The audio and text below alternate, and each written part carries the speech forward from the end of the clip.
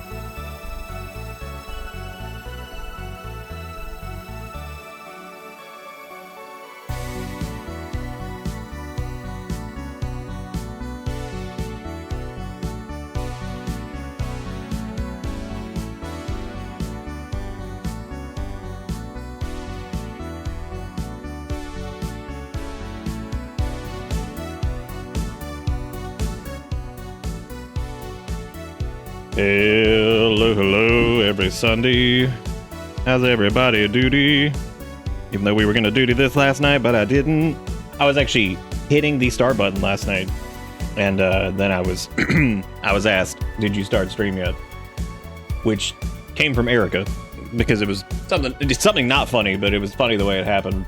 I was like, actually, no, I was about to hit it. She's like, oh well, somebody else fell, so we gotta go. And I was like, oh, here we go. I was like, here we go.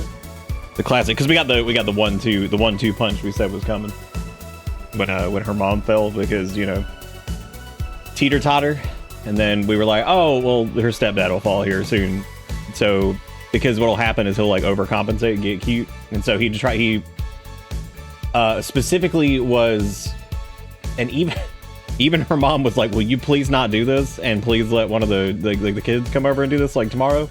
He's like, oh no, it's all right, I got it. So he goes up on a white shitty step stool to put a packet of ramen up on a top shelf of a thing that Erica's mom was like, please don't go up on the step stool. He's like, no, I'm all right. And then of course just falls, crashes into the fridge, knocks one of the fridge handles off, and they don't call us for 2 hours, because I guess they were trying to get the bleeding to stop, because he's on like a blood thinner, on Eliquis. So finally they get him there, and then Erica goes to the hospital with him this time, so I stayed with her mom up until about like 2 o'clock in the morning, and they finally got the bleeding to sort of stop.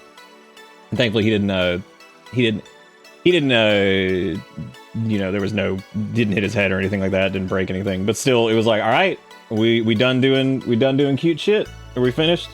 Dude, I mean, we have to put them in a bubble, but the problem is elder care in this country is like senior care in general is like highly unaffordable, and when it comes to situations like that, I mean, it's all you can really do is try to support as best you can, because I mean, like, when people are still in their right mind and can still do stuff, it's like, well, but I mean, I was honestly, we were just thankfully didn't break anything, and so he's okay for today, because they got all the bleeding shit to stop, and it was just crazy. But it was just funny, because I was like, oh yeah, I'm gonna do like a little weekend stream. Eric was like, yeah, that sounds cool. And then like I had my finger like hovered over start. I had turned on the camera. It was being a little weird and kind of flickery, and you know, it was like, I was like, oh, well, it's fine. I think it's good. And then I like hovered over it, and she's like, did you start yet by chance? And I was like, no. She's like, okay, good. She's like, because I think we got to go over there. And I was like, yep. Oh boy.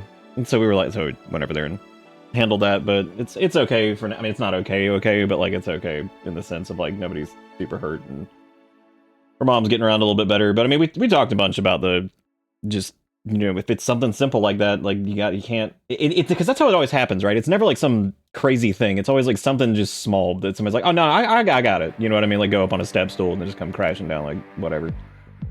So, but nobody was like super pissed or anything. And I was like, you know, whatever. So we just needed to talk a bunch about that stuff. So that was crazy. That was crazy, because I was like, yeah, man, we'll do like maybe Saturday, maybe Sunday, because Erica's got to do some work this weekend too. So I was like, yeah, you know, that's cool, we'll do that. And you know, this just came out the other day, so I've been having a lot of fun playing it, enjoying the campaign and stuff. And I was like, yeah, we'll do that. I was like, oh geez. Oh, geez. So but anyway, yeah, here we go. This is the same man that was like, hey, can you fix my cat string trimmer? Like he was gonna use it. Yeah, it just killed me that it was fun, but there was so much blood everywhere. Because when you got thin skin and you're also taking like a blood thinner, dude, oh my god! Like by the time we got there, by the time like EMS was showing up because they were gonna check him out and stuff, they had a grocery bag full of towels with blood on them, like paper towels. I'm just like, Jesus Christ! And like I picked it up and I was like, this is heavy as hell. I was like, you've already lost a lot of blood. I'm like, this is ridiculous. And so we're in there like cleaning up blood and shit. And I'm just like, God, it was like everywhere. I was like, holy fuck.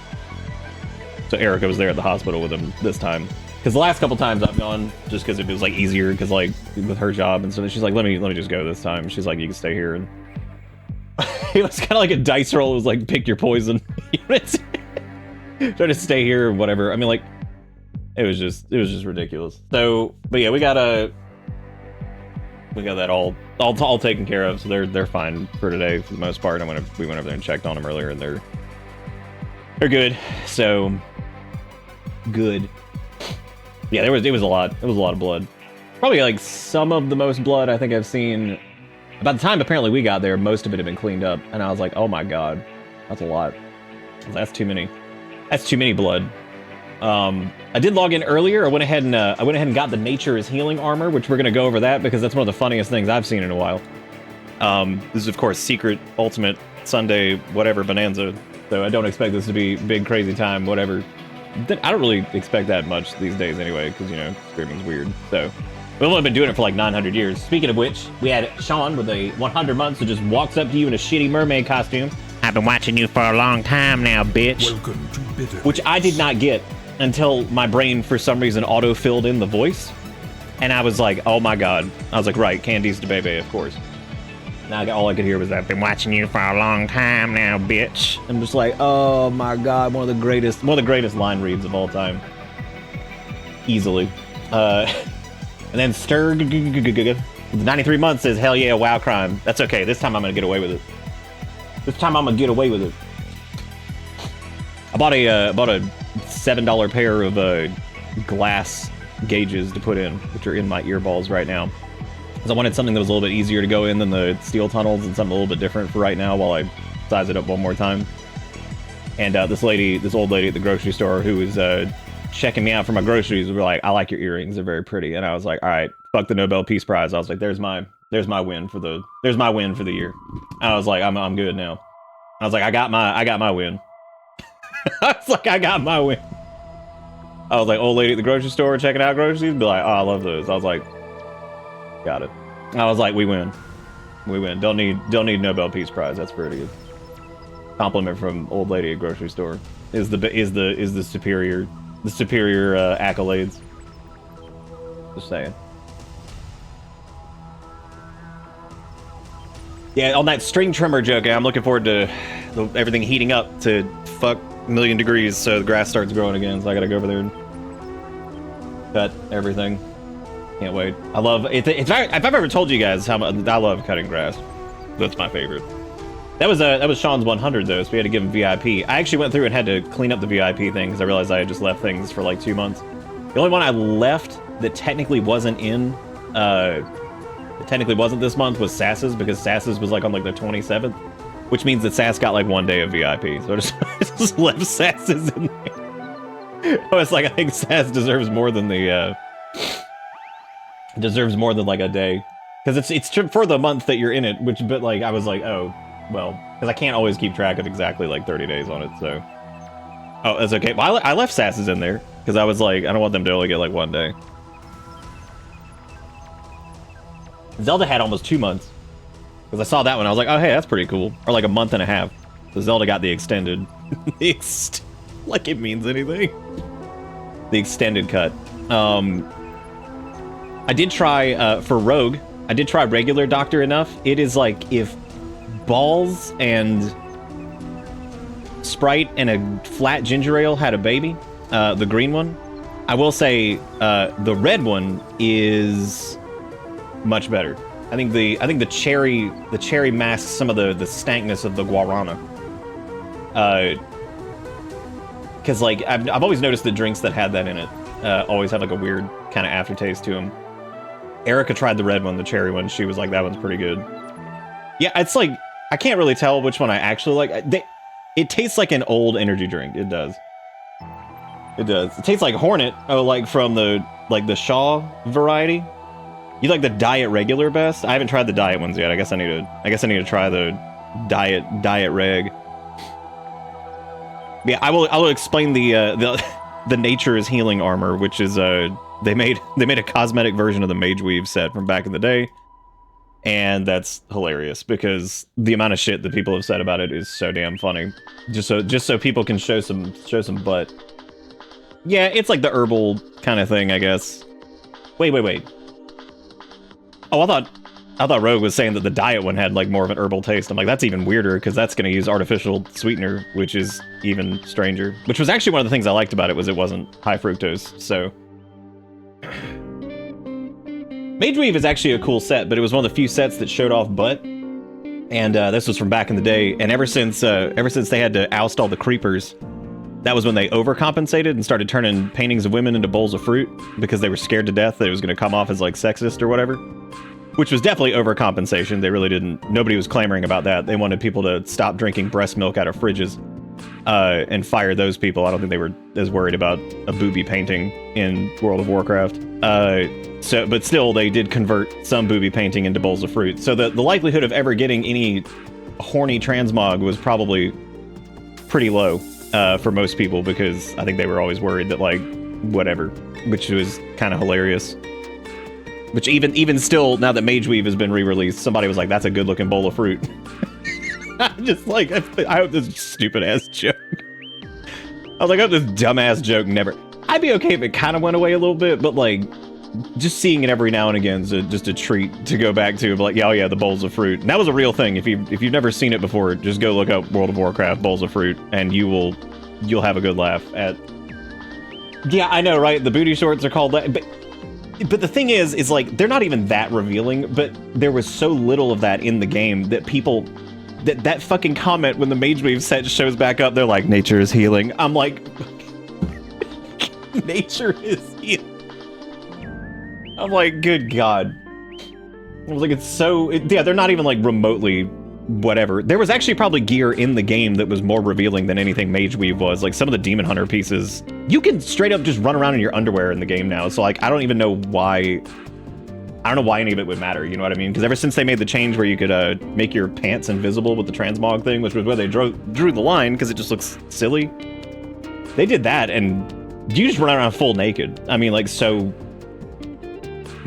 I mean, they could make the clothes as revealing as they want. Literally, you could just have your character be, like, naked, running around with just underwear on. So, like, who gives a shit? Just let them do whatever.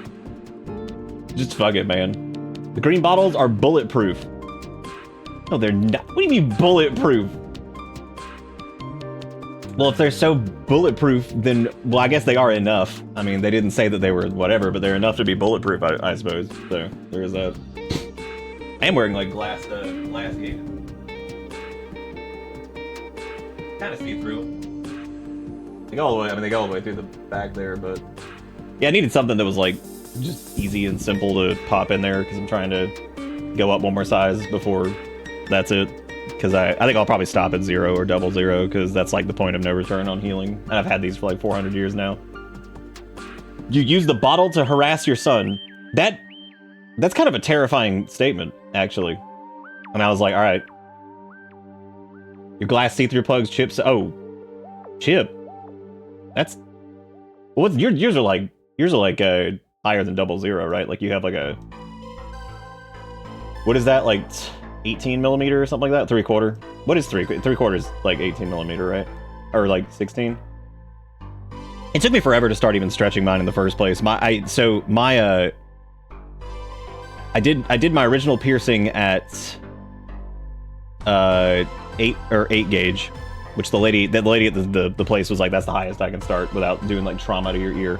Which I think was still probably too big, because when she did it, I'll never forget the feeling. It didn't hurt, but like your body instantly rejects it because you are now missing an 8 gauge hole in your ear.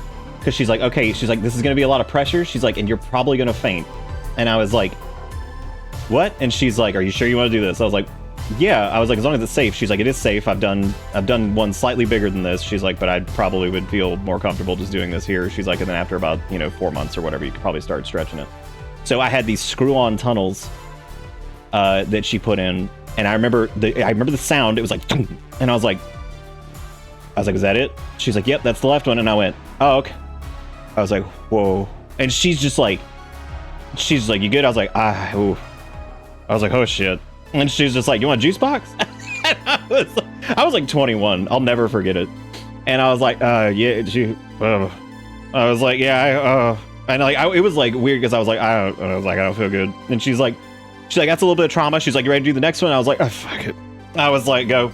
I was like, hit it. And because I was like, if I'm already feeling like crap, I'm like, just do it. Just do the next one. She goes, and I'm like, oh, God. And she's just like, okay. She's like, they're in.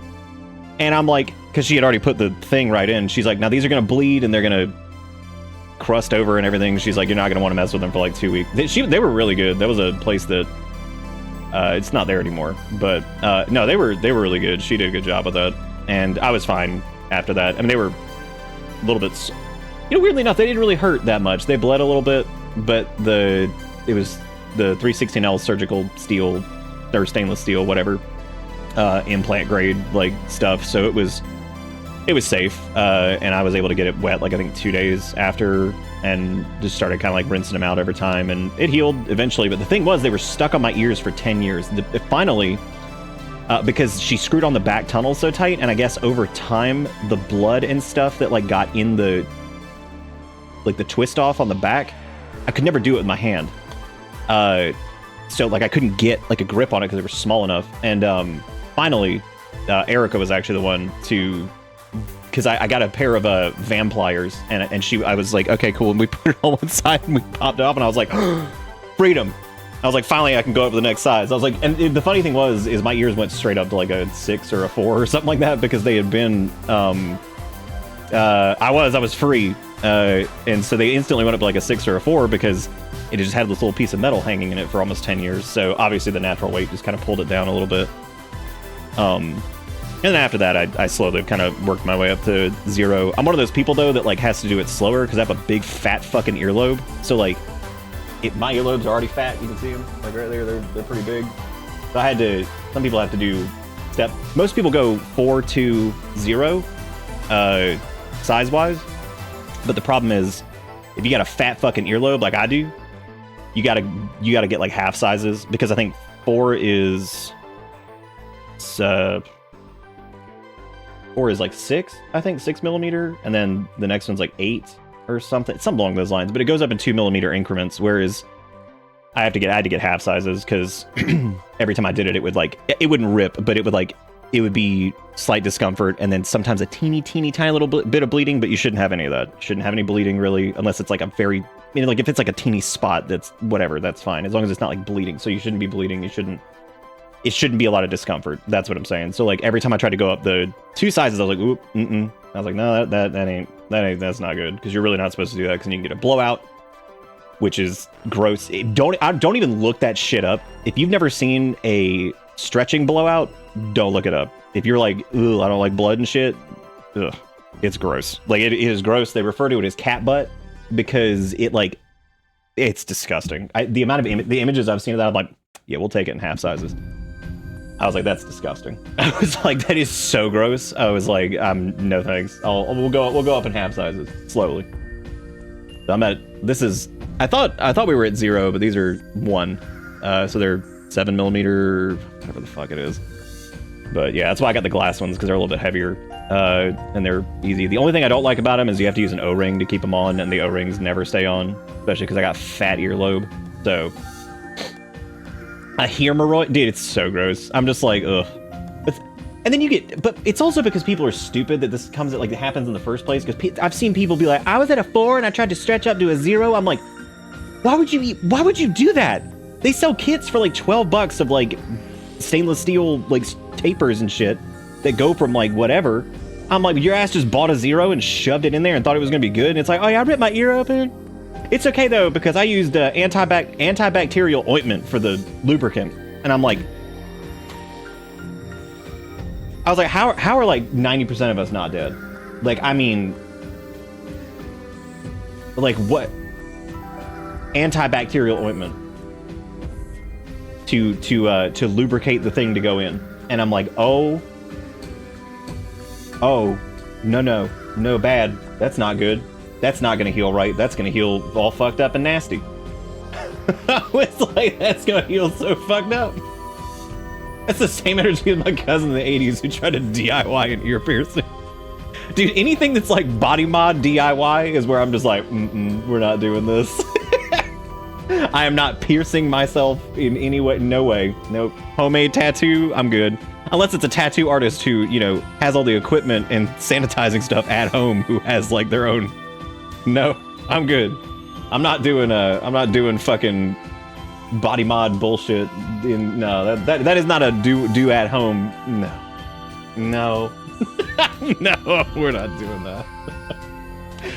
Oh my god, dude! I had friends that did the safety pin piercing too, and I'm like, I don't even understand what in the world, dude. The first thing I see when I log in is somebody whose name is Diapers. I'm sorry, Stipers, and they're saying I'm wearing the mage weave pants with my butt cheeks showing, but just know I'm the only one. I'm only doing it ironically. I told you, this was nature. That's the first message I see in the trade chat when I log in. Is this man saying my butt cheeks are out? I told you, people get nuts. And again, you can just be naked in this. You can make an entire set. You just be naked. And like that's why I'm always just shocked that I'm like, are we really going crazy over like the butt hanging out or whatever? Like, what? You could just be naked. You could go right now to your transmog thing and you could unequip every single thing here. You could just be naked. So it's like, who cares? Why is it such a big deal? You know what I'm saying? Like, you just take off your pants. So, who gives a shit? Oh, I made swimming official, and it's now called Big Swimming. Added sunglasses to it. Got the Frosty Trident, and we've got the Murloc belt. So Big Swimming, now every time we get into the water, this is what we look like. We're going Big Swimming. Which again, this... Oh, of course the belt sells it, because how you not be... You know what I actually meant to add to this? I meant to add the Murloc backpack. Hang on a second. Because if we're going Big Swimming, we got to have the boys. We got to take them out for a trip. Hang on. I think they were back here. Yeah, the Murloc baby. Got to take him out. The floaty's important. The Murloc's important because I mean we're taking him for a trip. They have a little animation where they do like a like whatever, which is one of the best things they ever put in this video game. I don't get to use them very often. Should we do a red one or blue one would match? We can do him. I think he was one of them was Trading Post, and then I think they did one that was part of a little package that was on like the store or something. Oh, he about to eat that fish. There he goes. He's pretty good, real cute. However, he still doesn't have the same flavor as Dr. Croctopus or whatever that backpack was from '76. That was the greatest thing I've ever seen in my life. So he's not quite there, but it's close. Let me turn on the music. Okay, so that's definitely... We need him. What else do we need? Do we need a hat? Do we need a hat or do we need sunglasses for Big Swimming? Now remember, this is part of the new transmog system, so every time we jump in the water, this is what shows up. We could also do a Murloc hood. That's kind of stupid. I like the glasses a little bit better. It keeps it down to earth while keeping the Murloc tone. You know what I'm saying? Get a little McGurgle in there. But anyway, shit like this is why I'm like, yeah, Mage Weave is cool, and I do like the Mage Weave set, but I'm like, what? Dude, y'all could put on a literal swimwear. Like, what do you mean, like, or just be naked? Make this your outfit for water, where water is everywhere for Bighorn? Do you mean just like, we just all the time? Yeah, the actual swim outfit has the hat and the glasses, but I don't know if I like the hat very much. There is still one thing that they have not been able to figure out, and they've talked about it a few times, and it's one of those, like, they would love to do it, but they don't know how the fuck to do it because 2004 spaghetti code, which is hats under hair. Which we saw a similar problem with the Vieira in 14, and that was a newer game where they couldn't figure out how to get, like, the bunny ear thing to work. So they haven't been able to ever figure out how to do hats and hair, so they've always done, like, your hair gets, like, massively reduced underneath the hat. They do it for NPCs because they can custom tailor it, but to get every piece of gear to fit on, like, every player character, I guess, is, like, a huge pain in the ass. And that's one of those instances where, like, we've talked about, like, AI bullshit before. I'm like, dude, that's where, like, if you want to use some dumbass AI shit to, like, code it out in a way to, like, go and fix everything that's, like, a hat that's supposed to have hair under it for, like, every NPC or whatever, like... But no, they won't ever use it for shit like that because that doesn't... AI sucks ass because it seems like the companies only want to use it for the shit that can replace people that they're actively paying, and they're not paying anybody to do that right now, so they're not going to fucking make any money from it probably, so fuck them. So, like, they're not going to do it for that. But, oh, I'm sure they'll use it for fucking everything here soon because Microsoft is being run by chief AI dick clown lady now, so that's fucking great. I've never been a fan of Microsoft leadership, period, but when I saw that, I was like, oh, great. I was like, good. The head honcho is, yeah, it's not bad, actually. We can get by with that. The head honcho is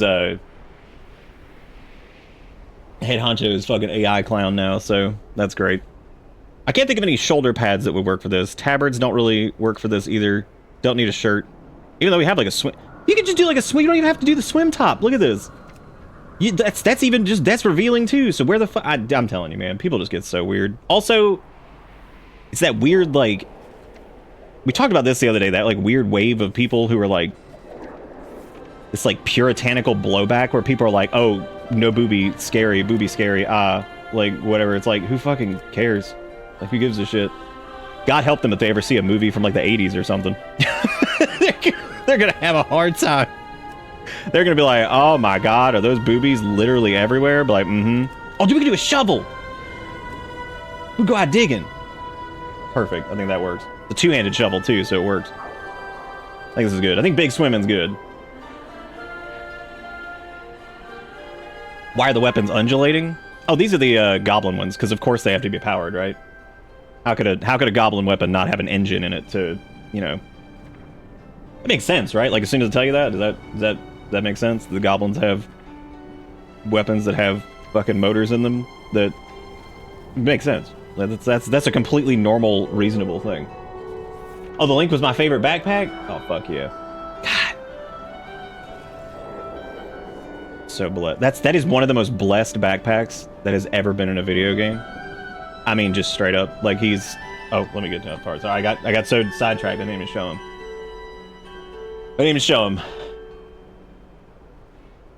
I just watched Hackers, and that's rated PG-13. It has booba. PG-13... You can have 2 fucks in PG-13 now, right? I'm pretty sure.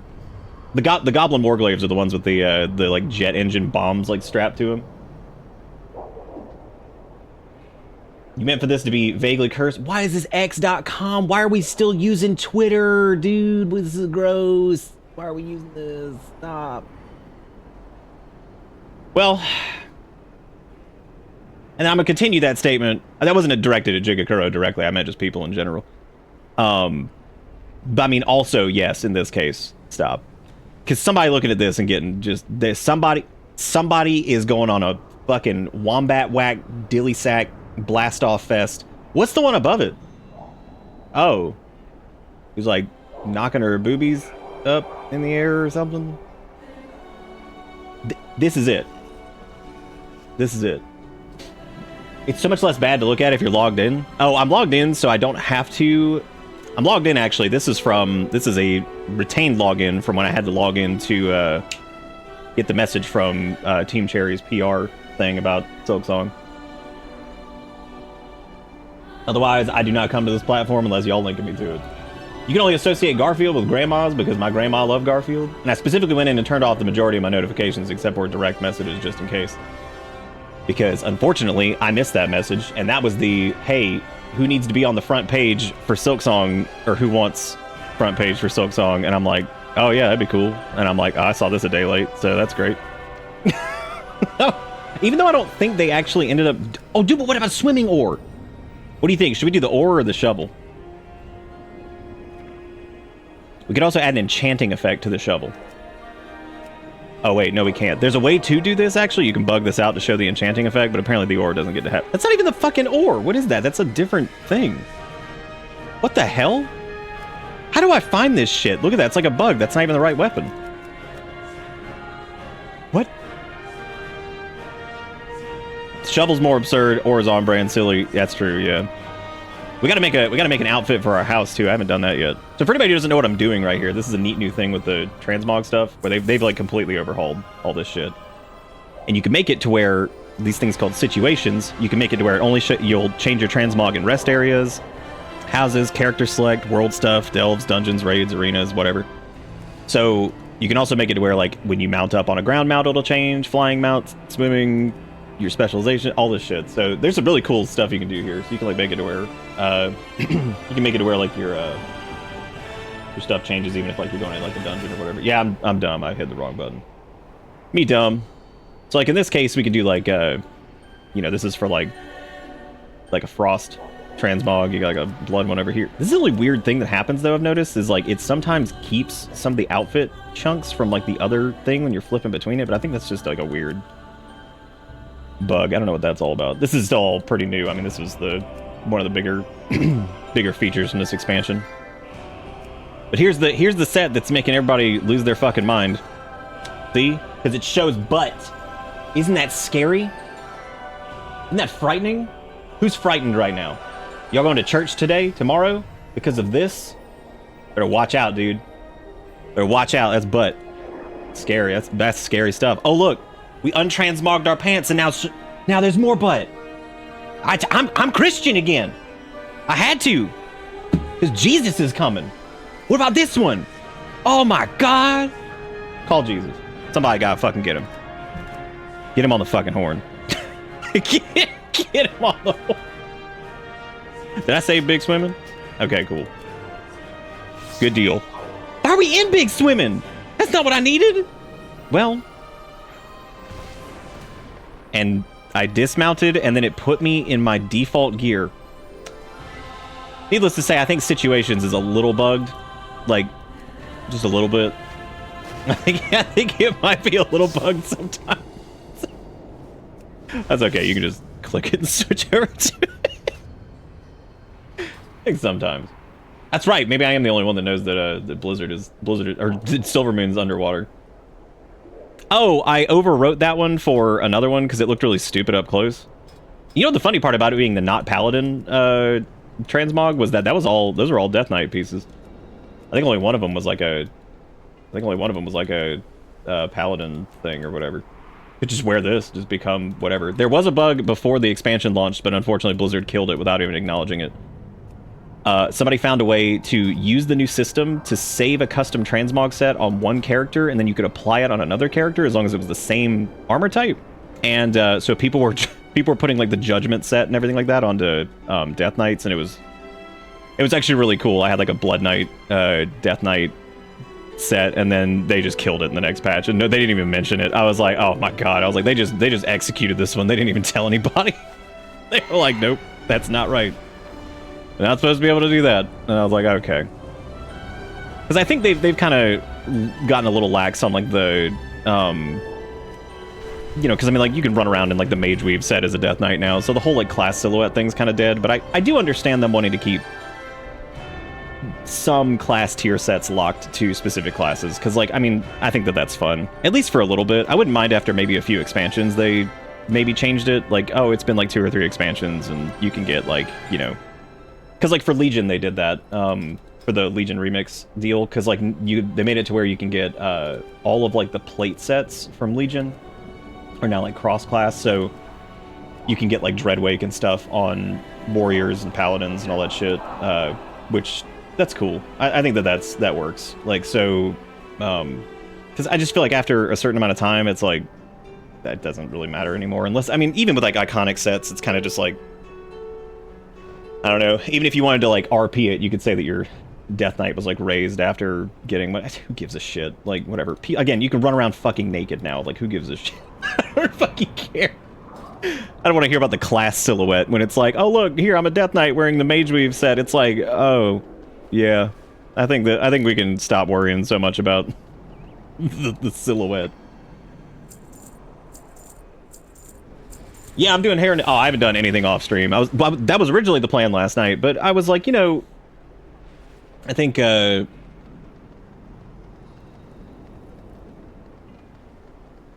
yeah, I mean, like, I'm not in any rush. Like, season 1 content for this basically does not exist yet. Like, basically, once you hit level cap, you can do some of the end game activities and run heroics and shit, but I'm not. Like, shit like this. This was a male exclusive set, and when I say male, I mean like the armor type, not like gender or anything like that. It was the Kor'kron Dark Shaman set, which this was made available in Mist of Pandaria, but it's just a cosmetic set now. So, like, you don't even have to be a shaman to get this. So, I mean, like, that's it. Oh, dude, Rogue, I cannot get a haircut and not shower the same day. I can't. I did it. Dude, I'll never forget this time. I scheduled a haircut, and I went and did it, and I was going back to work. And this wasn't even when I was working like a job where I was like standing up walking around all day, so I couldn't even like ignore it. My God, what a... And I just sat there in my chair all day just getting stabbed by micro hairs, and I'm just like, I am gonna end it right here. I was like, this is it. I was like, this is it. Can't handle it. Driving me crazy. Another big feature, if you haven't played in a while, that's really cool, is I've shown this off. So not only can you collect other classes' transmog appearances when you're running through old dungeons and stuff, but this is really neat. If you collect the mythic version of everything, so like for this set back in BFA, if you collect all these items and you get the mythic version, it actually retroactively gives you all the old ones. So all you have to do is collect the mythic set, and then it'll give you all the old sets. So you don't have to farm all the different difficulties, which is really cool. So if you get like the heroic set, it'll give you the appearance for the normal and raid. They've done a lot of stuff like that lately that's kind of paring back on the amount of just like random weird grinding. Like I said, there's been a lot more respect, I think, of the general like player time, and I think it's kind of become more of a choice thing. I think like whether or not you're going to sweat it out and go crazy and do like bullshit, because you can easily get ahead of people by doing that kind of stuff or whatever, but like the gap is much smaller than it used to be. So right now, when you get to level 80, I'm glad you brought that up, or 90. Once you get to level cap, there's a bug right now, and this happens in every game that I've ever seen do stat squishes. And WoW's done a few of them, and they've gotten better at them. And a stat squish is when the stats start to get too high and you're hitting in like the millions, and they don't really want that anymore, so they squish everything down and make it to where you're kind of hitting back in like the thousands, whatever. So they do that to kind of keep the stats in control. I think it's a little bit easier for your brain to process smaller numbers than it is like, oh, I'm hitting for 1.2 million as opposed to 1.6. It's like, to me, and to a lot of people, I think like that doesn't feel as impactful moving up from 1 to 1.6 million as it does moving from like 1,000 to 1,600, just because I think our brains do a little bit better with smaller numbers and processing it. So 10 years late, but very good. Thanks, Bobby Kotick. Well, he's in the Epstein files, right? Who else isn't? Anyway, not to sidetrack into that, because then I'm gonna start talking about current events, and y'all don't want that right now, because man, I'm nice and pissed. Oh, speaking of which, look, hey, it's the Harlequin bells, so it's just a fucking clown outfit. Anyway, this is another outfit that was super revealing that came out, the fucking Bones of the Blood Hunter, because it was a blood troll set. And like, again, why is everybody being all fucking I don't get it, man. People just get all crazy. I am glad they redid Mage Weave though, because it's a cool set. But I just like, it's so weird that people get, ooh, it's like so revealing. I'm like, ooh. I can already tell you though, they're gonna make money off of this because the purple and red versions were in the trading post, which leads me to believe that the black Mage Weave is gonna be on the store. And I guarantee it's gonna sell like a million things, because the black Mage Weave is the most popular one, and I 100% guarantee like, here's the purple and the red one, here's the black one, it's like fucking $15 or something, and they're just gonna make $1 million off of that, so whatever. I had a bitch in a Tesla road rage at me today, actually. It was a little baby bitch boy. That was I was actually surprised it was actually a Hispanic dude. And I was like, oh, we going on like the full self-hate train today. I was like, cool. That's good. Speaking of assholes, and this thing was prime new, had like red interior, all this shit. I was like, oh man. I was like, and he raged because I changed lanes with plenty of space, and he was like flapping his hands around and like screeching and zoomed around me and like almost ran off the fucking road. And I was like, oh, there it is. I was like, yeah, little fucking rage babe. I was like, that tracks for a Tesla owner, I think, at this point, especially a new one. And speaking of Hispanic dude on self-report, so when I was hanging out with Erica's mom last night while Erica was at the hospital with her stepdad, I was helping her out and stuff, and she was watching this show because cable's fucking weird. It's like a 24/7 channel that's like all of those like court shows that like do real cases, but then they dramatize it. Do you know what I'm talking, like Judge Judy, like all that shit where like they are cases at some point, but like, you know what I'm saying? They're like real, but they're not, because they do like the dramatization of it, but then they try to like recreate. You know what I'm talking about? It's the fucking weird shit. There's like 500 of them now, and I don't know what the whatever. However, there was one, and this was like one of those moments of like, are just fucking weird. And it was this like old dude with like a fucked up eye. It was this old white guy, and it was a younger Hispanic girl, and they were out in like out west somewhere. I forget where they were at, but apparently this dude was like 60, and this girl was like probably like 20 something. He's known her since like they were young, and the judge is like, okay, so you've known her like her entire life, like she's lived in this neighborhood with you her entire life, part of this community, all this stuff. He's like, yes. And his ass, they used to do little community get-togethers or something. And one time they were like, yeah, we're going to open this up a little bit more. We're going to have some more folks. Feel free to invite your friends and your family. We're just doing a little community get-together. She's like, it's not a political rally. It's just kind of a place for people to feel welcome. Because this is during like all the ICE shit that's going on right now and all that stuff. So it's whatever. This is like one of the saddest, weirdest things ever. Because the guy seemed weird, but he seemed nice to her. So like, she's suing him for like $14,000 because she was out of work for 3 days because the piece of shit called ICE on the event. And she got detained for 3 days. Because, you know, wrong color skin. Because that's how we fucking roll in America now, because it's bullshit. And the judge is up there and she's trying her best to be like amicable with this. And she's like, okay. She's like, why? She's asking the guy, she's like, why would you do that? And he's like, well, it's because this was turned into like a political rally and some other shit. And she's like, what made you think it was a political rally? And also, what made you think that it was full of illegal immigrants to the point where you needed to call immigration control? And he's like, because I just know those people weren't from here. And he's looking at her and her face is like, she's like, of course they weren't from here. She's like, they're from like other states because they're family members of whatever. She's like, everybody there is American. She's like, and even if they weren't, whatever. And he literally said, I just know. And she looks this asshole dead in the face and she's like, are you trying to say, she's like, let me guess, this entire event was mostly Latino people, right? And the lady's like, yeah. She's like, mostly. She's like, of course, there's some folks who were white that were there too. She's like, but it was mostly Latino people. And I'm like, yeah, of course. Because, you know, asshole's gonna asshole. And, but here's the fucked up part. Y'all remember me telling you about like the whole boomer shit where like, they do that boomer thing where you've got like the dude who would say like the most low-key racist shit you've ever heard in your life, but if they saw that a guy was like hurt on the side of the road or some shit or like whatever and it was like a person of color, they would like help them and like do something about it, but then they would like get in the car and like say some weird shit. You know what I'm talking about? Like where it's like they would like help or something, but like then they're gonna get in there and talk about people like they're a fucking dog. It's that weird shit they fucking do. It's so weird. And I've seen it before and I'm just like, I don't fucking get, like, how are you gonna be like nice to people but then like you're gonna say like the worst shit ever because it's like what your brain is like coded to do. So I don't fucking, it's the weirdest shit.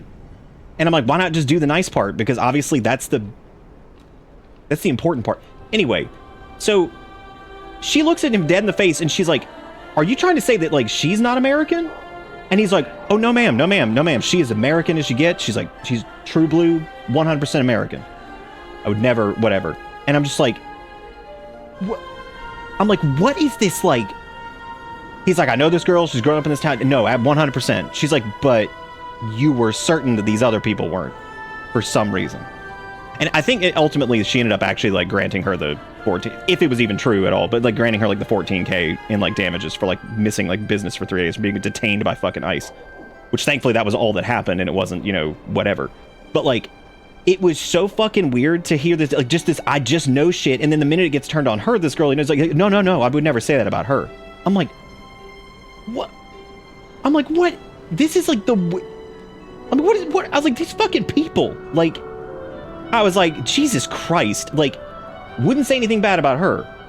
Yeah, it is. It's that cognitive dissonance. Like, no way. Like, he was very emphatic on these. Like, no, absolutely not. No, 100%. No, she had one as American as I am. All this shit, and just listening to this dude, I'm like, oh my fucking god. I'm like, look at like the Fox News like corrupted brain rot shit going on here. I'm like, I was looking at that, and Erica's mom was like half asleep. I'm like, you seeing this shit? And she's just like, yeah. She's like, that's crazy. I don't know. I'm like, it's that wild ass boomer shit, dude. Like, they're insane.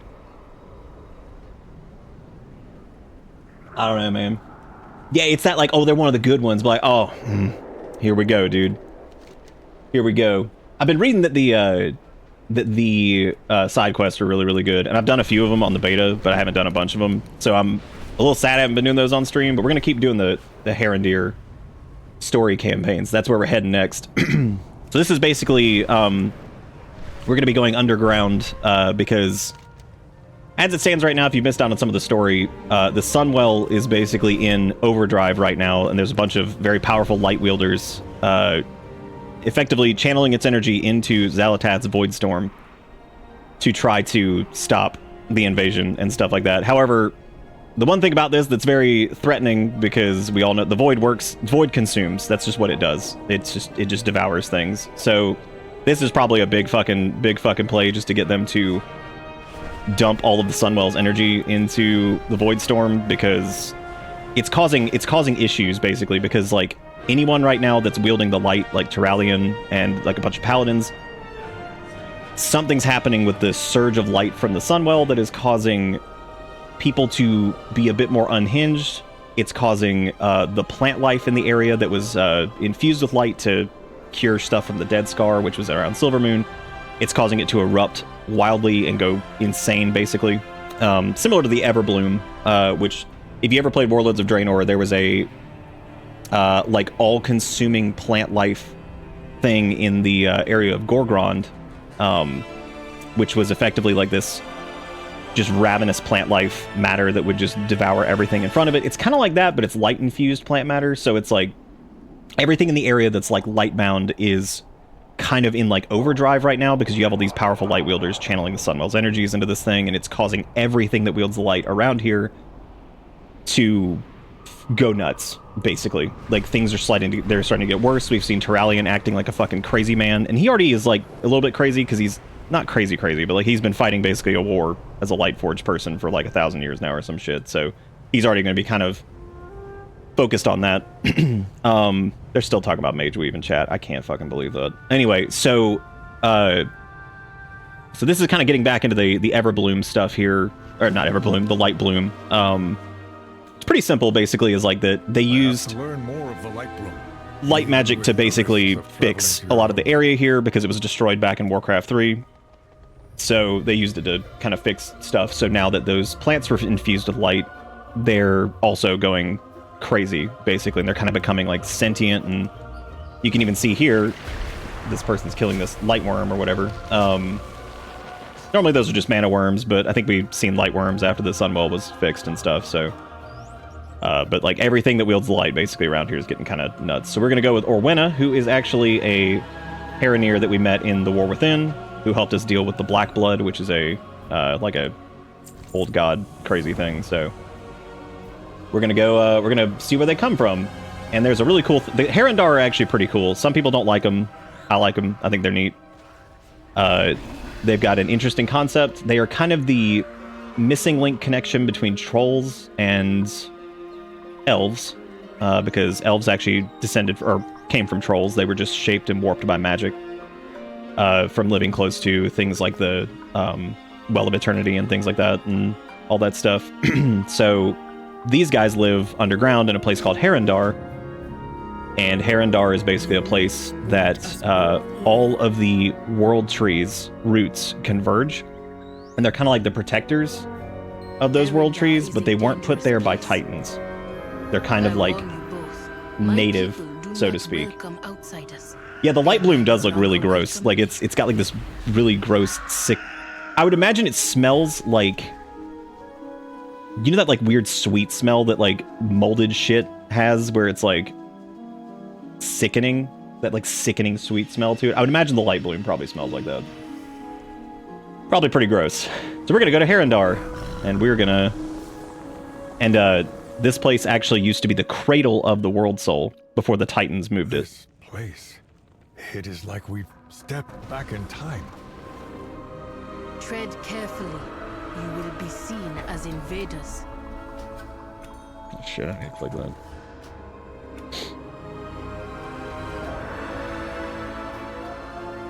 Just making sure I got the music cranked here for this. This is probably gonna be cool.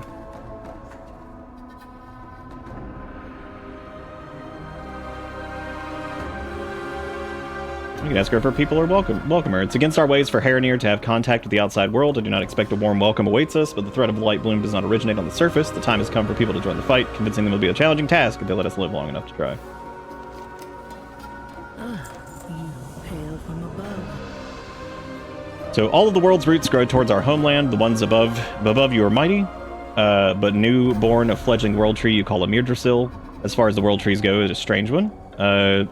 But its nature matters less than its reach. Any roots that seek to protect our world from harm are worth protecting. Let us follow the road down to Herathir and check in with the Root Warden. Do not fear the dark. The people of the Herath It Oh, is a damn, that's short fucking way cool. down the path. I see why they are so protective. Yeah, so that's where apparently the World Soul used to sit, but the Titans ended up moving it at some point into the Chamber of the Heart or whatever to protect it. Owena, who are these? What have you done? This is new. It's forbidden to bring outsiders to Herondar. Orwena broke our laws by going to the surface and letting your world know about us. And now this? You're lucky that Orwena's a friend, otherwise I would bind you in roots and leave you to the Saptors. Trust your instincts. That doesn't matter now. You need help. Come, champion. Come and look upon the heart. On the heart. Our friend will find them. We must get you to safety. Alright, we got another thing over here.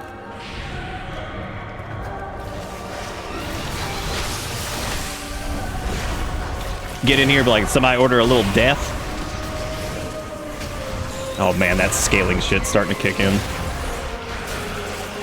Taking a lot longer to kill stuff. Joy. What the hell is this? What are you? This little baby one. I'm warning you. How'd you get here, trespasser? It's forbidden for outsiders to come to Herondar. Kupal and Orwena sent me. It's safe to return to the village. Fine. God, imagine being a little root person and you just see this undead monstrosity run up to your ass. Like, you got a ghoul over here. He's just like, hey, how you doing? Hey, I'm nature's abomination. How you doing? How you doing? Nice to meet you. Nice to meet you. My name's Casket Masher.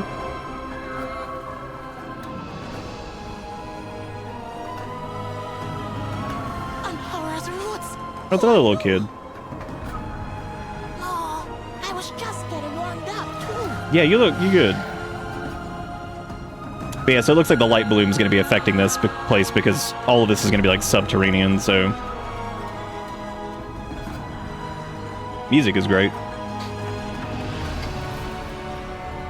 Yeah, it's kind of hard to organize it all sophisticated. I've tried over the years to make it like simple. Incredible. Come and see. I guess that's any franchise that's been around for a long time, especially too. You have found me. Below is Harathir, the paintmaker's village. Let's stop here for a moment. My eyes and heart desire to look upon my homeland after so long away. Nature take its course. Our goddess, Al-Nahara, once rested in the cradle roots above. So that's really important, and I'm going to get to that here in a second. She was taken. Wow. That thing just ate that other thing. This place sucks. What remains? Damn, look at that boy. That's is some the land Morrowind of shit. Arendar, Mushroom Man. the echo of her soul. When we getting him? And the radiance of her will. That's a little Morrowind, actually. The mushroom boy. So, this is interesting because she said that their goddess's name was Alnhara, and that's got some big lore implications if you're familiar with Druidism in WoW. So, we've actually been to a place called the Rift of Aln, and it is connected with I believe the closest. If I remember correctly, it's the Dream World version that is close to the World Soul, or whatever. And it was actually taken over in Legion by Xavius in the Emerald Nightmare, as he rests in a place called the Rift of Aln. So the Druids should be aware of what this is, but basically he was trying to corrupt that. Yeah, so he was Xavius plots vengeance against the world from within the Rift of Aln. Those who venture into the Nightmare will face full extent of the power and his true form, a grotesque, distended monstrosity. So Xavius and Malfurion and all these big dog druids, we've been to the Rift of Aln before, or at least the dream version of it, because the Emerald Dream is basically like the Titans' playground kind of version of like life and all this stuff. And the druids were able to commune with it because it's all nature based and all this stuff. So the fact that their goddess, their name was Alnhara, and I believe there's an area here actually called the Rift of Aln, is going to be really interesting, because that means we might actually get to see what the Rift of Aln looks like in the mortal realm as opposed to in the Emerald Dream. So This way, Halderon, champion. that should be interesting, because I believe there was a place called, I think there's just the Rift of Aln here somewhere, but we'll find out here soon. Would you stop attacking me? Oh my god. Yeah, look at how long it's taking to kill shit now. Shit's getting tough. And my 2 button is wearing out on my fucking mouse again. Great. I firmly, like, kind of hate this mouse, but it's like the best MMO mouse for my hand, because none of the other ones work, because I have a fat, stupid thumb.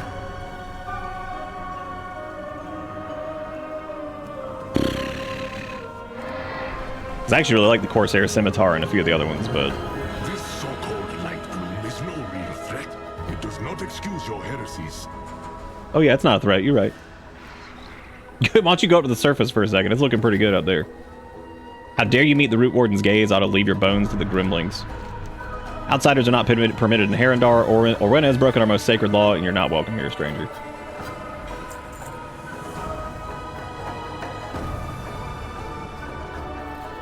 I will do what I can to make them see that the light bloom is a threat and enable your ability to move freely through Harendar. Petalvain will carry you safely to the den. Let us make haste. Go to the den at once. The council will decide your fates. You ain't from around here, Mons. Yeah, they can call Hera nice on me like that one asshole. Yeah, music here slaps. Yep, there we go. The Rift of Ulm. Look at that. What is this? Son of a bitch. Ulm dust, remnants of the goddess's will given form. I'm gonna show y'all a picture of what the Rift of Ulm looks like in the dream, and you'll be like, oh, yep, that looks similar.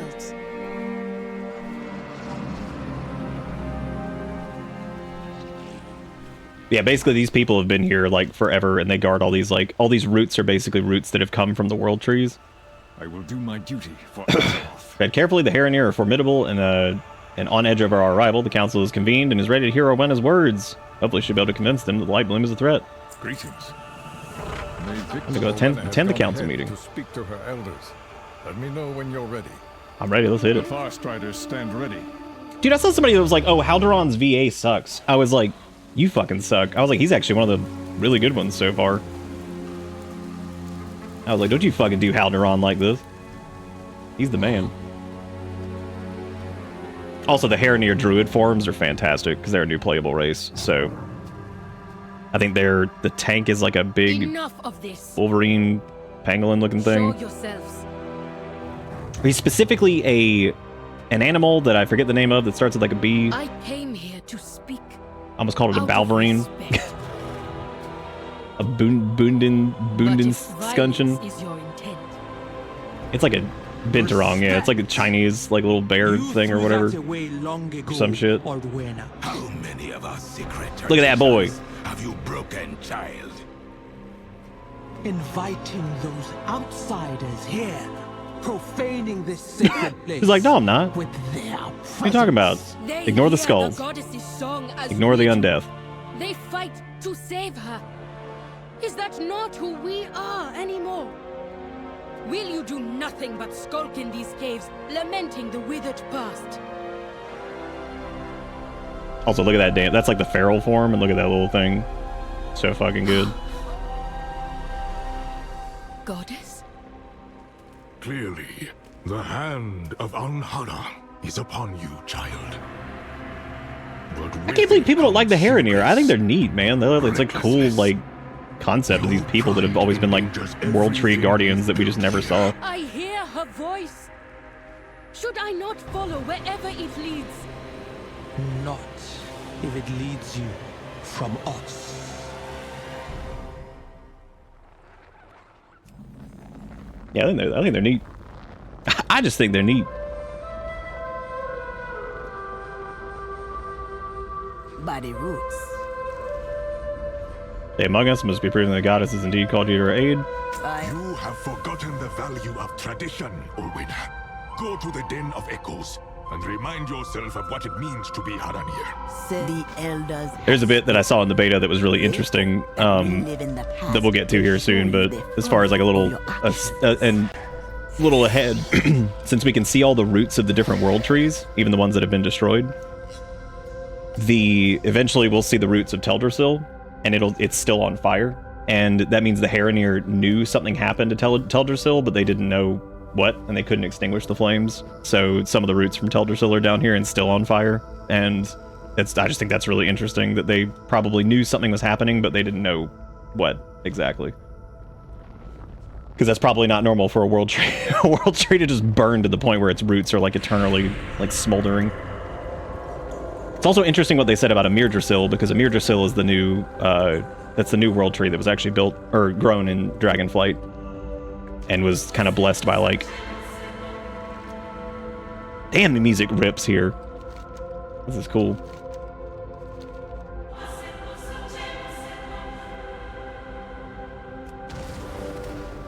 Dude, the music, all the composers were just killing it with this. All right, I guess let's see where we're going. Speak. We're heading down to the Den of Echoes. Safe and swiftly. I'm actually gonna.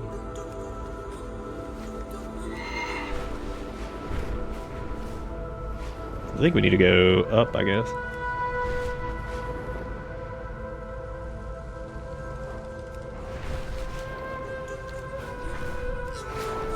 Yeah, it is. It's really cool. That's a really good sound. I mean, all the entire OST has been fantastic.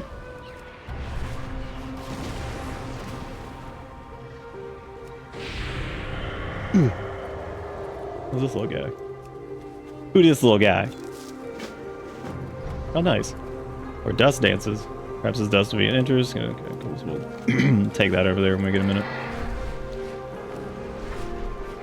Right, so the you can see like all the roots like up towards like the ceiling of like this underground area. And as we flew over that Rift of Aln, I can actually let me actually grab a screenshot of this. So this is what the Rift of Aln looked like in the Emerald Dream / Emerald Nightmare.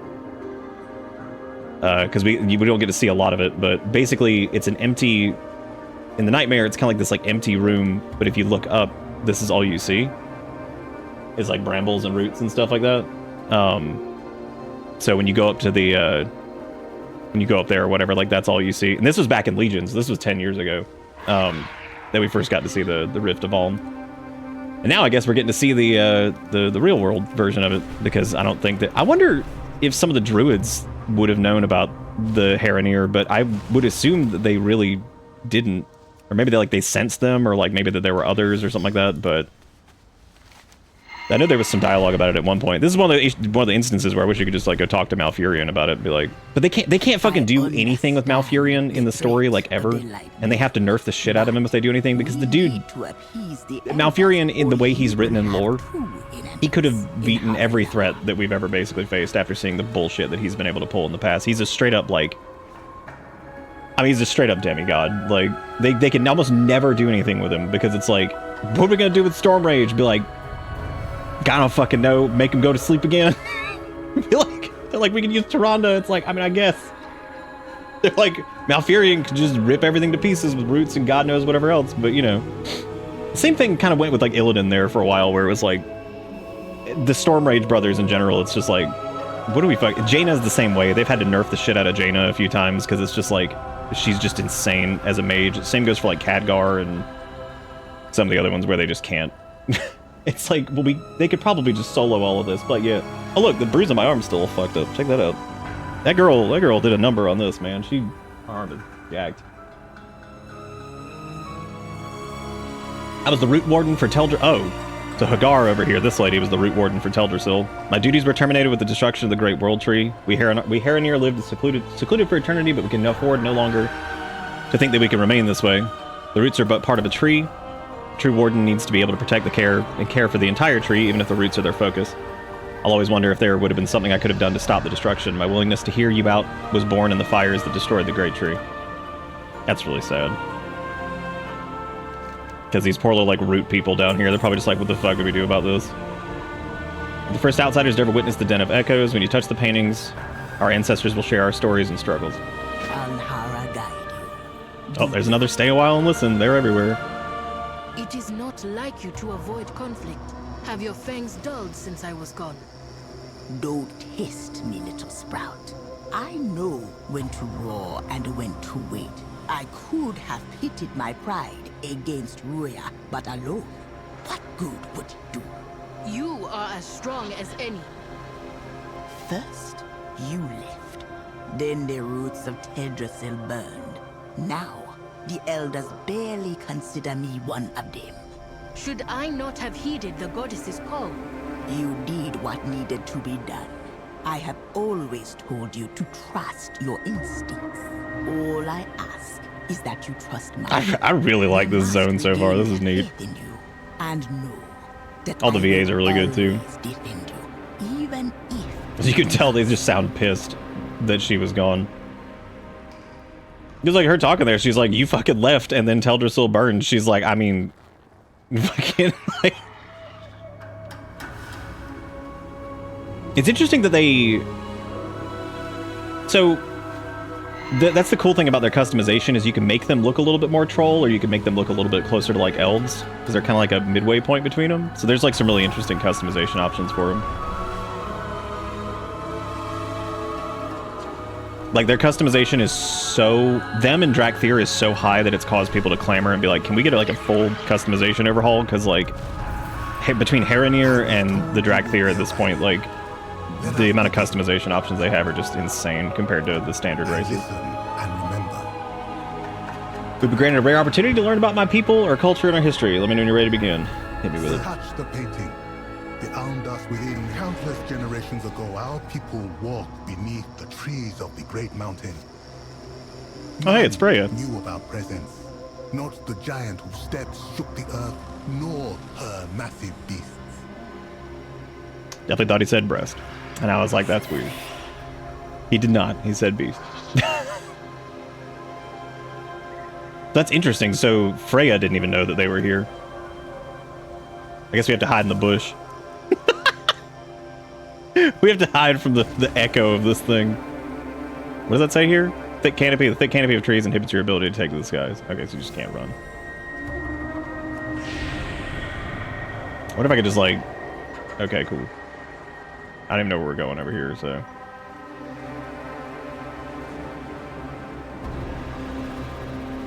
Oh, we have to collect ice berries. I didn't even see that. Oops. I was too busy looking at the fucking all this shit over here. So yeah, I guess they were here. The Titans have... Oh yeah, that makes sense the Titans would have been here because they moved the World Soul from the cradle into the Chamber of the Heart that they built.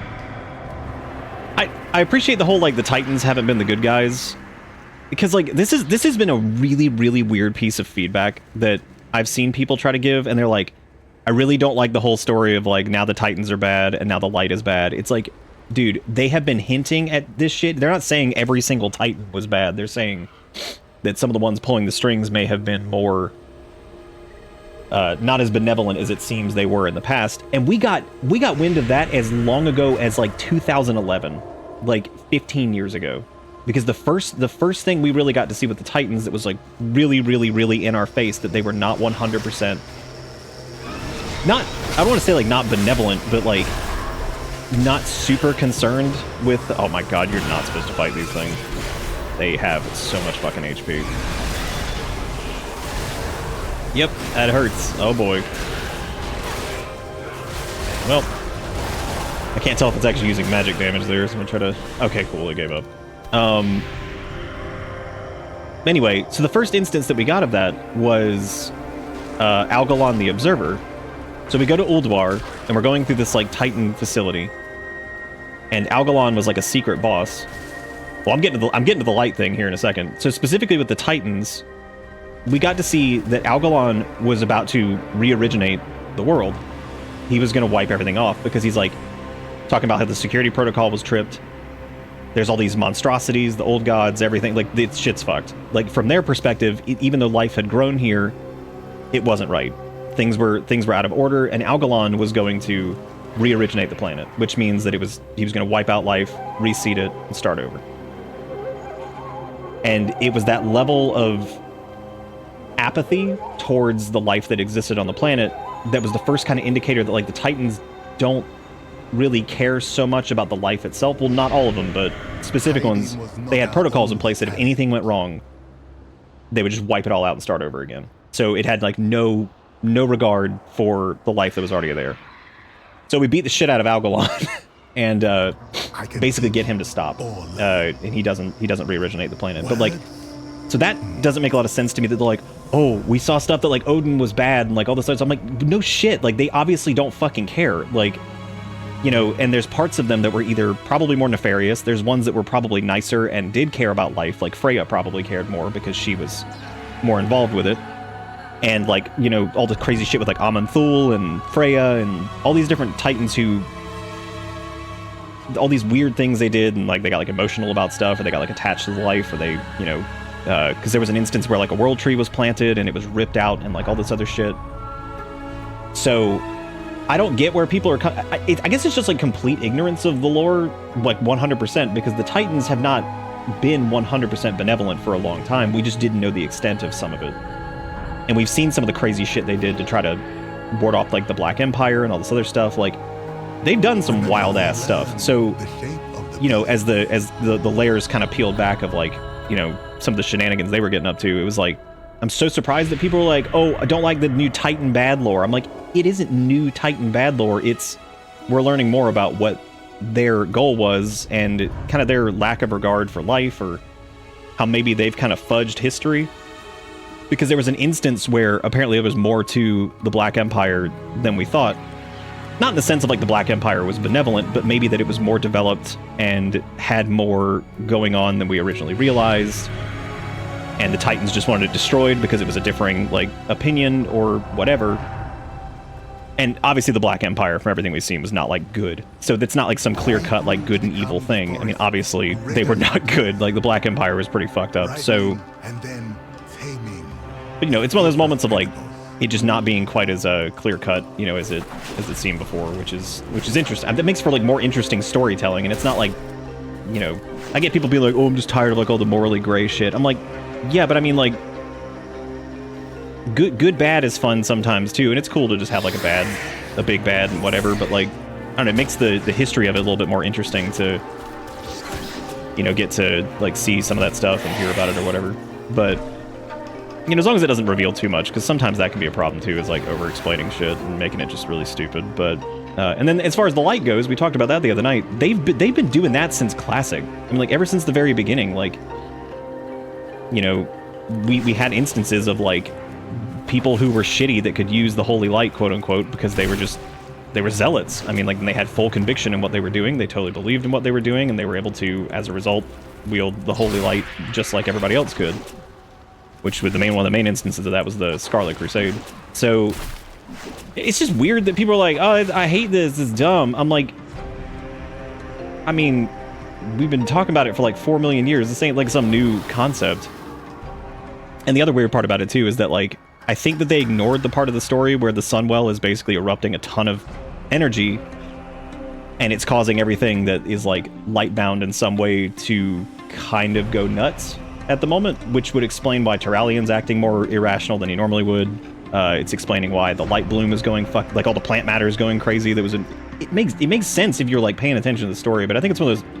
I think a lot of it's people who just probably skip stuff and then are just like, I don't get it. And it's like, oh, well, they said it. They told you. So...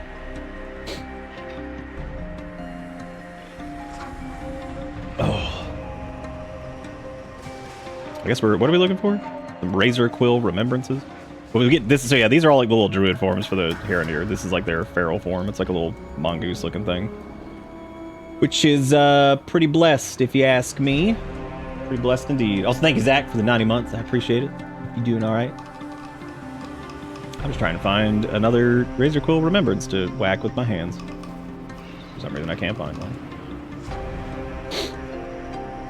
Look at these boys, the spindle furs. Look at them. Doing. This is like a straight up mongoose. Hanging out here. He's gonna eat a snake. That's what he's doing. Yeah, and I mean, look, I can't say that, like, WoW storytelling is, like, very soap opera and, like, ridiculous sometimes, but some of the more nuanced stuff, especially the shit they've been doing with, like, you know, side quests and stuff over the years, I think has been probably some of the best stuff they've ever done. Again, yes, some of the main story stuff has been a little friendship is magic and a little whatever, but, like, it ain't, like, it's so bad that it's like, oh my god, this is, like, the worst shit ever. And also, people wanted lower stakes for a little bit, so I can't really blame them for being like, yeah, we're gonna dial back, like, some of the stuff so it's not all world-ending threat all the time. And then we get back to world-ending threat, and they're like, I just want it dialed back again. It's like, what do y'all fucking want? You gotta go both ways on it. Like, you gotta have the build-up into it, God damn it, this is the first time I've had issue finding mobs and doing this. And people talk about Xalatath like she's like some new character that just wasn't built up. I'm like, her ass showed up in 2016. What are you talking about? I was like, if anything, she's probably one of the more built up villains they've done in the last, like, you know, bit that wasn't a character that already existed. They're giving like this character like 10 years to cook, basically, so I don't know what the fuck y'all want with that. Find the forgotten. Echo of the Call. The moment the first of the Hereti heard the song echoing from the roots, we knew that we had found new purpose. We could seek out the source of the song and discover the truth of it for ourselves. It would be difficult roads. Strange stone monsters sought to block our path. Okay, so Titanic construct. By a song from it. Not all heeded the goddess's call, but the Hereti. Now I'm the boy. Look at that thing. The journey was long and very difficult. We faced many hardships on the way. Yeah, the music is really good here. It's like very different than.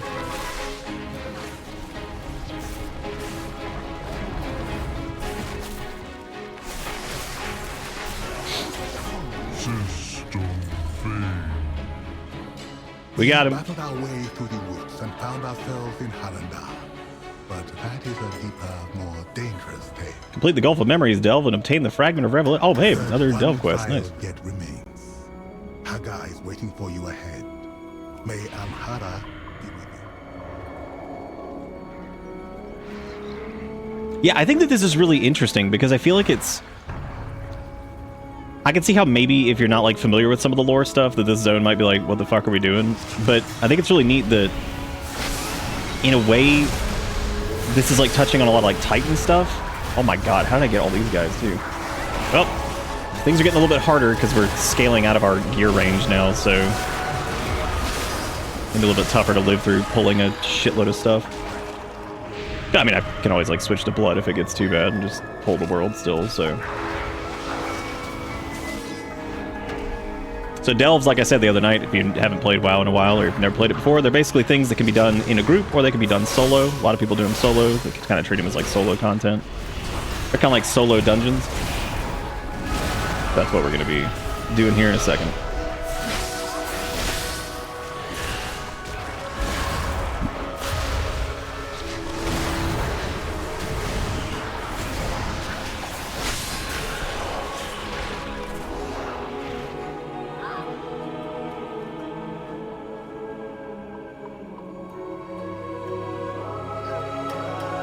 Damn, the music is good for this. Alright, so we're gonna do tier 2. The reason I'm not doing tier 1 for this is just because the delves all scale based off of like the tier level, and I want to get these up to tier 11 as fast as I can. Or at least the higher level stuff, because I will say though, while I'm happy that Valera Sanguinar is the delve person now, I kind of wish it was Bran. I already miss Bran. Screaming at me.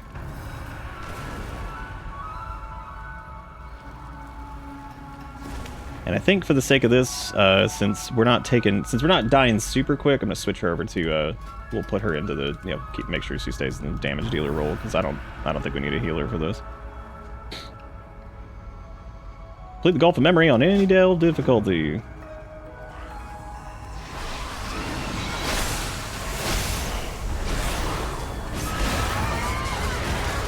Oh, yeah, there's some kobolds down here. Look at that. The boys.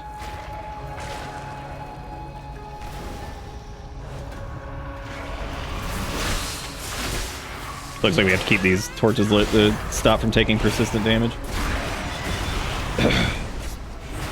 Anyway, yeah, so I can see like maybe being a little confused in this zone, but I find it really interesting that like what they're doing here, because it's kind of touching on like Titan lore, it's touching on like Druid lore, and kind of like a weird mix of the two, which I think is really, really neat. Because like all of these places have like heavy roots of like Druidism, but at the same time like there's like Titanic influence too, which is interesting.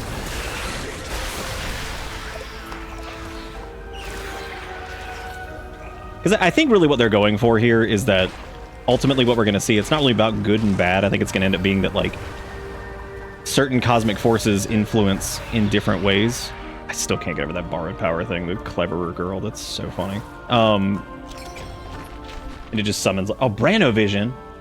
Adds his toy to your toy box. What does that do? Make everybody Bran? Hold up.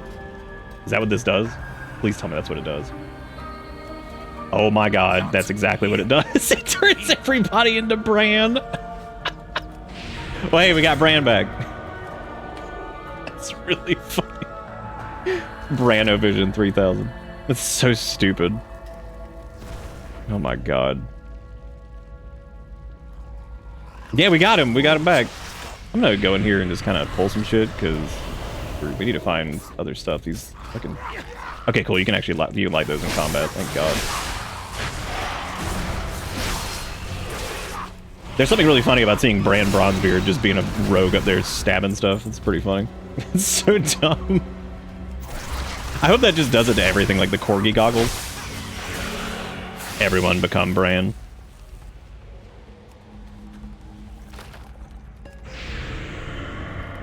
We all become Bran.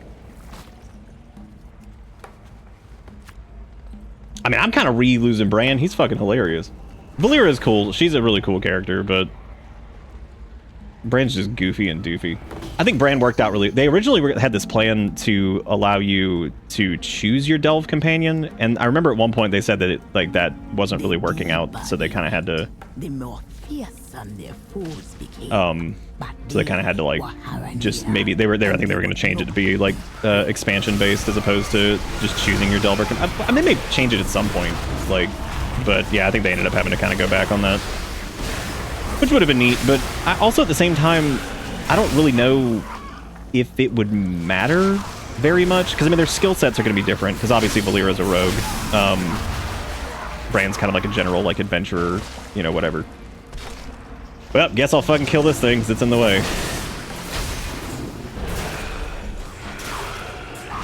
I'm just going to eat this. Fuck you.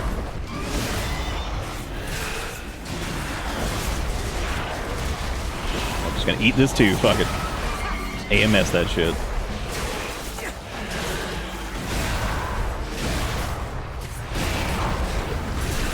Yeah, nothing does enough damage to really worry about here yet, so. No biggie for us.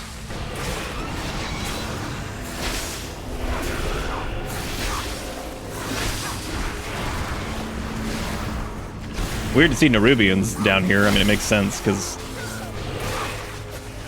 there was a really, really, really cool, like, flavor dialogue thing when you played a Death Knight in The War Within, and you met, like, the Nerubians. Because, as it turns out, the Nerubians were not a big fan of you because of Arthas's, destruction of, like, the Nerubian Empire in general. Like, I mean... So they're like, oh, the fuck you think you're doing down here, Death Knight? They're like... Because they're obviously not big fans of the Scourge in general, because the Scourge just, like, eradicated the Nerubian Empire in Northrend, so... Which is pretty neat. And obviously they associate you with the Scourge, because, you know, whatever, even though you're free from the Lich King's grasp and all that stuff, I don't think they're gonna give a shit.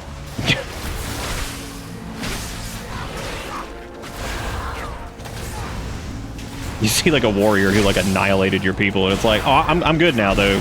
We're good. They're like, I don't believe you for a second. Even though the Ebon Blade has made some questionable decisions, but for the most part, they work to, you know, save Azeroth, because they live here. So they get to deal with all this shit, too. There was even some good flavor dialogue for Dragonflight, because you can talk to Alexstrasza at one point, which we specifically went and resurrected the corpses of Red Dragonflight to be our mounts in Legion. So she's like, I've fucking forgotten that shit. She's like, we're glad to have you here to help, you know, with all this stuff, but like, don't think I forgot that. Our people I didn't forget your fucking treachery. And you're sitting there like, oh, it wasn't me, as you hold the Death Lord title, and you're like, oh, maybe it was. Maybe it was me.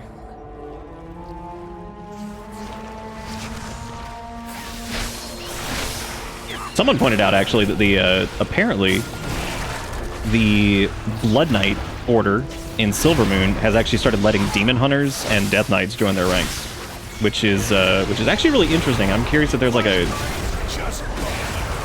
some like dialogue on that or something, because that's really, really interesting if they've allowed Blood Knights to start, or to be like Death Knights and Demon Hunters and shit. It would make sense. I mean, they need to probably refill their ranks in some way. I mean, fucking, I got better. Like, you still dead? But like, double, triple, ultra dead even.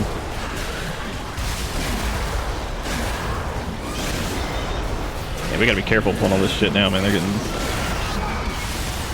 One of my only grievances with leveling nowadays is that as you level, you get weaker because of the way scaling works, and it really drives me crazy. Again, I don't really know how they could fix that, because it's kind of the matter of, like, your stats get weaker, and you scale up, your gear gets better, but you're, like, also leveling up, so, like, the difference between somebody being, like, stacked at level 80 with gear is, like, very different than being, like, you know, 85 or whatever, and wearing like shittier gear that's basically leveling gear, and it's weird. It's kind of always been like that to some degree, but like I guess that's just like a native drawback to the scaling stuff, where you're just not getting gear fast enough, even if you're doing dungeons and shit a bunch, to kind of get the scaling a little bit more like in tune. Why are we moving so slow? Oh, because I'm not mounted up right now. That would make sense. And we're running in the brutes.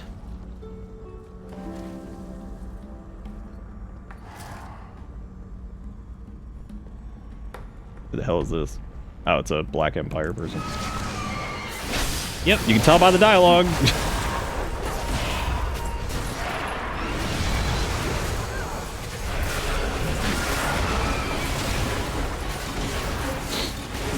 Oh boy, you're gonna be fun on a higher level delve. I can already see that coming. I'm sure those tentacle slams will basically be one shots.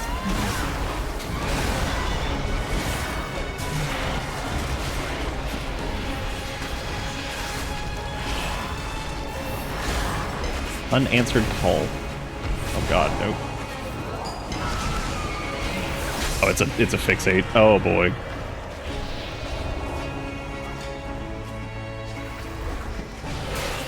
That does a lot of damage already. That's good.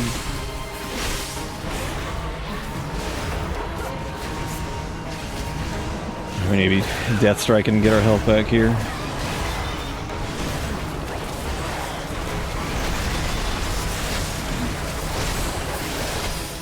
Run. If I could Chains of Ice him here. Nope. Just slowing him down. Oh my god, that hits fucking hard. Yep, can't just face tank that.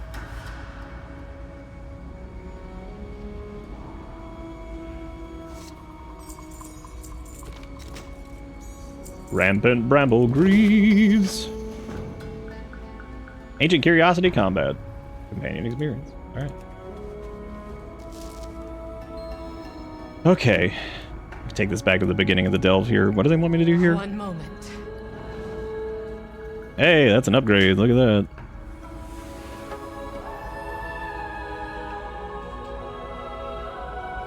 God, the music in this place is great. We need to go back. Yeah, like her dialogue right there is not nearly as fun as Brand's. When he tells you to basically like stay by the fire, and if it ain't smoked, it ain't Gouda. To witness it, you will need Maybe she'll get more like fun dialogue stuff later.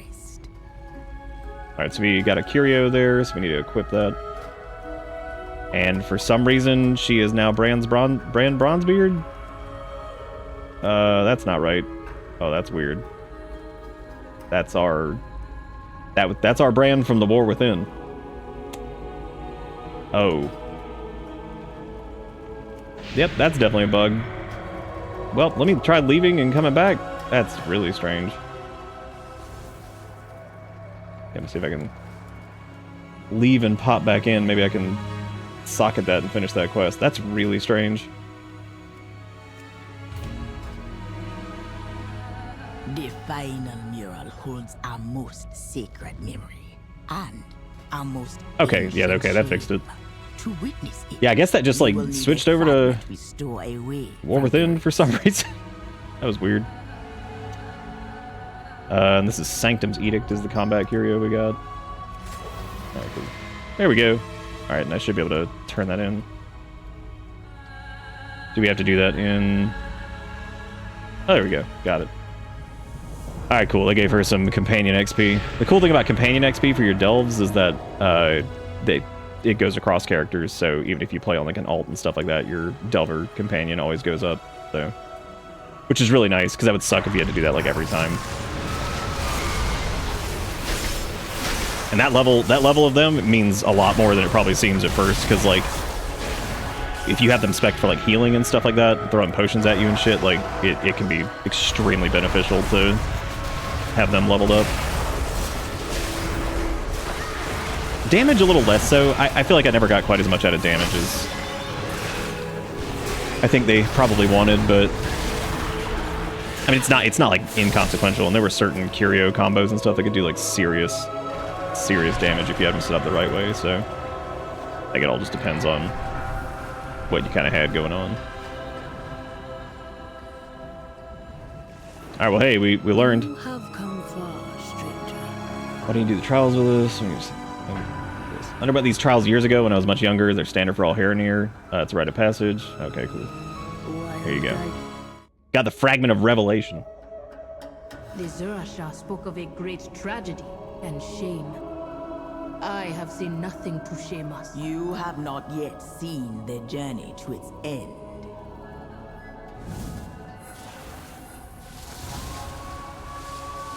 Amhara's song was just an echo. I like that effect on their eyes when they turn, and it's like Was gone when they arrived. kind of like bioluminescent thing. Without her, the land was falling apart.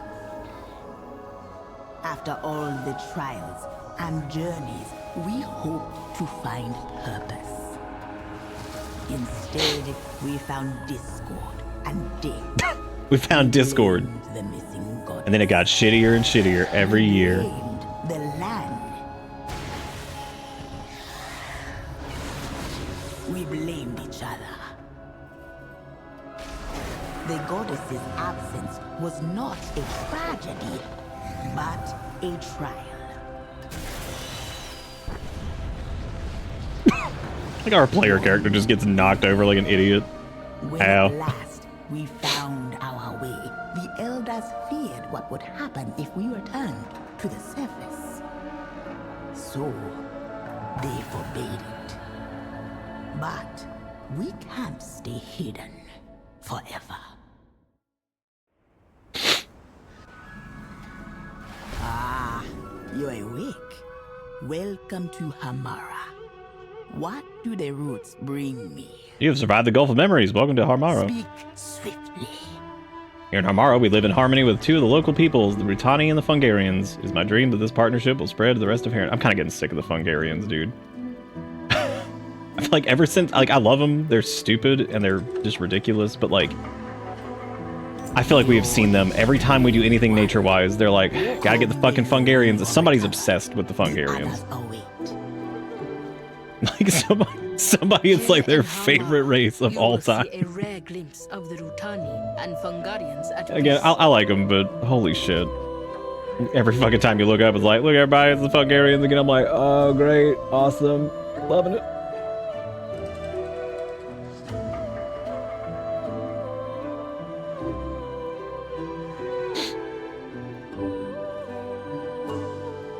I guess we got an extra point. I'll grab, like, Blood Bond, 'cause I really don't need Blinding Sleep currently.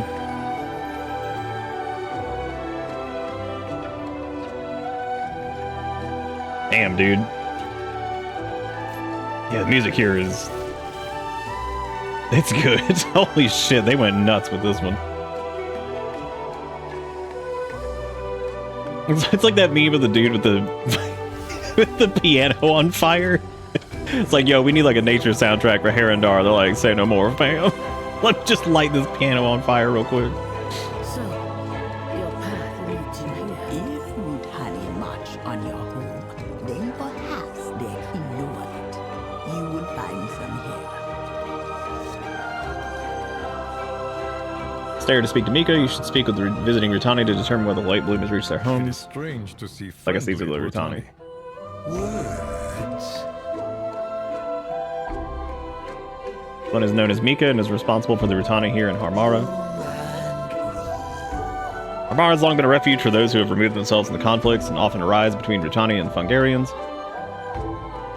Here they learn how to live with one another, they work, play, and live together balanced. You have learned much about the past of Haranir, including our deepest shame. Now you will see our current work, Harmony. Nature, most Yutani are very territorial. This is one of the few places we interact with them in peace. You make sure I'm staying on top of this gear stuff, because if I don't, we are really going to fall behind on that, and that is not good. Oh shit! We finally got a weapon that's better than the one we have. Well, shoot. I gotta go back and Runeforge that.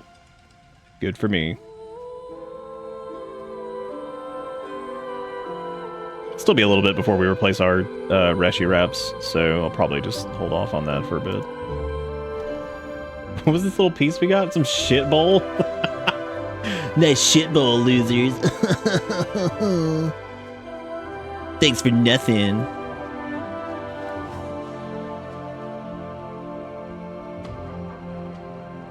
Hungry Rotling. What you need, man? You funny looking. Wait, did you say food? Every animal that ever existed. You funny looking. Wait, did you say food? That's like cat's relationship. So like, what are these stupid ape people? Like, whatever, they got food. Is that poop? Well, it's rotting refuse. But look, this would not be the first time. WoW's kind of famous for poop quests, so.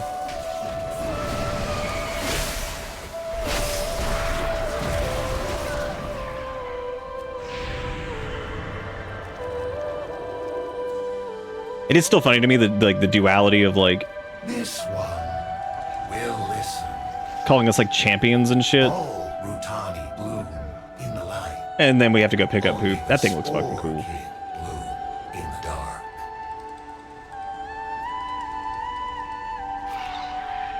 So the Rutani are, so they bloom in the light, and they say that the Sporekin are the ones who bloom in the dark.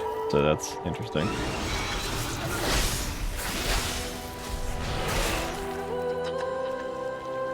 Water that plant.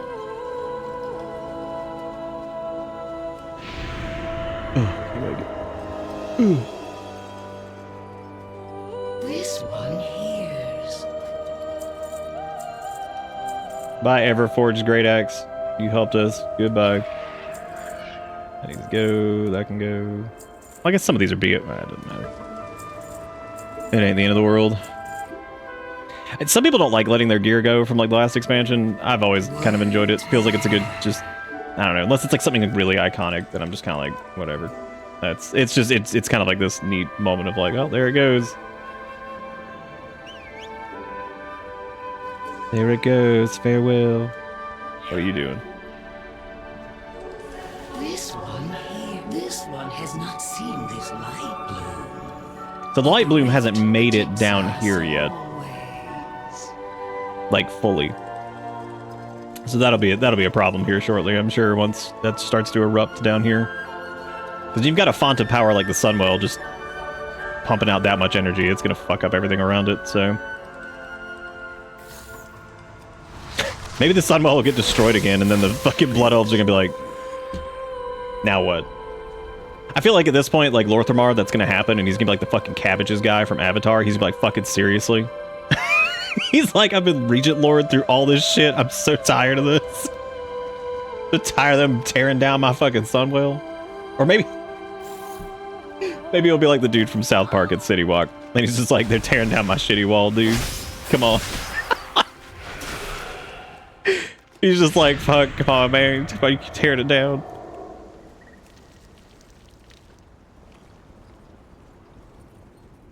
Yeah, I know. First one to be solely sustained by spite. It's been interesting, too, because Romath was one of the first people to jump on board with Kael'thas Sunstrider when they brought back, like, the promise of, like, Fel being the new source of power for him. This one here. But I think that was because he was desperate to find a solution for his people, too, so he just accepted it. Because it's been a little weird, him going crazy about, like, the Void stuff, because, I mean, but then again, I guess, like, the Fel was basically a way for them to survive at all, whereas the Void stuff at this point was, like, kind of a decision that was made, and they were fucking around with shit and found out. But they were fucking around with it because of a similar situation. They were looking for other sources of power, so, like... Listens, waits. No light bloom. This stranger should offer trade or leave. Yeah, I like these dudes. They got like a weird kind of alien feel to them. That's nice. It's always cool to see with like fantasy races and they start to just look strange, like weird looking assholes. Weird looking plant people. Because we had some of those in Warlords of Draenor too with the Botany or whatever. This one has not seen Rutani behaving that way. There are no signs of light bloom yet in the villages. Mika seems unchanged as well. They state that the Rutani never act in the manner of light craze. This is both promising and frustrating. Yep. Alright, well that's coming, I'm sure, right? There's no way it's not. Go then. Oh boy. What was that? Did that one have like a wizard mushroom hat? What was that? They did. There's the new, they have the plant protein, which I think is supposed to be like a joke, but a way to justify getting cooking materials from the plant enemies since there's so many of them. It also keeps with the alliteration naming because they had it was basically beef. I think it was mystery meat, basically beef, practically pork, and now plant protein. So it sticks with the stupid alliteration thing they've been doing. Light bloom infected Rutani are attacking the village. Razam and T-Tim both succumb to the infection. It looks like Ianka hasn't been affected. I like how we're just watching this happen. Okay, well, that happened a little bit quicker than we thought it would. Destroy 6 light bloom infected plants. If these blooms take root, Hamara will be destroyed. Let the visiting Rutani merchants and Kuzat. No, we gotta kill Kuzat. We just said he looked cool. Now he's dead. Speaking of dead, we need to go open up a dead gate, go back to Acaris, and runeforge our weapon.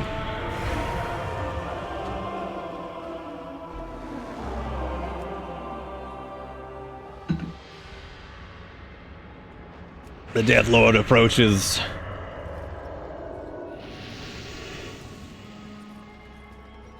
So one of my favorite things about Death Knights is they can use their death gates to get out of where they're at, and then they can take it right back, which is very nice. Oops. So we are playing Unholy at the moment, so we are going to stick with Rune of the Apocalypse.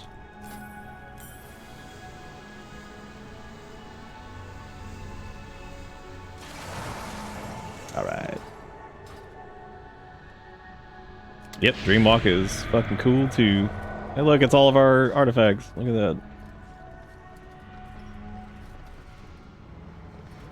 that. Somebody else's death gate.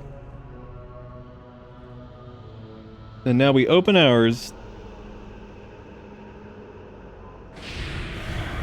And it'll take you right back to where you were if you didn't know this. So, nice thing about being able to bounce back and forth. It's a really good way to, if you're ever running old instances too, you can get out of instances that way.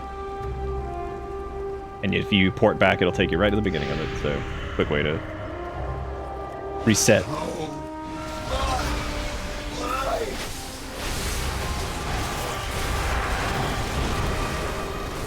See, like, this is where it's like, they're not saying that the light is, like, bad. They're saying that it's, like, too much is causing them to basically just to, like, go insane. So, what I was getting at earlier was that, like, it seems like more of what they're doing is showing that all of the cosmic powers that exist seem to not really be benevolent or, you know, evil. It's like they're all just kind of vying for power, and they have different effects on, like, mortals.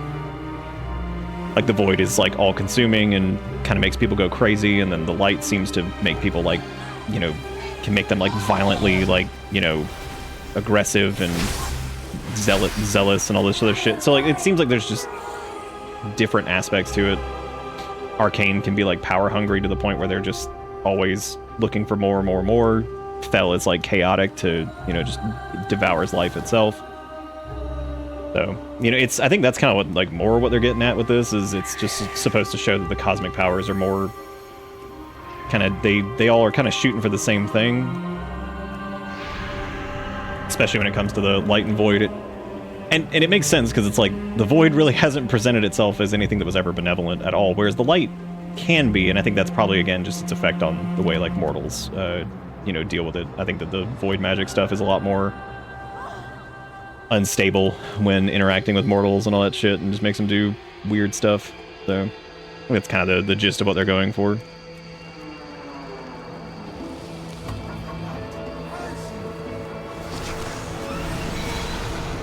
Didn't we already kill T-Town? You cannot escape the light. Sure we can. Alright, now we gotta kill just Light Bloom Ritani in general. I gotta thin him out. I don't think the mob density here is like really low. I know it's probably not, but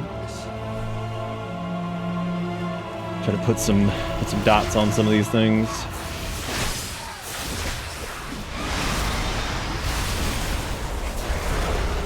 Just start gathering up the shit. If it's anything like the War Within, once we get to like level like 87, 88, those last few levels, God, shit starts to hit so hard unless you're like leveling up with dungeon gear and stuff like that and staying on top of it. So I might actually have to switch to blood at some point just to make things a little bit easier. Because as you can see, it takes a lot longer to kill like one enemy now. They're starting to hit a lot harder too.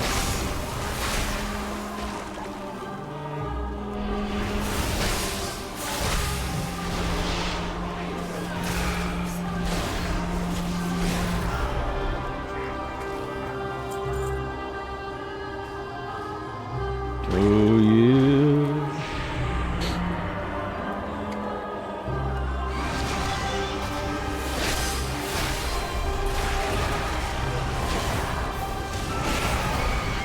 Look at those boys. What are they doing?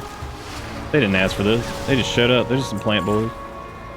I mean, technically, nobody asked for this. I don't think any of these guys were like, "Hey, can I get a little bit more of this this power that we got and just turn into crazy people?" Be like, yeah. Hang on. Hold up.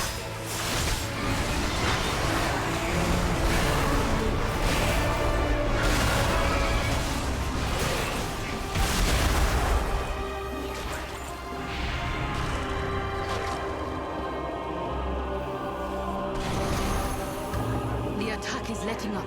Good work. The roots brought us both here. Just let it spread until we can find a way to stop it entirely. It's done. I agree that this was necessary, but the corruption needs to be pruned. Perhaps we'll meet again. We must not falter. You have come far. Check on Ianka again to be sure that she's not showing any signs of light bloom. She's in the upper level. Infested Mutani spreads the light bloom. Where is Ianka? Oh, I gotta kill this guy, I guess, before I go up there, because I'm stuck in combat. Never mind, he's dead. Now let me switch these shoulders. This has been like the nicest thing about equipping like new gear and stuff, is not having to change your transmog every 5 seconds. God, that is annoying. The new system is really nice for that. Good.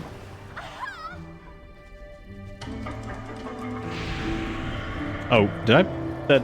Yeah, okay, I did. I couldn't remember if I had put that talent point in.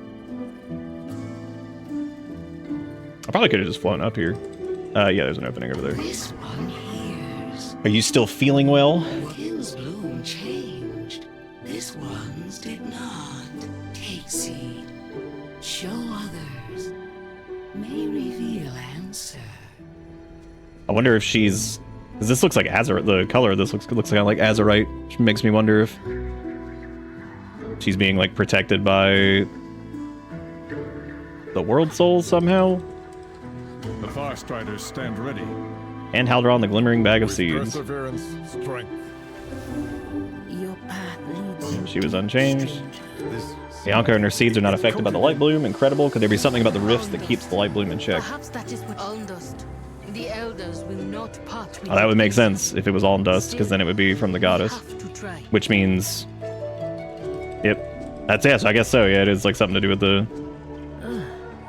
World Soul specifically. Ianka's seeds from the Rift of Aln is the clue. I'm so excited that we get to go there. That's really cool. I will take this seed back to Silvermoon. Because like I said, we Perhaps first the Majesties got to will see have it some in the in Legion. Well, the Rift of Aln and the Emerald Nightmare. That was the most we got to see of it, but getting to see it at all is pretty cool.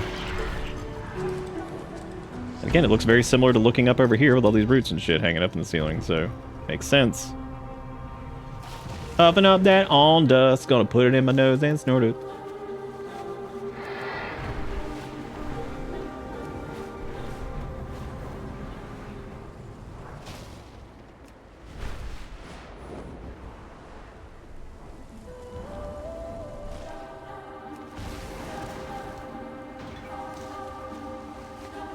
Oh yeah, I was saying this earlier that the stat scaling's all fucked up because apparently right now, even if you get to level 90, some people are having more trouble because of the stat squish with legacy content than they would have at level 80.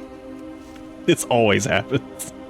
I don't know how in the world they haven't gotten like one person to go through and just be like, okay, I'm at least check all these on like mythic difficulty to make sure shit's like falling over, at least at max level.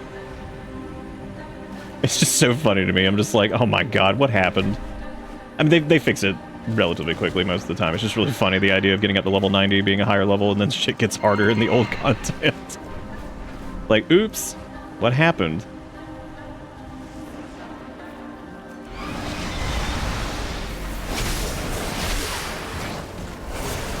I need that plant. Get out of here.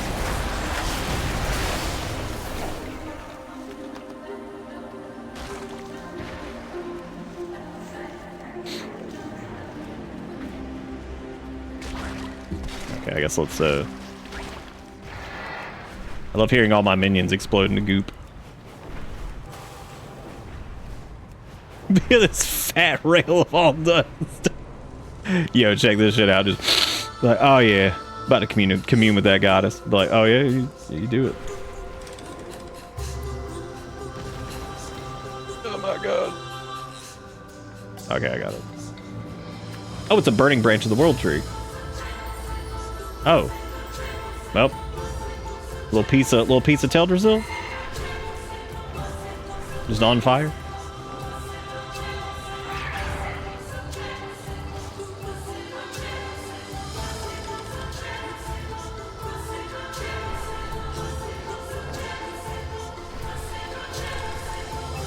You need west. You seek. Oh, she's a luminous dust trader. That's neat. Neat. Makes sense. Look at that boy. Look below my. It's a pretty cool sword, man. I like that. Pretty cool. Digging it. What the fuck? Oh god, not that tooltip bug. Jesus, that's been around forever. Happens pretty rare nowadays, but god, that is so annoying when it does. That shit used to happen in Battle for Azeroth all the fucking time, and it drove me nuts. Give me that glowing moth. That's this next quest was to sow the seed. There you are. Unfortunately, our fears were well founded. You have found me.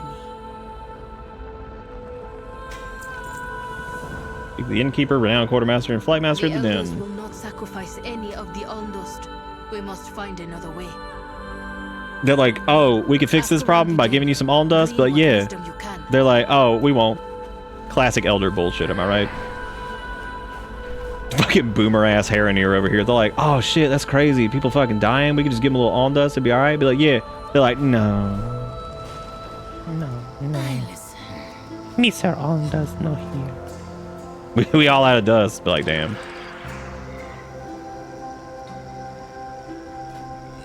There's a level 180 belt we can get for Voidlight Marl, which I am not gonna spend that yet. Speak swiftly. You would have us spare Almdust for the sake of outsiders. Absurd. They fucking live here. She of all people knows the It's not just us. to gather it.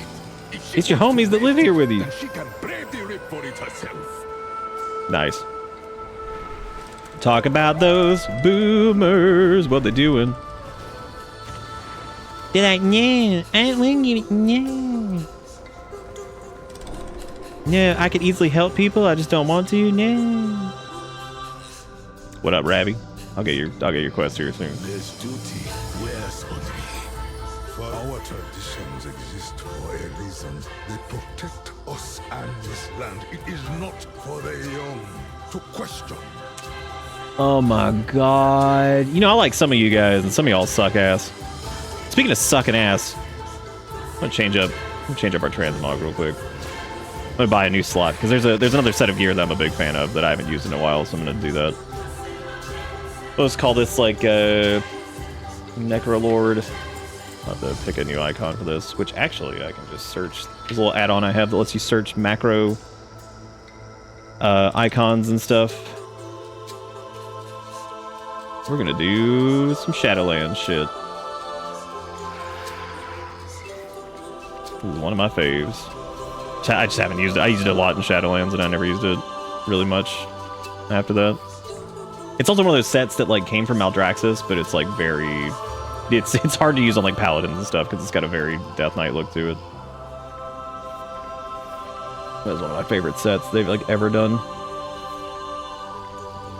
I don't know if I ever actually got the boots for it, which is why I can't just select the full set. I have to go through and get each piece. I know there's an add-on that gives you like partial sets, I think, but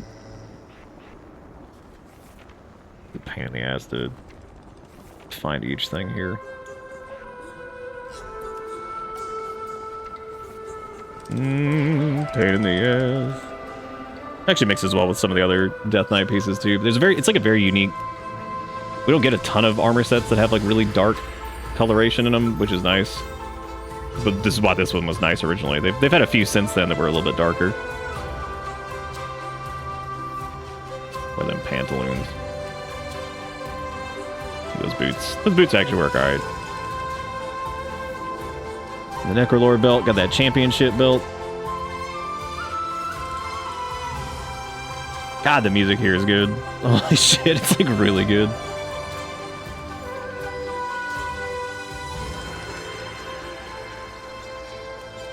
This way we can look nice and unholy and gross in here, and everybody will love it. Everybody will love it. That'd be great. They'll be like, yeah, man.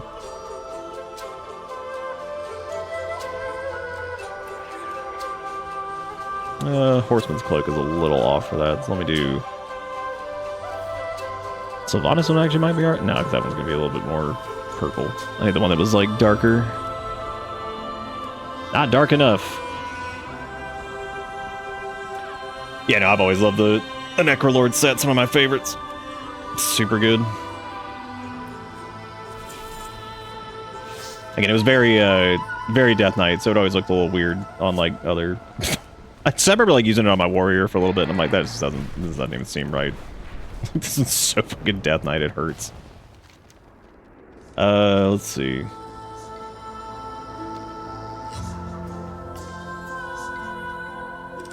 That's the Delver's Call quest. Where's the other asshole we were supposed to talk to? Oh, the Flight Master, right? I'm sure they're gonna be like, nah, no all dust for you. I think he's like, looks like he's under the... Yeah, he's down here. God, people are gonna have a hell of a time finding that, I think. Where would you go?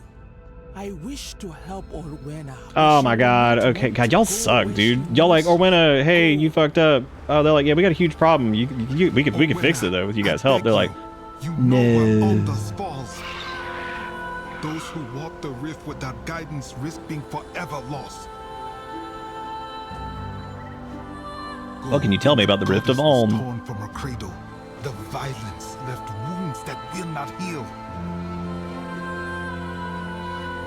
Her screams of anguish give life to formless terrors and drive those who enter mad. Speak to me. The world watch over you. Well, that person just fell through the floor. Find Orwena and Shulkal in the midst of Vale of Mists. If you must go, you will need the Shulka. How you feel about him cannot change that. Ask Orwena about the I Shulka. know, but neither does it. He was a friend once, before I followed the goddess's visions to the world above. He was supposed to walk with us, but he chose the rift instead. Because I think once they Turned his back on his friends. once they can like He walk the closed rift, his I don't think they can mind commune to with the the goddess at all anymore, or something like that. And he chose to abandon me.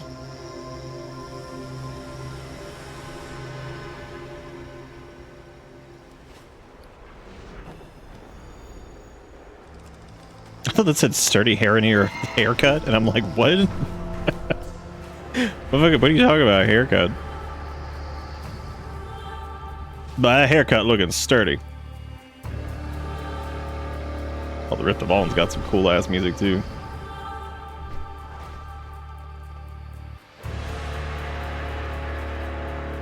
There's a moth down here, I guess. I just don't know where it is.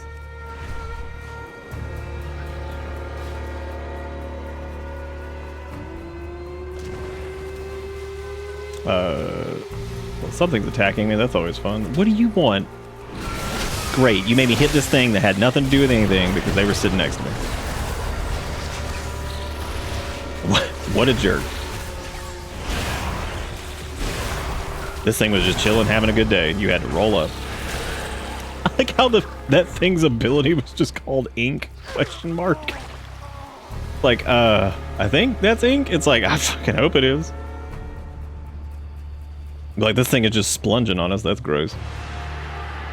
I have no clue where this fucking moth is, and I do not care, because there are like 1 million of them, so. After all this time, you return and seek entry into the rift. You have not changed at all, Orwena. Listen and learn. I've given up my connection to the goddess to protect my people from the dangers of the Rift of All, and I do not believe anyone should ever go there without knowing what you risk. Haranir will succumb and die without protection. We can go. We're crazy as hell. Ask if you must. Kill 5 wounded guardians.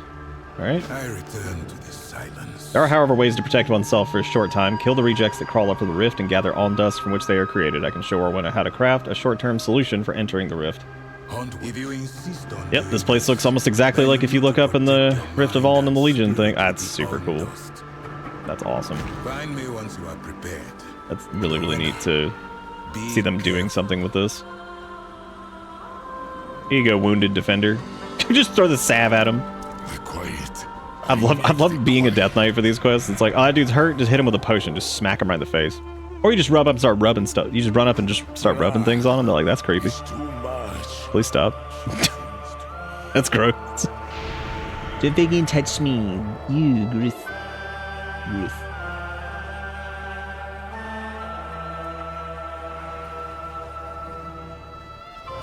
Whoop, Blighted Rift Spirit. Let's get them all. Summon the dead.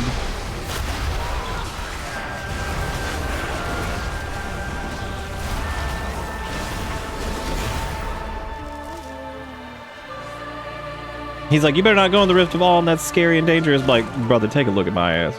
I'm dead as hell. What do you want? What do you want from me? I think we'll be okay. Be like, can't get any deader. But like, well, you can technically, but no biggie. So people are saying on reset, and then some people are saying tomorrow. There's a little timer you can actually see that says like talks with like Haranir or whatever. I think it'll probably be on reset, I would imagine. So maybe we'll get lucky and it'll be on it'll be tomorrow.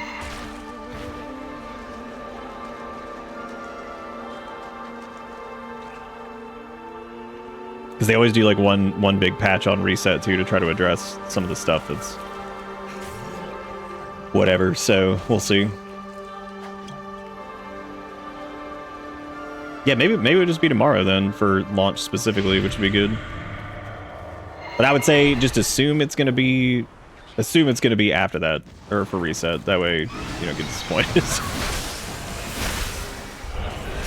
Because this one's a little different than what they normally do with the allied race stuff, because they're like directly tied to the story. So I kind of get why they were like, oh yeah, you have to whatever. But I still think they could have just released it with just doing the quest or whatever.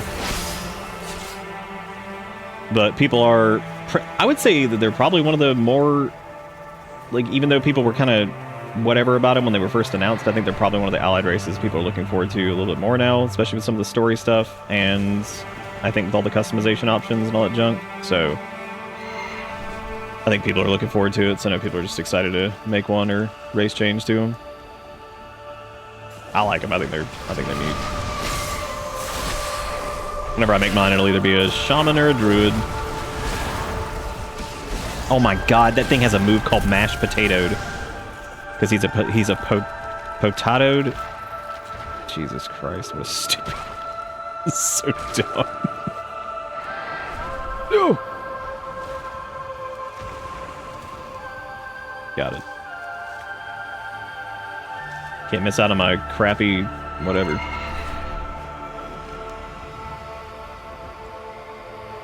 Wounded defender helped. Okay, so we're looking for one more wounded defender. Don't know where they are.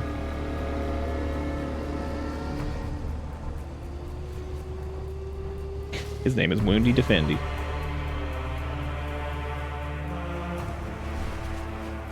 Wait, seriously, where is this dude?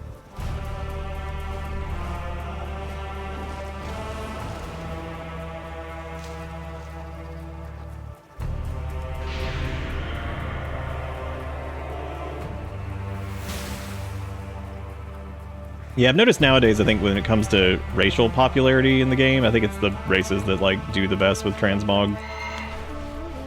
Which is kind of unfortunate, because, like, I mean, I would play Tauren and stuff like that if they just look so fucking goofy in certain things.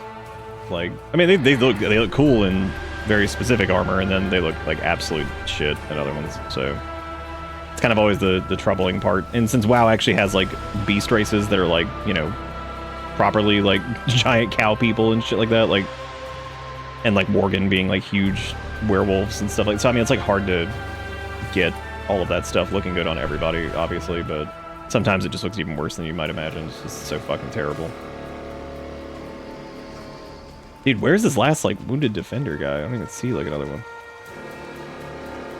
Gotta be like a weird spot. Because apparently it is a... Let me knock these dudes out, maybe one of these guys? No, because then they'd be glowy.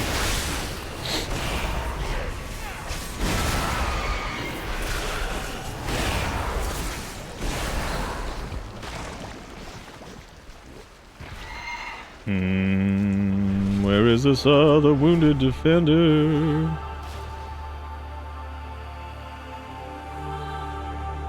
Maybe it was like closer over here?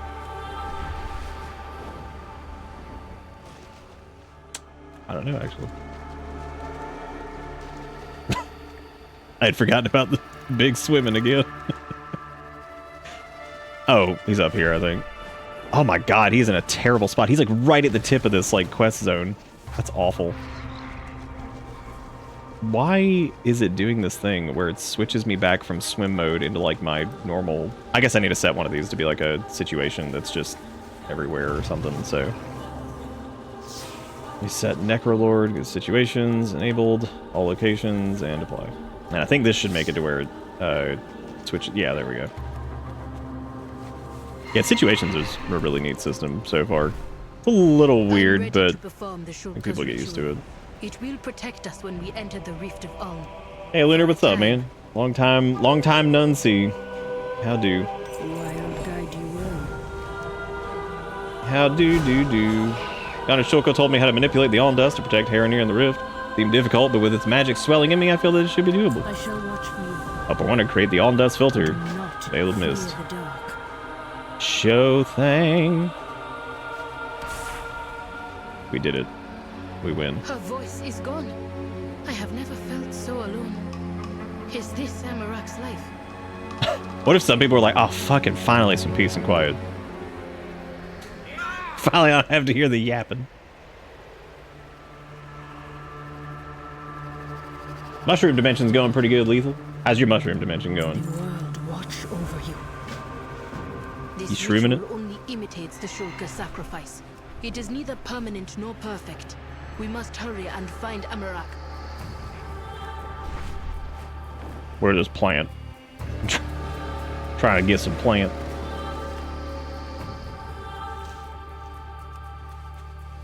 That wasn't even the plant I was looking for.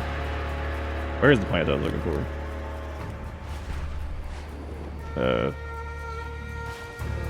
Oh, pfft, down here. Your lack of mushrooms going alright? My lack of mushroom going alright. Yeah, this is super cool to finally get to see, like, the kind of, I guess, like, mortal side of the Rift of Uln. Which, the funny thing is, the deeper you go down here, the more it looks like the shit from Legion. God, that's really neat. That's what... The Haranir stuff is really cool so far, like I said. It's like a mix of, like, some of the Titan lore stuff and then Druidism, and, like, I just think it's a neat kind of blend between the two, so hopefully they keep kind of expanding upon it. Yeah, it should, because that's pretty much kind of just the Emerald Dream stuff too. Kind of mix of nature and Titan stuff. I mean, the Haranir themselves aren't like Titan in origin, but the impact that they've had on them. Oh god, we're dead! Well, fuck. Ah, yes. The penalties of not playing my Demon Hunter. Just hop off shit like, uh-oh. And dead.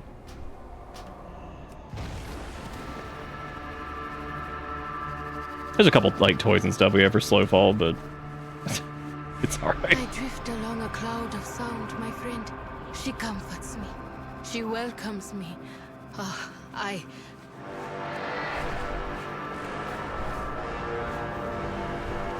Check that thing out, damn.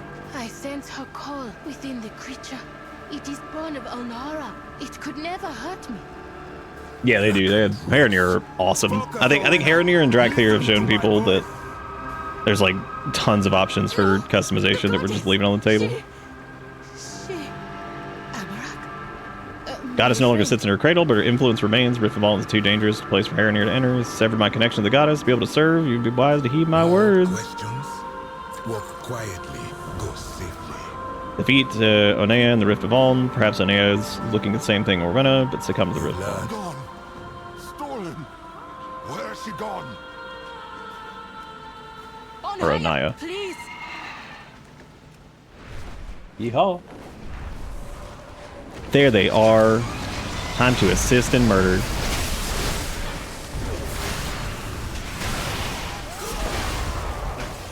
Yeah, I get that, Lethal. I get that way with stuff. I haven't really had a desire to go back to 14 ever since, like, Endwalker, but I'm sure it's still good. I'm sure there's, like, issues and stuff here and there, but yeah, I just haven't had much of an interest in going back to it. The thing that always is a little hard about that game is it's got so many good things going for it, but, like, I can never quite get over how delayed the combat is in it, because, like, it's one of those things that just feels like things are so unresponsive sometimes, and it's something that they can probably never really fix, which is sad, because, like, I like the combat in the game, I just hate how clunky it feels with, like, the big delay on stuff. Like, I like to hit a button and it happen, so that's always been one of the tougher things for me. Everything in the Rift is created from the same source. Uln dust, distillation of the influence of the goddess. If we hunt a larger manifestation of the power of creation in pure its form, we cannot defeat it without help. Search the Rift. Look for fungi large enough to cultivate. Hunt well. Speak quickly, quietly. If we fight two at a time, we would have no chance to survive. What? 100%, dude. We could fight two at a time. Maybe not, actually. Probably get killed, but yeah, you're right. Take the spear, use it to shatter the smaller creatures down to trivial size. In the Rift's darkest depths, Uln dust coalesces into the monstrosities before you. The manifestations pose a grave danger, but they are also the most plentiful source. We gotta hit these larger spirits over here with it, I guess. Oh god. Use your shulker power to disrupt the creatures of Uln. I don't really know if that one, though, we have to... Maybe? Yeah, definitely. That thing is chunky as shit. I just don't know when we're allowed to use the item thing. Probably when they get... I would hope early on, because Jesus Christ, they hit it hard.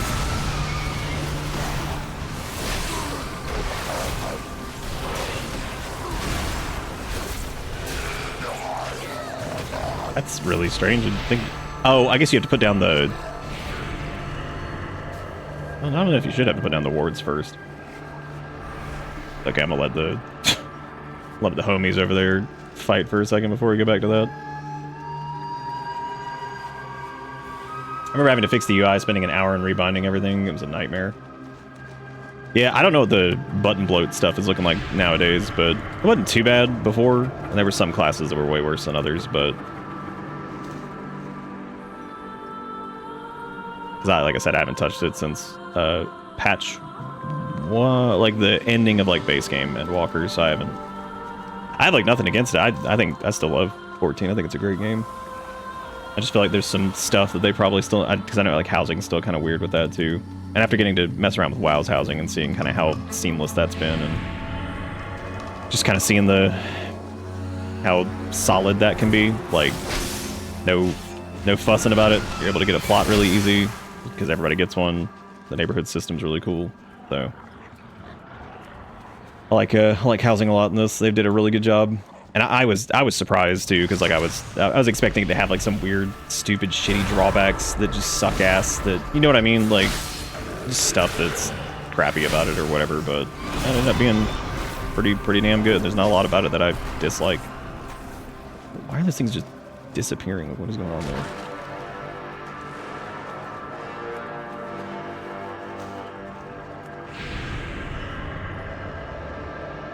Best add-on is Enhanced QOL. But yeah, I actually don't use Enhanced QOL. I used it for a little bit when it first came out. But it's one of those things, if you use like Leatrix and Plumber, it covers most of that stuff. So I actually ended up getting rid of it at one point. But it was good. I liked it. It was like right around the time it came out, I think. I just don't use it anymore because there were a couple things that you could get from it that you that I think are still only available to it, but it wasn't anything that was like super important to me, so I just kind of kicked it for a while. Good add-on though. Okay, so that thing couldn't be used on those larger enemies. That was the whole reason it wasn't working in the first place. Those are different enemies. You've never used any add-ons? I mean, really, I mean, for a while now, I mean, it hadn't been quite as mandatory, and really don't have to use much now either, so I use like mostly just quality of life and visual stuff. So far I don't miss weak auras, I don't miss any of that shit. I got so tired of managing that crap. I just do not miss it. There was a point in Dragonflight that I was just like, I'm so tired of using this shit. I'm like, it's cool and there's like really beneficial stuff, but I just get so fucking sick of it. Because it was like another layer of like abstraction, you know? So like you have add-ons, which you can use like WoW Up and things like that to, you know, do like the auto updates and shit, which is fine. But then once you start doing like weak auras and all that stuff and like getting those updated, then sometimes they won't auto update, then you gotta use like a Waggo fucking account, Waggo.io or whatever, to get those to update. And like, it was just one of those things where I'm like, dude, this is so fucking annoying. I'm so tired of messing with all this shit. So I kind of stopped messing with a lot of it in the first, like, a while back, but it was still very, very beneficial for certain things, like, you know, even like some heroic raid stuff and Mythic Plus, it was still good to have, but yeah, I don't miss messing with it. Because I have like a decent number of add-ons, but they're all just like Auctionator for auctions, Light Mount for little mount stuff. Mogboard is nice. This is actually one that I downloaded recently that was pretty cool. It'll show you what you're missing sets from. So if you go to like, it's kind of good for like going back and running like old raids and things. It'll tell you if you're missing pieces from places. So like here, I just need like one more mythic piece from like Battle of Desarvalor, and it'll unlock the rest of this. So yeah, it's really super nice. That'll help you fill out sets, especially with that new feature where you can get all the appearances as long as you get the mythic appearance and stuff. So that's pretty cool. Where the hell is this last ward?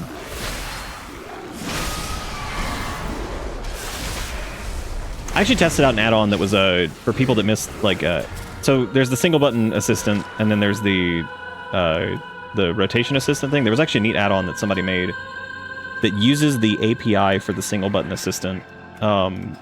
It's called, I have it turned off because I don't really need it, but it's called Simple Assisted Combat Icon. And so basically it pulls the assist to highlight API and turns it into like a button that shows your keybinds. So that way, if somebody misses having something like a Heckley that was installed that like helped with their rotation, that was like a single button thing that they could look at.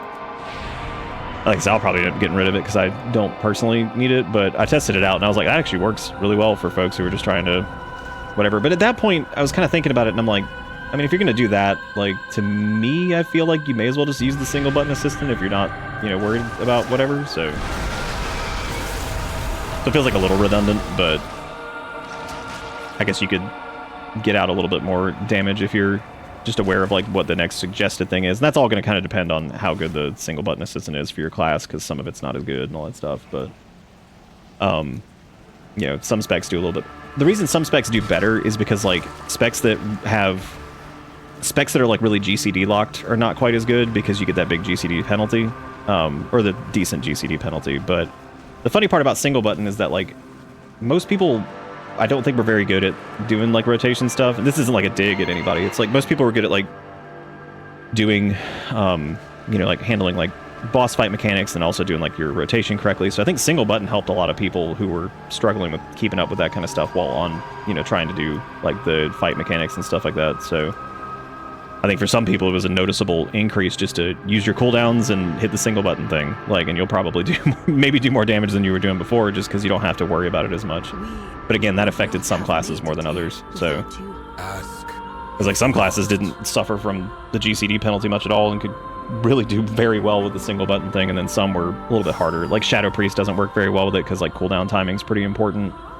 You know, so like that's kind of like tricky too, stuff like that. Does that solve the game always felt bad? Especially if they ever broke. Oh, weak auras that solved the game always felt bad. Yeah, I totally agree. I never was a big fan of that. I always felt crappy and I always felt like it turned it. We had a big conversation about this the other night actually, where it's like, I was thinking about it and I'm like, you know, I get it from the perspective of like the whole like add-on arms race and them having to like design around them. And I'm thinking to myself, I'm like, okay, if we really look at it though, if they're really designing encounters, especially the higher end encounters, like the hardest, let's say the hardest stuff in the game, so the mythic raids and like super high level mythic plus, if they're already doing that and you look at like, so guilds are, you know, they have rosters for mythic raids that they'll either have 20 to 25 and they have a few people on the bench, or they'll have like maybe 40, we'll say maybe like 30 people on average that are actively doing it. And if you look at top 100, of course that's 100, so you could do some variance in there, say maybe 3 to 400 people that this would directly impact. And then if you look at like world first, that's an even smaller number. So to be generous, we could say like, let's say 500 to 1,000 players, depending on like bench sizes for guilds, and that are actively kind of going for it. Like, it's weird to even think that there was a point that they were even kind of designing the mythic raid encounters around such a small group. Which, like I said, we had a whole conversation about this the other night, so I'm not going to go back into it exactly, but it does seem weird that, like, that's such a tiny percentage of the player base, whereas when you compare that to, like, the amount of people that do, like, you know, plus 10 keys weekly, or, like, tier 11 delves, and, you know, the higher, the top end of gear progression for each category. So you have, like, tier 11 delves, like, plus 10s for Mythic Plus, or, let's say, omitting Mythic Raid, getting ahead of the curve, which is the heroic raid stuff. When you look at that number gets way bigger because there's way more people that do that. Like, that's like a lot of people, and even that's not the majority of the player base. That's a smaller number substantially than, because there's millions of people that play. So like, yeah, then you look at like the smaller number, and then there's the people that just do normal or LFR, or, you know, just do a couple Mythic Plus keys or don't even touch Mythic Plus. And, you know, so I guess it becomes like it's kind of weird to me, because it's like, why would they have ever even been super concerned about designing? Was it, because I'm thinking, I'm like, okay, if you're designing it for world first, since that became like a thing, that feels like, really? That feels extra stupid, because that's even smaller. That's an even smaller group technically that will clear it than the top 100 cutting edge, you know, whatever top 100 guilds thing. So like, I don't know. I've always been a little kind of weird on it, where it's like, that is good that they kind of lopped it out to make sure that this was, you know, whatever, but did I accidentally equip like a mail piece? Like, what is going on here? Why did my boots not change? You would be hunting for years just What's to happening? gather a thimble's worth. Situations is being weird tonight. Let me actually just switch. I think the last time I did this, when I was noticing like gear was changing weird or whatever, I think I had to, yeah, because our tabard's showing up too. That's weird. Let me just switch this to Unholy and apply that. I also need to get rid of the... Oh, well, I guess it needs to be Unholy in general, but we have the Apocalypse build there, but I can also just delete that, because I don't need this to be the standard. What was I doing? Oh, yeah, right. But yeah, I don't know, like, and I've never been, I talked a lot about the Mythic Raid stuff, because it's something that I never personally did, because, well, it was something that I wanted to do at a few different moments, it's just, I never, wow, what is going on? This isn't like an add-on problem, it's like, oh, it's because the boots we didn't actually set the boot slot, that makes sense. Okay, yeah, now I see what was happening, okay, that had nothing to do with the situations, I totally just forgot to set the boot transmog. That'll do it. Dab'll do you. But yeah, I mean, like, it's, you know, it's Mythic Rating's like something I've never personally done outside of hugging it, but I just never, by the time I think I was like comfortable with, you know, getting into it and all that stuff, it was like the idea of relying on a large group of people and all that stuff to do and scheduling it out, and it starts to feel like a job. And a few instances that I've been in guilds where I had the chance to maybe do something like that was maybe the schedule was also tough because I work nights, and a lot of people do like, oh, we're gonna raid like Wednesday and Friday at, you know, whatever, or like Wednesday and Saturday at like 8 p.m. and I'm like, well, I'm not gonna be able to I'm not gonna be able to do that. So there's very few of them that do, like, you know, whatever, and so I just never really did it. You know, I'm cool with doing Mythic Plus, and I kind of stop at like where the gear cap is, because I don't like play for score, basically, so once the rewards specifically stop, unless it's like something like fancy mount or something to go for, then I'm kind of cool with stopping there, because the gear progression's fun for me, and like once you stop getting more point go up there for gear stuff, I'm just like, yeah, I'm good. Yeah, I'm okay with that. I'm alright with that. Bolsters our people's power over nature. It should be. Thank you, Amarak. Alright, inserts the problem. We did what Hagar asked us to do. The next step will be to test this on something or someone afflicted by the light bloom. It may be difficult to find the light bloom in enough quantities in Harandar, but I believe we will find what we need at Haralnor.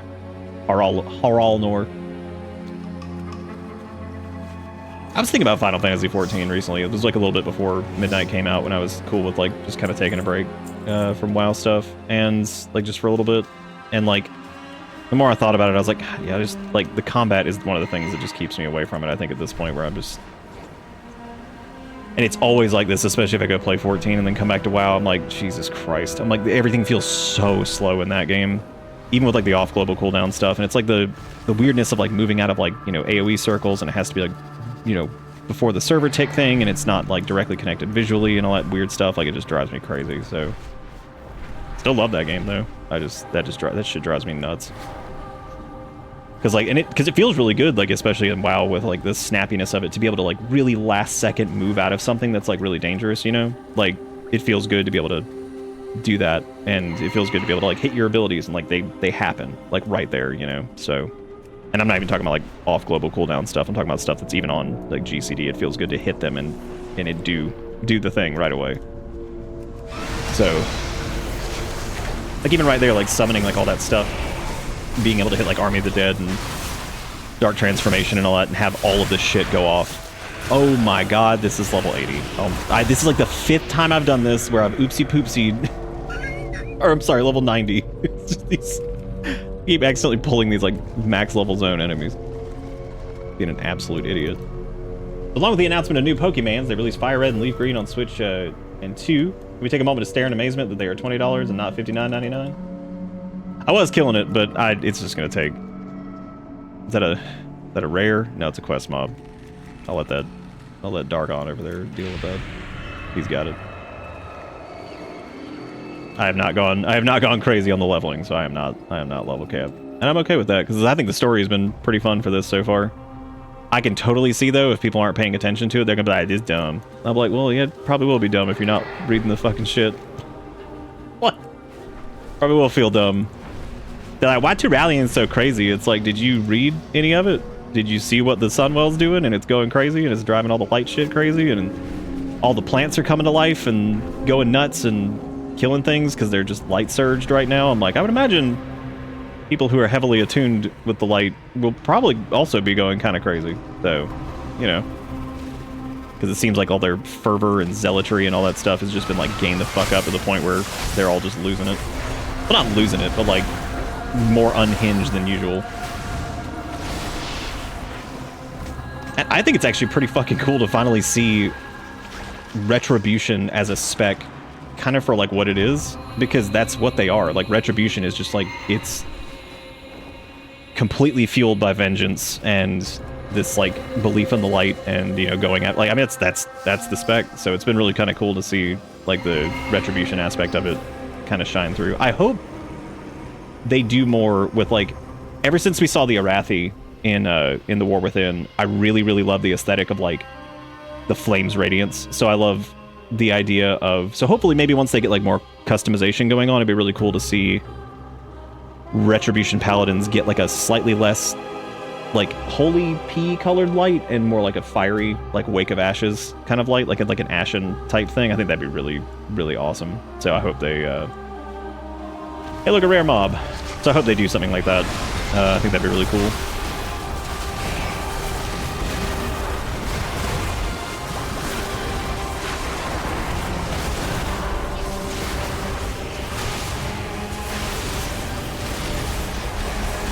Oh, Jake and Kuro, you have the rainbow bus, which is 120 monthly. Because that makes sense that we would start seeing that now. Technically, it should be next month for 10 years of bits, which I haven't talked about a lot yet, but I'm excited to share some of my ideas and stuff for that as we get a little bit closer to it. I think it's going to be a fun time. That'll be our 10-year partner anniversary. 10 years of bits. Feels weird to say. Yeah, I think $20 for a ROM dump is still pretty crazy. But I do feel like with the state of the gaming industry as a whole, though, I get where Coonzer's coming from. You know what I mean? Like, it's like, at this point, I'm shocked it isn't just like fucking $60 or something stupid. You know what I mean? Like, I totally get where they're coming from. I feel like we're there. What are we doing here? What is this? Am I supposed to sit on these boys, or what are we doing? No, he's hurting that guy.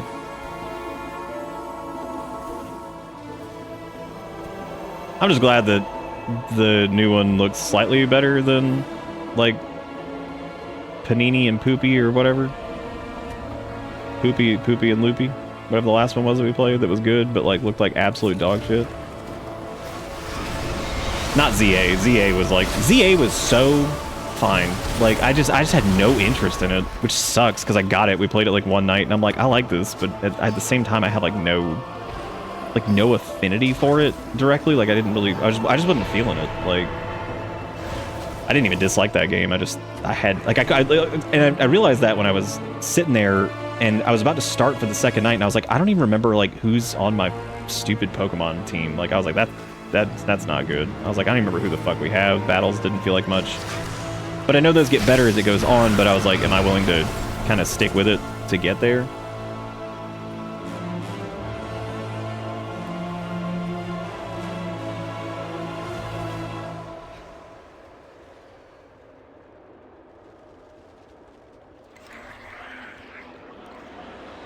Yeah, the starters are really cute. I like them a lot. I like all of them.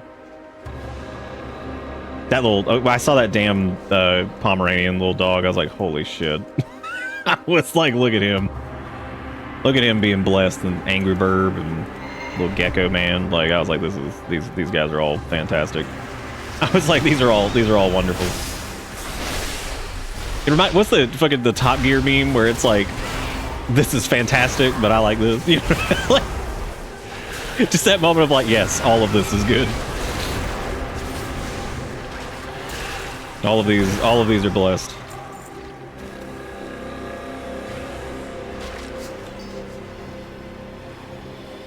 Yeah, I like this zone a lot so far. This is probably one of my favorites.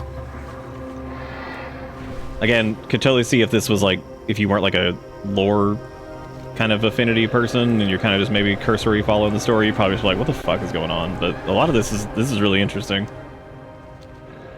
The whole idea of like the cradle of the world soul and these people that have been here doing all this shit for a long time, but above. Within a few days, it overtook all of Shaladrasel. Words? This one hears. The Rutani field, the light bloom is too dangerous. Our home gleams, it is not safe for Rutani. We will return when the light recedes. This one is. We have left our homes, we will return. Can we heal this? Britannia have escaped their nearby villages for Haralnor. The guards have told me that some of them have been afflicted with the light bloom, yet have not succumbed to its effects. Maybe the best opportunity to test the Almdust powers. I shall watch for you. Okay, so we're gonna be trying to figure out what's going on over here and doing the do. Lost many to this light bloom. If these ones offer hope, then this one shall listen. With Almhara's grace, the Almdust will protect these... Oena, it is good to see you back.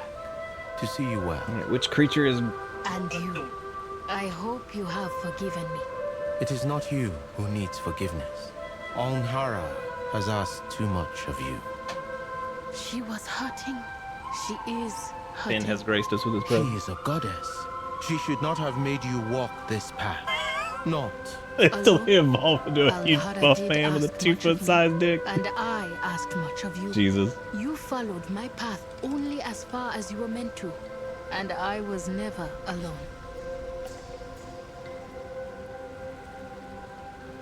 Never forget what Incineroar has done to us.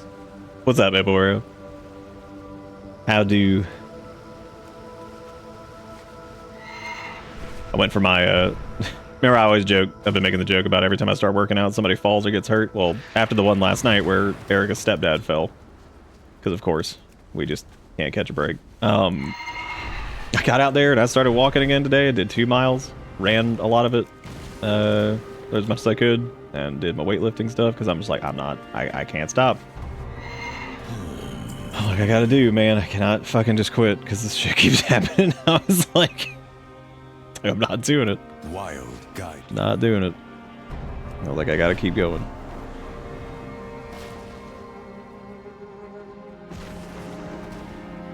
Can the boomers simply not? Sometimes. Sometimes I guess they simply have to. I've been back to my house since midnight launch. I should probably go back and go check on the toilet that we built. I'm pretty happy with where the house is. I just was kind of waiting until midnight to get like more some of the newer stuff and see what we can make with some of that junk.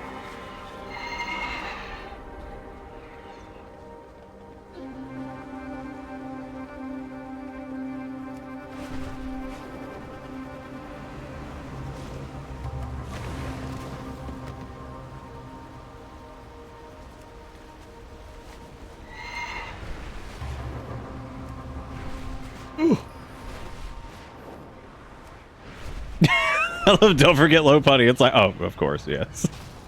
How could I have forgotten? How could I?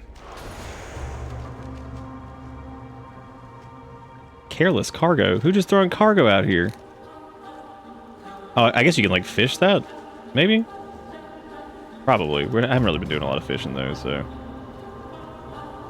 fishing's not normally my thing.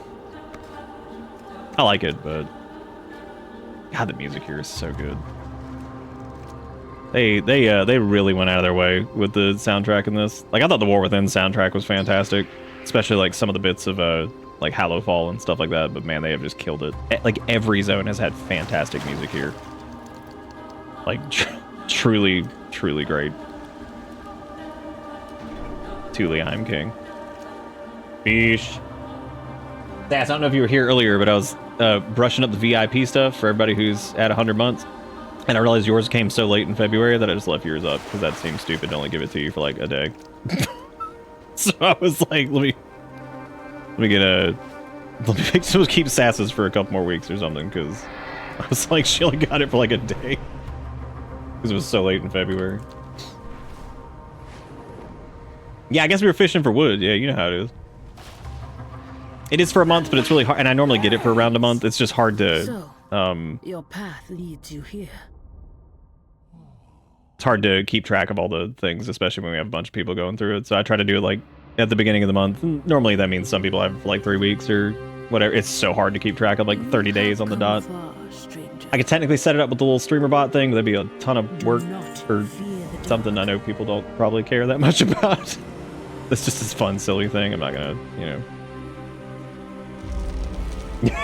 It's time for VIP for the day. This one awakens. This one changes no more. Oh, that's a cool like root door thing. It That's neat. works. At last, we have Okay, a so way we can to fight help back these people by to using the strengthen Alm Dust, Aldous which to is the neat. warriors So that's here. good. It will empower them to strike back against the Light Bloom. Damn, we gotta inoculate them? Oh, I didn't know this game was getting political. It's just like COVID-19 all over again. And they're gonna make me get vaccinated and my dick gonna fall off. And then Joe Biden gonna go to war with Iran, and Kamala Harris going to war with Iran, and that's why I voted for Donald Trump. Cause he not go war with Iran. Make it swift.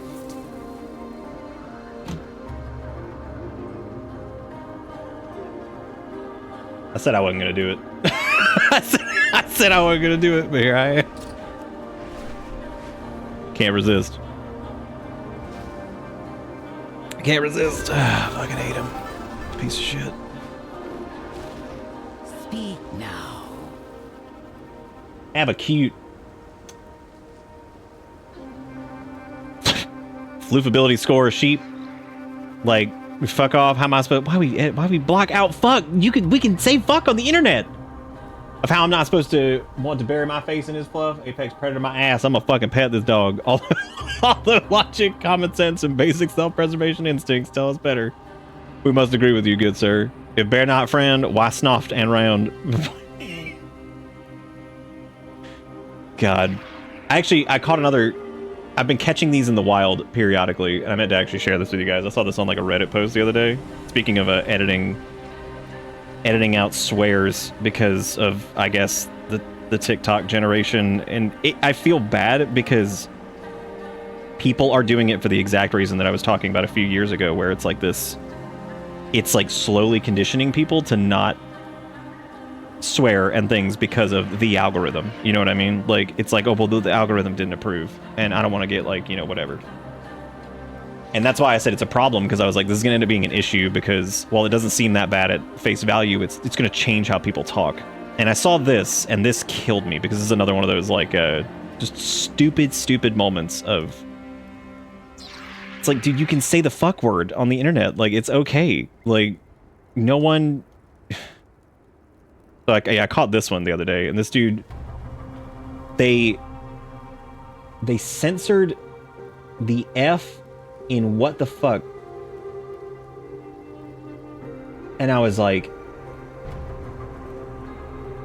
not just censoring the fuck word, but censoring the letter that was already a shortening of the fuck word that didn't even say the fuck word.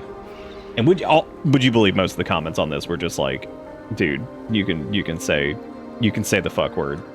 Like, you can, it's okay. No one's gonna show up at your house and tell you to, like, I mean, you can say it. Yeah, maybe that was it. Maybe they were going for a choose your own adventure type thing. Maybe that was it. It was a choose your own adventure game. Yeah, you might offend the sponsors.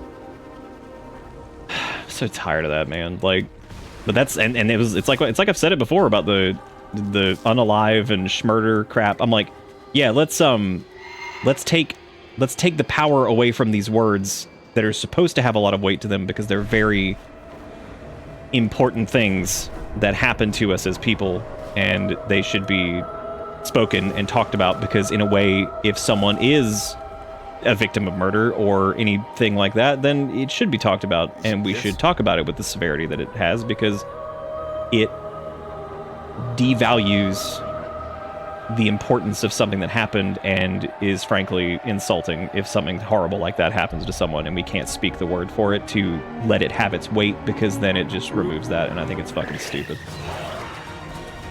It's like, you know, it's just fucked up. Like,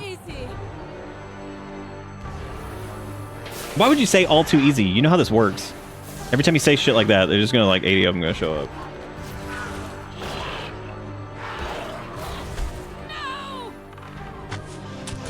If Nick can do as many rants on the world and still get Streamlabs sponsors shoving down his throat. The funny thing is, though, those Streamlabs sponsors have probably never seen this stream once, and I would only get in trouble if they watched the stream while I was doing one of the sponsorships. But as you guys know, I don't really do sponsorships ever. I don't do sponsorships ever, so I don't have to worry about that. Striking at individual blooms is not enough. We'll need to take drastic action. This is a hot take, I think. I love this game, and I've played this game for like 500,000 years, and they don't do this much anymore. But I'm gonna be honest, I hate Vehicle Quest. I've hated them since Wrath of the Lich King. I hated them since Burning Crusade when they did them in that. I've always hated them. They've gotten better. I've always hated them. There are very few that I'm like, oh yeah, that was fun. But then again, I'm not a big fan in RPGs of ever losing control of my character to do whatever. I've never been a fan of that. Any game that, and there's plenty of games that do this kind of shit. I don't like turret segments in like we were doing Cyberpunk recently, and I was like, I don't want to do this turret segment. This sucks. Like, they're never fun for me. And so I was very grateful in Cyberpunk that we had the option to at least like quick hack while we were like on the turret. So that was fine. Like, this isn't a big deal, and I get it. It's there to break up. It's there to break up the gameplay flow. You know, it's there to. And they do a pretty good job with quests nowadays of it just not being go get 80 bare asses for 5 hours. Like, so the quests are pretty good. But my god, I've always hated Vehicle Quest. No matter what they do. I mean, there's been a few silly ones that were fun, but like most of the time I'm just like, I don't want to fucking do this. But again, they've gotten better at it. They don't last too long. They're pretty easy, so. Okay, so we have to go get these artifacts from the Blinding Bloom. The Rutani who did not have time to escape this place must be fully corrupted by now. Unfortunate, but it makes our plan of attack simple. Their leaders must be spreading the right light bloom. We must strike them down. The madness has overtaken the roots. We must stop it here. Me coming back after over a year, no longer have my add-ons to track my demons. How did I used to do that? Dude, speaking of tracking demons, I was actually messing around on the beta and the pre-patch and stuff with demonology, and this might be the first instance of demonology that I actually really like.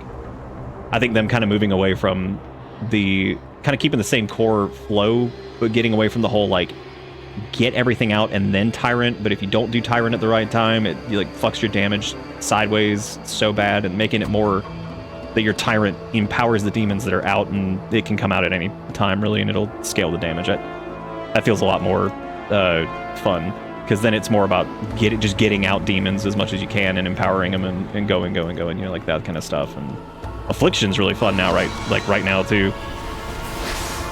Affliction's super fucking fun. It feels like old school Affliction, but like with some new design stuff in there, so. I actually like Warlock overall in general. I thought all the specs felt pretty good. Destruction feels pretty good. Destruction was a little weird in pre-patch. I think it's probably going to get better with Apex talents.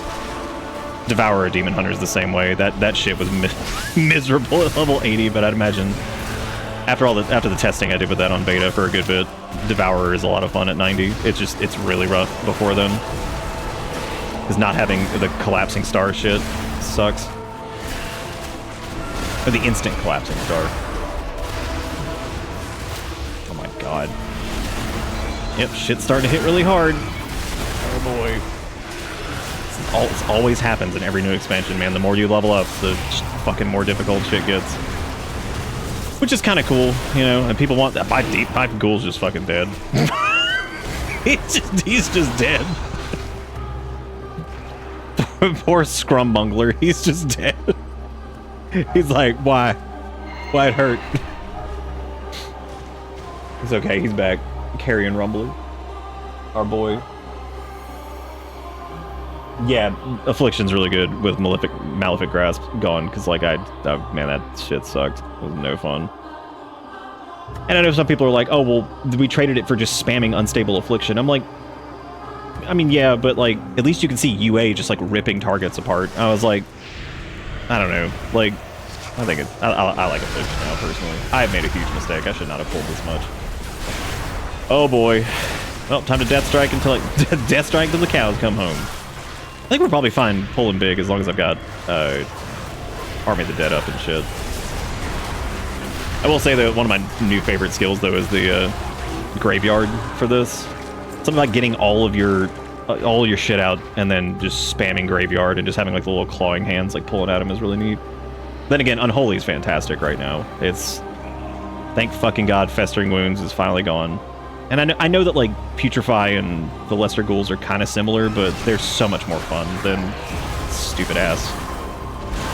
Because the big thing, anytime that comparison gets drawn, it's like, oh, it's similar to Festering Wounds. It's like, yeah, but you can, every time you Scourge Strike, no matter what target it is, that lets the Lesser Ghoul mechanic work. There's no like direct like combo points on specific, because it's crazy to me to think that like Festering Wounds lasted as long as it did, even though mechanically it was the same as like rogue combo points that were on target,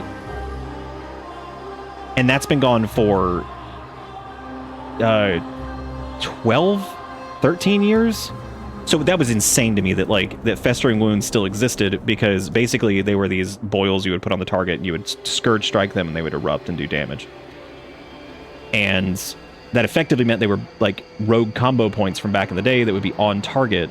And so every time Festering Wounds would still make it through to the next expansion, I'm like, how the fuck are they still doing this? I'm like, this is awful. They got rid of this for rogues for a reason, and then they're over here like, yo, let's keep that shit for Death Knights. Like, please get rid of this. It's so bad. So in a roundabout way, I think that Lesser Ghouls exploding and all that stuff is a lot more, not only more thematic, I think, in some ways. I think it works really well for just like, you know, now it's basically combo points that are on you as opposed to the stupid fucking target. It's like, that was so dumb. It was fun with Festermite, but also, like I said the other night, if your class is fun because it does a ton of damage because the mechanic is broken, that means that the class isn't very well put together. That means that, yeah, it's cool, it does a lot of damage, it's crazy, it's fun.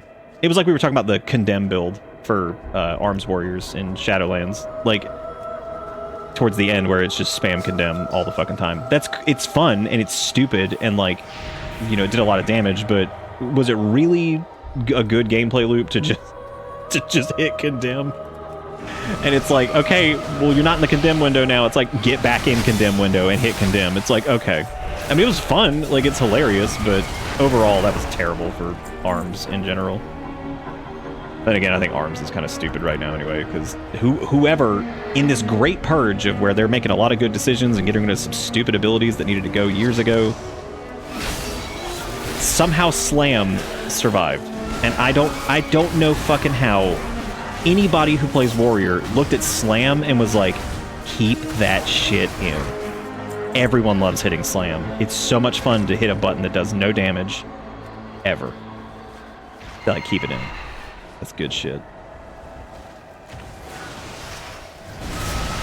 Like, and there's so many classes that like auto cleave and do all this crazy shit now too, and then Arms is like, I got Sweeping Strikes. It's like, yeah, great. And I love Sweeping Strikes. It's a very classic ability, but at the same time, I mean, like, I don't know. When Ret Paladin exists and they can hit Wake of Ashes and just keep slamming Divine Storm and just crushing everything in front of them, I'm like, why are we still hitting Slam and why are we still hitting Sweeping Strikes? What are we doing here? Like,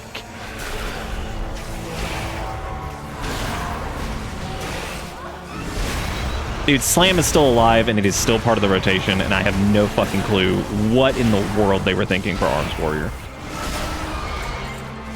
I'm not even thrilled with Rend being in there still. Like, Rend is fine. It's fine to have like a maintenance buff, but at the same time, I'm just like, why Slam? Like, God, let Slam go.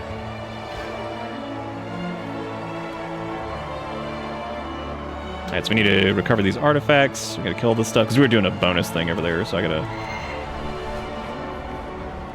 Cool thing is, after we're done with the Haranar, or Haranir stuff, we're gonna get to do Erator's quest, which I did do on the beta, but I missed all the cutscenes for it because they didn't exist. So I'm actually really excited to do that one. There's some really good dialogue in that quest. Because Erator's quest is kind of all about like the nature of the light and explains a lot of the stuff that's going on. I'm sure people will skip the dialogue and still be like, why Tyrallion crazy right now? It's like, alright. I see we can't read here. It's just that fucking... It's just that, like, if those kids could read, they'd be real upset.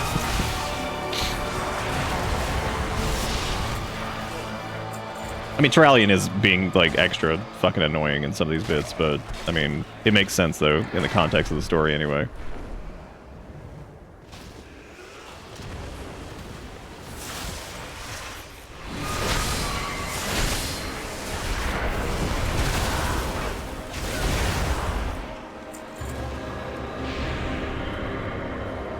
Real question is, where the heck are these artifacts?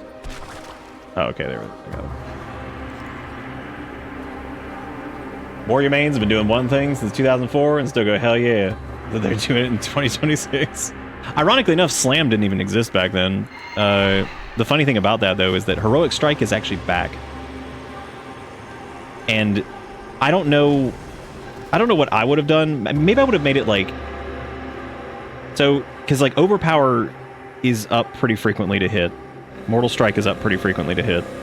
You keep Rend on as a bleed. Sweeping Strikes cleaves your shit to another target. Blade Storm, of course, just AoEs like crazy. You get the mini Blade Storms from hitting Mortal Strike and the procs that happen from that, which is really cool. I feel like Arms Warrior has like enough to hit. And then like you cleave an AoE to get that shit going and like you hit, you know, all that stuff. Like, so it's like they got enough going on that to make it interesting if they just made more things like interactable together. So I still don't get why the fuck Slam is even in there. It just feels stupid. Like they could have made it to where like, I don't know, after you get like a proc or something, your Mortal Strike just turns into Heroic Strike and hits harder or something. I don't know, like something. I have no clue how Slam survived. I seriously don't. That stupid ability.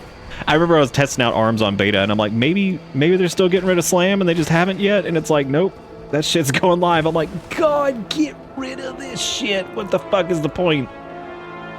And like, there was a time where you could basically not run Slam because they would make it to where there was a talent that Whirlwind would slam your primary target.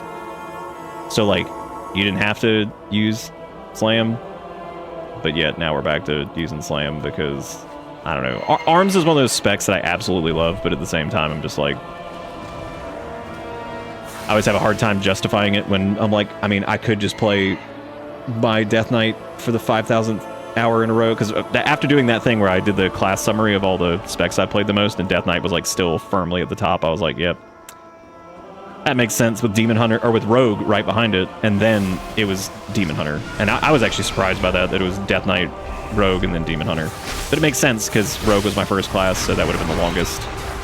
And then Death Knight came out in 2009 or 2010 or whatever, so that makes sense.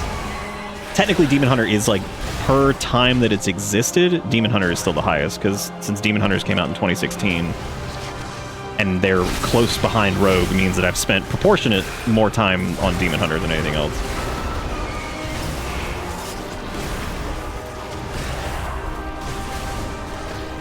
Like, proportionate to the class, like, existing.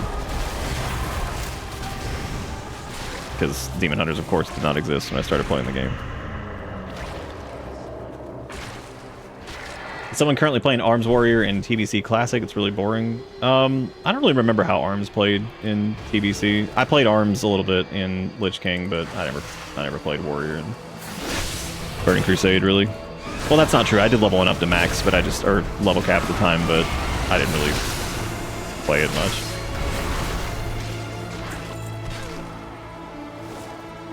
I remember his name, actually. It was, I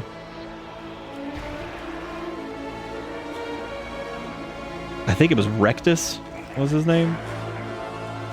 He was an orc warrior. I don't even think I have him anymore. I think he was part of the purge when I went through and deleted old characters. I think Rectus didn't survive.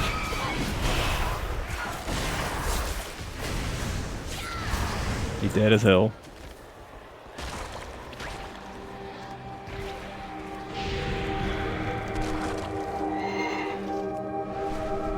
But yeah, Erator's quest line for the light and all that stuff is really neat, so I'm looking forward to doing that and seeing the cutscenes for it. It's also more time to get to see Alonce's Foul, and he's just one of the best characters. Fucking love his ass.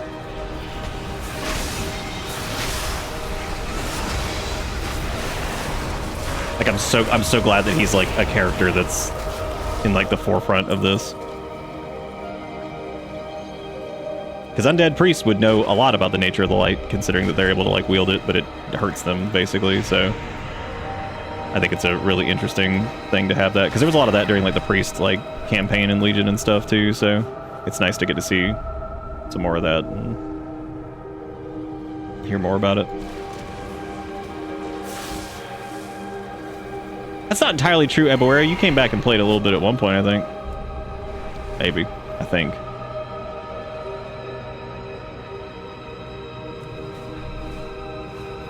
Oh, was it the release? You talking about like the re-release of it, like when they, like the actual classic, or like the original vanilla thing? Yeah, cause yeah, you came back and played. I remember that. That was a lot of fun. I don't really have a lot of interest in doing it again, but you know, I appreciate that it exists for preservation and all that. Your path leads you deep, stranger. Our beloved return. God, that quest took forever because I just could not find those things. Silly me. Return to the den, speak to the elders. All The right. elders must hear of this. Go with the wind. Go with you, bud. All right, I'm out of here.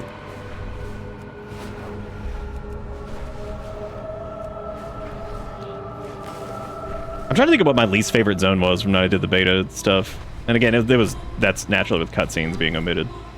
I had some problems with Void Storm, but I'm interested to see what the cutscenes and stuff add to it, because I might end up liking it a lot depending on like that.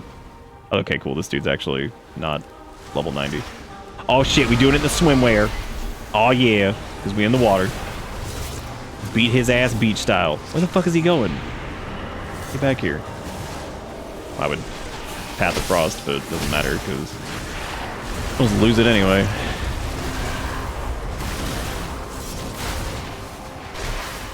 Fighting him behind a waterfall. Fuck pronouncing that dude's name.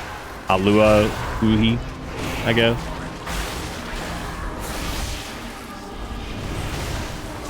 I like how we have our swimwear still on. And our dumbass beach shovel. Speaking of, I saw that I guess Classic is on Mist now. And is Mist considered Classic? The Mist came out in 2012, 14 years ago. There's been a lot of discussion about like what Classic even is now. And I think at this point, like, they're just going to kind of keep releasing them in sequence because I think people keep playing them and it's a reason to have a few people designed or on that team. I don't know. Because I like Mist of Pandaria. I really enjoyed that expansion, but it's one of those things where I look at it and I'm like, yeah, I don't really know if I have a lot of interest in going back and doing that. Because it was a long time ago, relatively speaking, but at the same time, I'm just like, I mean, like, I don't really, like, I liked it. I enjoyed playing it when I played it, but I don't really know if I care to play it now, if that makes sense. It's, oh my god, especially if they do, like, Warlords of Draenor Classic, I'm like, no, I'm good. I really like Warlords, no, I'm good. We barely had time to discuss our findings before we received word from the Runestones north of Farstrider Retreat. Something has whipped the light bloom into a frenzy, and if we don't act now, all of Eversong could be lost. Ready for Orwenna's elders hope Orwenna's elders recognize the threat. What'd you learn from the Magisters? At first they didn't believe a word I said. Romath thought I was mocking him somehow, but Ayanka's seed piqued their interest. All they could provide with theories. Their most plausible one is that the Sunwell's hyperactivity spread the light's influence through the earth itself, straight into Eversong's trees and roots. And since all roots lead to Herondar, in the days of Legion Falls, Shaldrasil's roots succumbed to the shadow. Perhaps that made them uniquely susceptible to spreading light of the Sunwell. While you research, look at this. He explains exactly what's happening, and people are gonna be like, "Why did light bad?" It's like he just fucking explains it, like just plain as day. There you go. He just explained exactly what's fucking happening.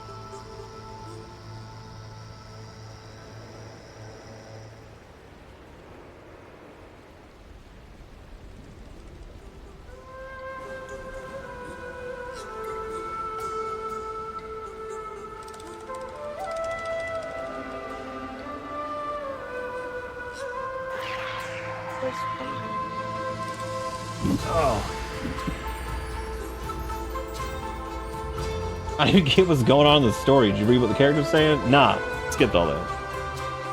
I always love that in Final Fantasy 14 too, where it's like, oh yeah, I skipped everything, didn't watch cutscenes. It's like, this story dumb. I'm like, well, you didn't participate in it. I mean, of course it's gonna look stupid. Fight.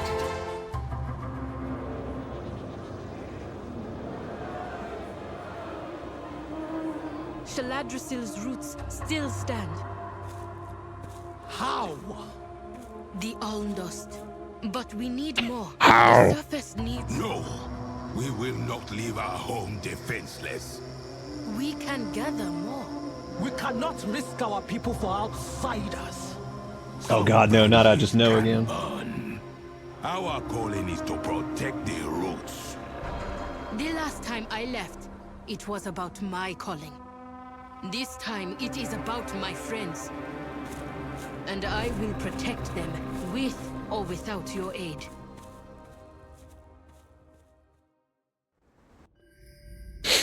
Well, the Haranir overall are being clown dicks. So, your path leads you here. May you lend your song to hers. Return to Eversong. The world watch over you. Oh, neat, you can take the root wave. Oh, that's We cool. face a grim task. Steel yourself. Oh, I should probably go turn in this Delver's Call. You know what? I'm gonna wait. I'll turn that in once we like kind of run out of main story quests. Because I'll probably end up grinding dungeons or doing side quests after that. Because I think when I did the beta, I got to like doing the main quest. I think I got to like 87 or 88. So we'll have a couple levels we need to. Oh, I'll send it then. That's fine. Yeah. No, I got it. I'm right here. Hang on, that's it.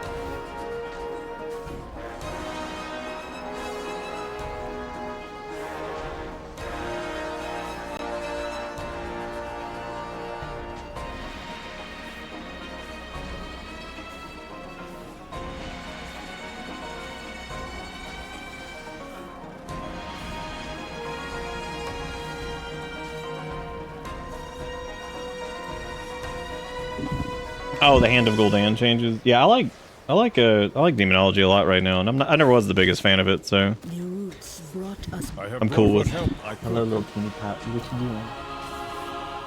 You want to come up here? Are you food crazy? He did the tap paw. He's like, I'm here. I have arrived. He's like, I saw that door was open. I came right in. Do not. Well, they didn't explain why light was bad. They explained why the light bloom was going as crazy as it was, because all that resonant energy from the Sunwell being channeled into the Void Storm thing is like basically causing it to like overload, and anything that's light touched at all or aligned with it is just kind of going on overdrive and running like out of control, basically, because there's so much residual energy from it that's just causing things to go insane, basically. Even like trained paladins and stuff like that, because they're so connected to the light. The more connected they are, the crazier they're getting. These light frenzy rootways must lead all the way back to Herondar. If we don't close them, it won't matter how many of these damn things I bring down. Close the rootways and might have fun. We used the last of the Almdust we gathered. What do you intend to do, Halduran? Whatever I must. Alderon's about to burn this bitch down. I'm finna do it.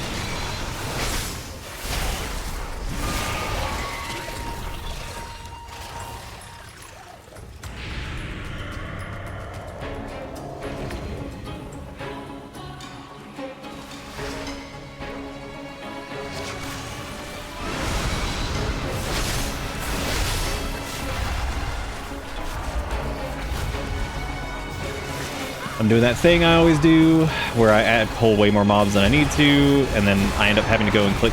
This is like a weird like thing with the way quests are designed, and they do this specific. It's actually well designed in the sense of like they make it to where if you naturally go through the places where you have to like kind of interact with nodes and turn things off and do like little interaction points, that if you're killing the enemies that are near it, you'll probably be pretty much done with killing the enemies by the time you're done interacting with all the little nodes and stuff. My dumbass always goes in there and starts pulling like 800 things, and I'm like, yeah, let me kill all these, and I gotta go to the nodes anyway and kill the stuff that's named the nodes, which means I have to kill like 18 more things than I need to, so I'm trying to not do that as much as I normally do. Because like right here, we have to just destroy 5 of these like frenzied portals, and my ass is pulling everything in the world, and that's stupid because I have to run to all these anyway, and there's gonna be things next to them that I have to kill, so. I really think it's interesting for them to use the, so the runestones are really important to Quel'Thalas in general, and it was one of the biggest things with the Scourge invasion in Warcraft 3, because basically the runestones were sabotaged, which are kind of like Quel'Thalas's defenses, and the runestones were sabotaged during Warcraft 3, and that's the entire reason that basically the Scourge was able to get in and Arthas was able to march directly up to the Sunwell and everything. So it's really cool to me that they've like repaired them, and they're also being used here against this light bloom stuff. I think that's interesting to see the runestones being used in a capacity that's not just against like the Scourge invasion. So we get to see kind of the runestones functioning and doing their job outside of, you know, the context that we've seen before, which I think is just neat. They've done a really good job with Silvermoon and Quel'Thalas overall so far. Like, I think they've done a wonderful job with the presentation of it, and I really hope that this is kind of like, I really hope the only big continent that I want to see past, like, if we're going like a destination like type expansion again, is to do the Arathi Empire. I think that'll be what I want to see as far as like a destination expansion type thing. I hope that otherwise, because the Last Titan, they're doing what they're doing here, where they did Quel'Thalas and Zul'Aman and stuff like that. I kind of hope we get to see like an excursion into like the Eastern Plague Lands, maybe for like a patch. That'd be cool. Maybe redo some of that. I think the Last Titan's going to be redoing zones in Northrend, so that'll be really cool to see. Because I know there's been like there's been like dialogue about like the Ebon Blade fighting the remnants of the Scourge in Northrend, and they've been like more active or something like that and shit. So I'm interested to see kind of what happens with all of that, and kind of how like Undeath ties into all the, you know, cosmic force craziness with like the light and the void and all that stuff kind of clashing, and kind of see where the whole Undeath stuff falls, especially with there not being a Lich King period now, so there's nothing to control the Scourge out there. So the real question is, I guess they're all just mindless and crazy. Or maybe we'll get to see like where there are like liches and stuff like that who have been like commanding them or something somehow. I think that would be neat. And more with like the Shadowlands stuff that they kind of hinted at, which, like I said the other night, I think is fantastic. The way they're kind of not retconning stuff like that, because that would also feel kind of stupid if they were just like, it never happened, it was all a dream and everything was what that's just dumb. That'd be such a stupid thing. But that whole like bit with Eretor and Sylvanas talking about the true nature of the Shadowlands and like something deeper and more primal beneath what we've seen, because something doesn't seem right about the way the Shadowlands are right now. And I was like, okay, that's much more interesting than, still not my favorite thing regardless, but that's way more interesting than like, it was all a dream and it never happened, and actually like, okay, yeah, just write something neat around it instead of just being like, oh fuck it, whatever. What? Whatever, we fucked up. This is getting us nowhere. Send word to Rama. Have the magic. True, big number AoE make brain happy. That is very true.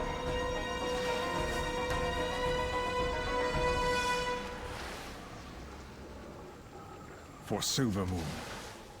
I don't think we can solve this with arrows and magic, even with Orwenna's help. We don't have enough Alm Dust, nor enough Haranir to prevent the spread of this frenzy. Do not delay. The longer we wait to call this, the more Forest and I lose. It's a shame that something born of Herondar wreaking such havoc on a plane like this. These brutes may not cradle Alnara, but they grow towards her all the same. The world watch over you.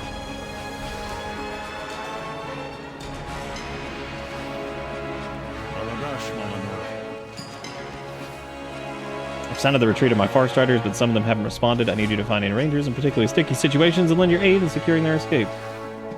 With perseverance, strength.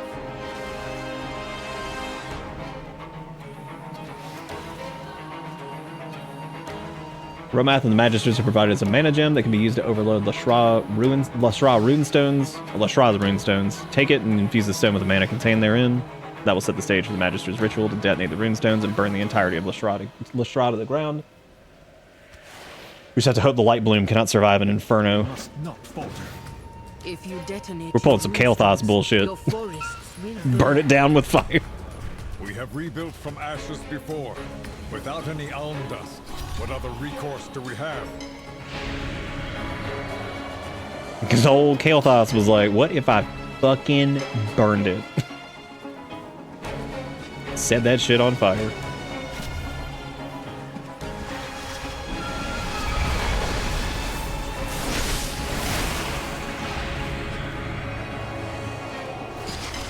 And they did such a good job of Unholy. I'm really proud of them for this.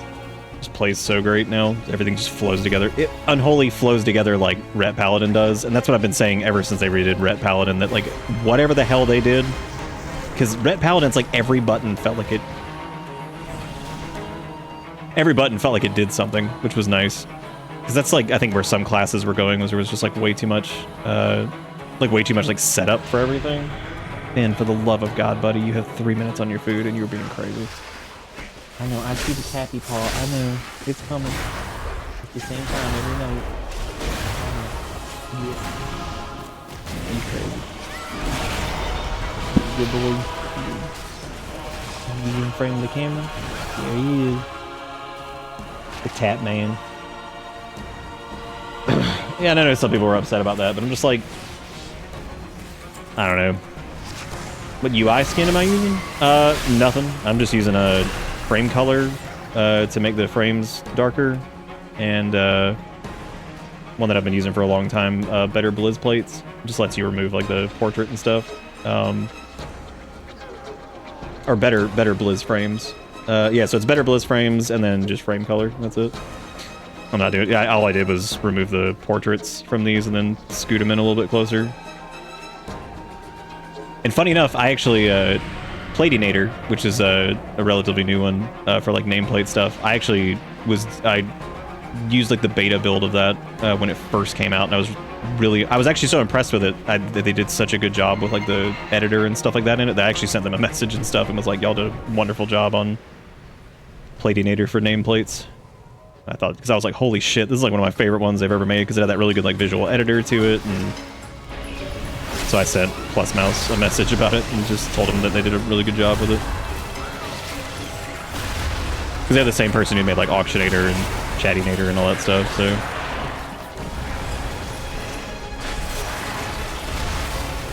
I think they had like a little donation thing up for their thing. I think they sent them like $5 or something and told them they just did a really good job with it. Because I could clearly tell they were putting a lot of work into all their add-ons to be like midnight ready, which was cool. All while Weak Auras and LVY and all them were like shitting their pants and throwing a fucking fit, and then these smaller add-on developers are like, well, we can still work with it. We're gonna figure it out. Yeah, we'll make customization within what we can. And I'm like, I love all these like bigger teams that are just like absolutely being the biggest fucking babies about shit, and then you have like the smaller devs like Plus Mouse who are like, yeah, we'll make a nameplate thing. Yeah, we can do it. And they did it, and it's great. They did a really wonderful job with it.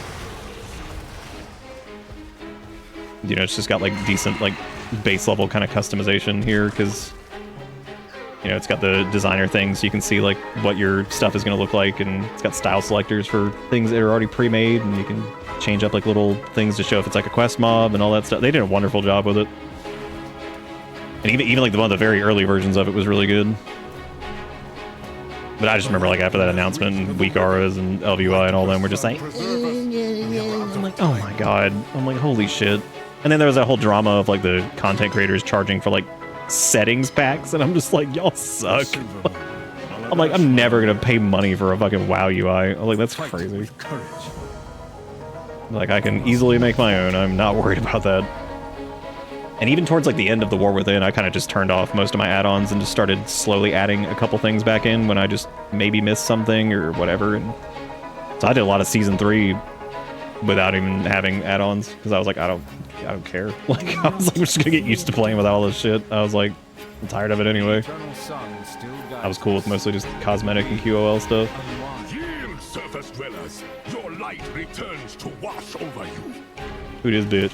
Oh. Blood in Ruya. Oh, it's Rula. Look at that. Ruya or whatever. Naive Orwena, this frenzy shall lap at the heels of our secret home no longer.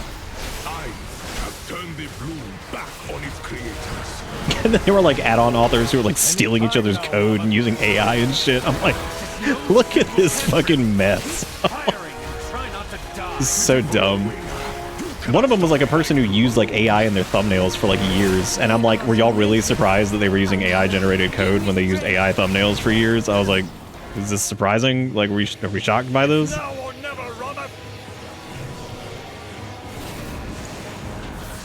Dear God. There's a lot of treatment. There's been a pretty recurring theme in pretty much every fight we've had. I feel like we just get driven back. There's been a lot of losing so far in this expansion. It's like, well, fuck, run, I guess. Oh no, here come the Haranir. They're coming to help. Look at that. That's the modders were charging money, and it's specifically against Blizz's terms of service to charge money for add-ons. Like you're not, that's a breach of the EULA and everything. Like you're not allowed to charge money for add-ons. So the way that these content creators who were shitty as hell, what they were doing, and they're still doing it, is they'll take like, so you can download an add-on, like the one I was just talking about, Platinator, which basically is just a little, it just adds a few more customization options for the nameplates for enemies. You can kind of like change the size of stuff. So it's like just a customization thing to kind of, you know, make it a little bit more tuned to what you want. And what they'll do is they will, these have profiles, so you can like export this as a profile. And what they'll do is they'll set these up a certain streamer way that's for high-end gaming, whatever, expert gamer shit. And they will sell the profile strings. And they'll lock them behind like scripts and stuff like that you have to run. So these asshole content creators are like, you could buy my stupid UI pack for $50 or some shit, and you could be an epic pro elite gamer too. It's like, I'm good. I was like, I'm good. I think if anybody is doing shit like that, they should be able to set up their own like nameplates and stuff. Like, it's so stupid. So dumb. I'm just like, oh my god, fuck off. Like, that's so gross. But hey, I guess, whatever. And then there was a bunch of like slap fights where some of these content creators were like using like AI generated code for stuff and making UI packs that were like stealing code from other people, and then they got like called out for it, and one of them just straight up deleted their entire channel, and they were like a huge content creator. I was like, damn, dude. But again, they were one of the people that they made like WoW guides and all this shit, and they were kind of turning into one of those folks who like everybody just took their like whatever they said is like law whenever it came to like performance patches, like, you know, UI stuff. Like they were just starting to take their word as law. And this is a person who for years has been using like AI generated booby girl in the front of their thumbnails to draw people in. And so when they got caught stealing like somebody else's code, to my knowledge, I don't know everything about this, they got basically caught lifting someone else's code for one of their UI packs and then selling it. And that person got pissed off and called them out.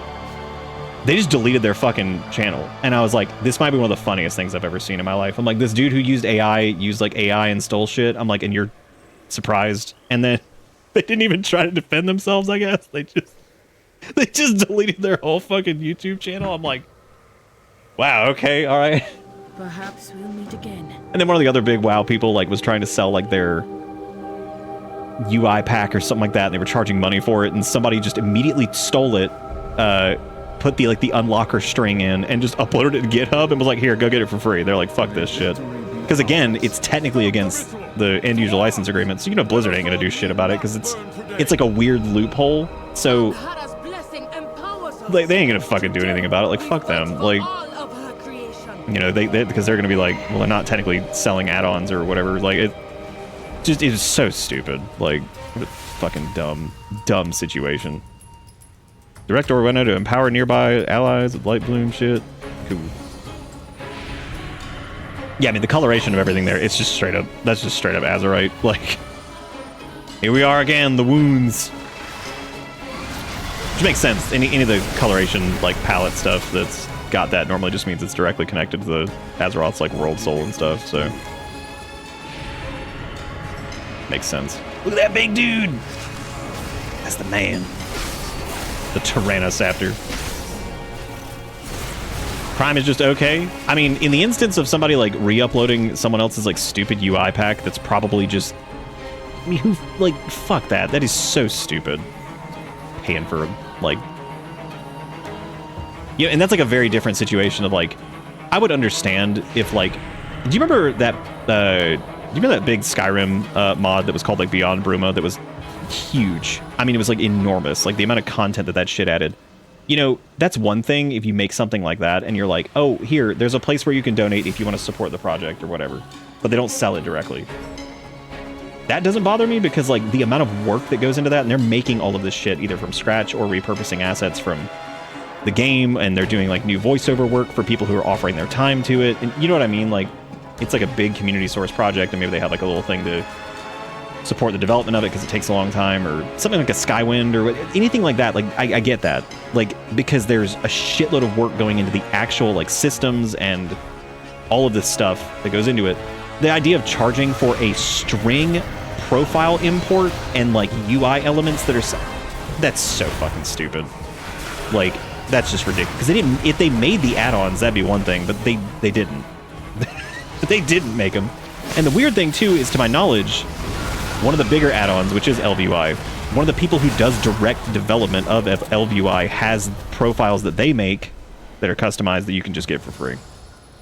So I'm just like, and I don't know if they charge anything, I don't know if that's changed or whatever, but like to my knowledge, if I remember correctly, I remember one of the developers who makes LVUI actually has their own profiles that you can get. So, and they're the ones making the add-on, and so if they're doling those out for free, then yeah, fuck the idiots who don't actually develop the add-ons who are trying to sell them. Like, that is so fucking stupid.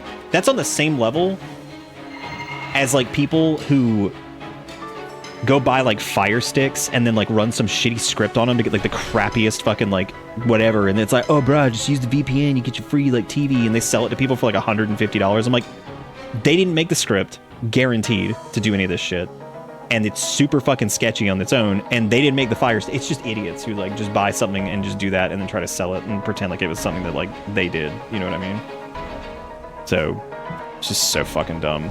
Like, that's like the lowest tier of just jackass. And most of them only get away with it because, like, they play WoW so fucking much and play it at such a crazy level of stuff, and that they're just like, oh yeah, let's get the turbo streamer UI. You know what? Maybe you can go buy like an NFL player's like used socks, and you can wear those, and you'll make you a better football player. So stupid. Be like, I got his socks, now I can wear these, now I'm a good football player. But like, no, you won't be. I promise downloading some streamer's UI. Because that's the thing with like UI packs that I've tried to always say is like, if you're gonna do like a custom UI, maybe like just do some of it yourself, because you'll learn more about why those decisions are made. Because if you just download like Streamer Pack 69, they know why they have all those like these like different like, you know, configurations and shit like that. Like, but for somebody who's just downloading it who doesn't do that stuff in the first place, like if they're not doing like really hard Mythic Plus stuff or whatever, it's a waste of time, because they're not gonna know. They're not going to know the why of those, why these decisions were made to track this, and that, whatever. And there's a dude that's also done Weak Auras for years who seems like a nice guy. His name's Luxthos. And when Weak Auras was closing up because they were throwing a fucking fit about having to rewrite the add-on to accommodate, which is fine. I mean, it's okay for them to just be like, whatever, we're not going to do it again. They did it, you know, basically for free anyway. So that's fine. That's their prerogative. Like, he made Weak Aura profiles for people, and I personally never really used them, but they were pretty good for people, I think, who were just starting and like wanted a baseline to track a bunch of stuff. I think they were overkill on information, and I think they were actually detrimental to players, because I think that like when you have like a Weak Aura pack that's sitting on the screen, it shows every cooldown and shows every defensive cooldown. Like, I feel like for most players, they're not going to be able to like process that information. So like if you have this information on screen and you can't do something with it, it's just as wasted as if I just like that'd be just as dumb as me being like, oh, here, I'm gonna make my player frame like 400 fucking whatever and shove it right in the middle. Like, you know, I see people do that with the PvP stuff too, where they'll like copy like higher level PvP UIs and they don't know why they're set up the way they are set up, and they just waste all this time doing that. And I'm like, you have no clue why the nameplates are all over here and why this is over here and why this is here to track this and like so it's just like it's a fucking waste because it's just information overload where you're not gonna get anything out of it because you don't know how to parse the information. Like, so it's one of those things where it's just like super weird that people even, I mean, I get it, it's that streamer culture craziness where people just get nuts and they just have to have like the thing that good player at game has because it's gonna make them better at it. It's like the whole like, I'm gonna buy this controller that Super Smash Bros crazy person uses and it's gonna make me better at the game. And it's like, well, no, they use it and they're better at the game because they can utilize these aspects of it and all this shit. They know like why they're doing it. They trim their triggers down to do this and whatever the fuck the reason is, right? Like they got all this stuff, but they're gonna use that and just it's not gonna do anything because you don't have any context for it. Isn't the one I saw once that had a fuck ton of bars and also had this weird? There's a lot of that too, the weird like text to speech shit, and that was the big thing too. Was like, with weak auras and all this stuff and all this customization and access to all these values they had, I mean, it was like, I thought it was obnoxious to watch people play like that because you'd have these things that were just making all these sounds and air horns and screaming at you and like all these icons telling you exactly when to do whatever, you know, solving like rotational stuff, which means the game was overly complicated in those ways too, so that's on Blizzard. But like, it's like people wanted their UI to look like a spaceship and, you know, fucking make all these obnoxious sounds, and I'm like, you know, there was a point where I was even like way before all this happened, and I'm like, I'm gonna maybe go back to like the base UI and kind of just customize that because I feel like it just, there's a point where it like starts being like so removed from the game itself that it almost felt like weird.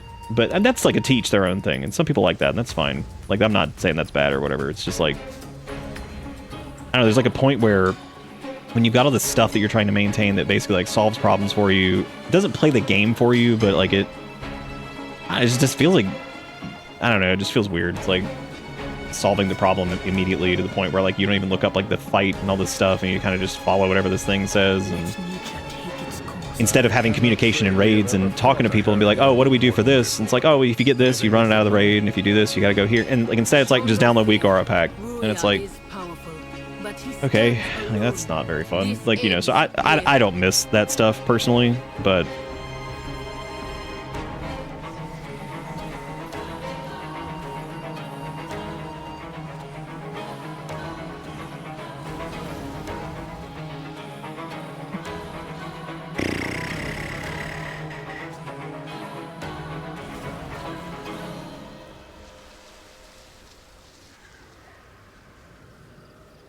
cargo cult behavior? I actually don't know what that means. What does that mean? Is that like a fighting game thing?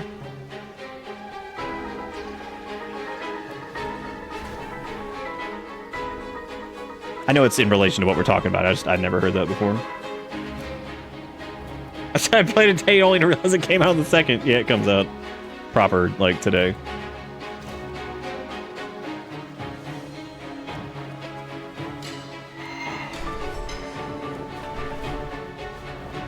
Yeah, it's kind of like how I fell into like the, oh wow, we're fighting him out here. I thought he was gonna be like a dungeon boss or something. He might do like enough and run away or some shit. Maybe we'll just kill him here.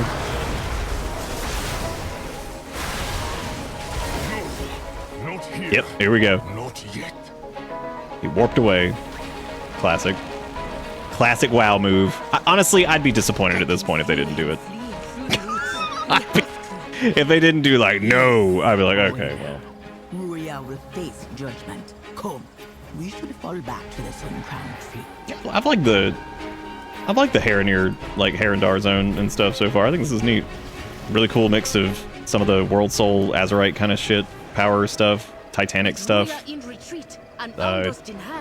kind of wove it into Eversong Woods with the Light Bloom thing affecting it up here too, and I don't know. I think it's good. I think it's done a good job of like kind of tying some of the pieces together, and also giving us a bunch of backstory on the Haranir and kind of whatever. I think it's neat. It's been a cool zone so far. Invaded me so many times, my friend. It is time that the Harati reached out hands of our own. Meet Orwenna and Haldoran in the Gardens of Remembrance in Silvermoon City. I shall watch for you. That get us a new trinket. Hot diggity damn. Another like random thing. I absolutely detest leveling trinkets that have on-use effects because I just think they're stupid. Because like I'm leveling, we're changing gear so quickly. I'm not like adding like a macro for like use slot 14. Like I fucking hate them for leveling. I don't mind at level cap because then you can kind of set up your cooldowns that, you know, if you're on like a strict timer of doing like 90-second cooldown windows or something, like you can just kind of set up a macro for it. But I can't stand him leveling, so I'm not putting that shit on my bars. Just give me passive trinkets for leveling. I'm not doing that crap. Tain't doing that. I still love how good this looks too. Being able to see that like in the Eastern Kingdoms is so neat. Cargo cults come from uneducated natives in the Pacific Islands seeing American airstrips bring in planes with cargo and supplies, and after they left, the natives tried to construct their own towers and radios and everything they saw, hoping if they did, the motion's right, it would bring more planes of supplies, which of course has no chance of working. Okay, yeah, I'd never actually heard that before. Yeah, Ish was saying the same thing, that during World War II, Allies built bases on all the remote islands, and the natives didn't understand what all the technology did, and they started making airstrips, control towers. They were called cargo cults. Okay. Yeah, I'd never actually heard of that. I mean, I think I'd heard of that. I didn't know there was like a name for it. That's pretty cool. I didn't know about that, like, specifically. God, the music in Eversong Woods and stuff is so great. Did a wonderful job with it.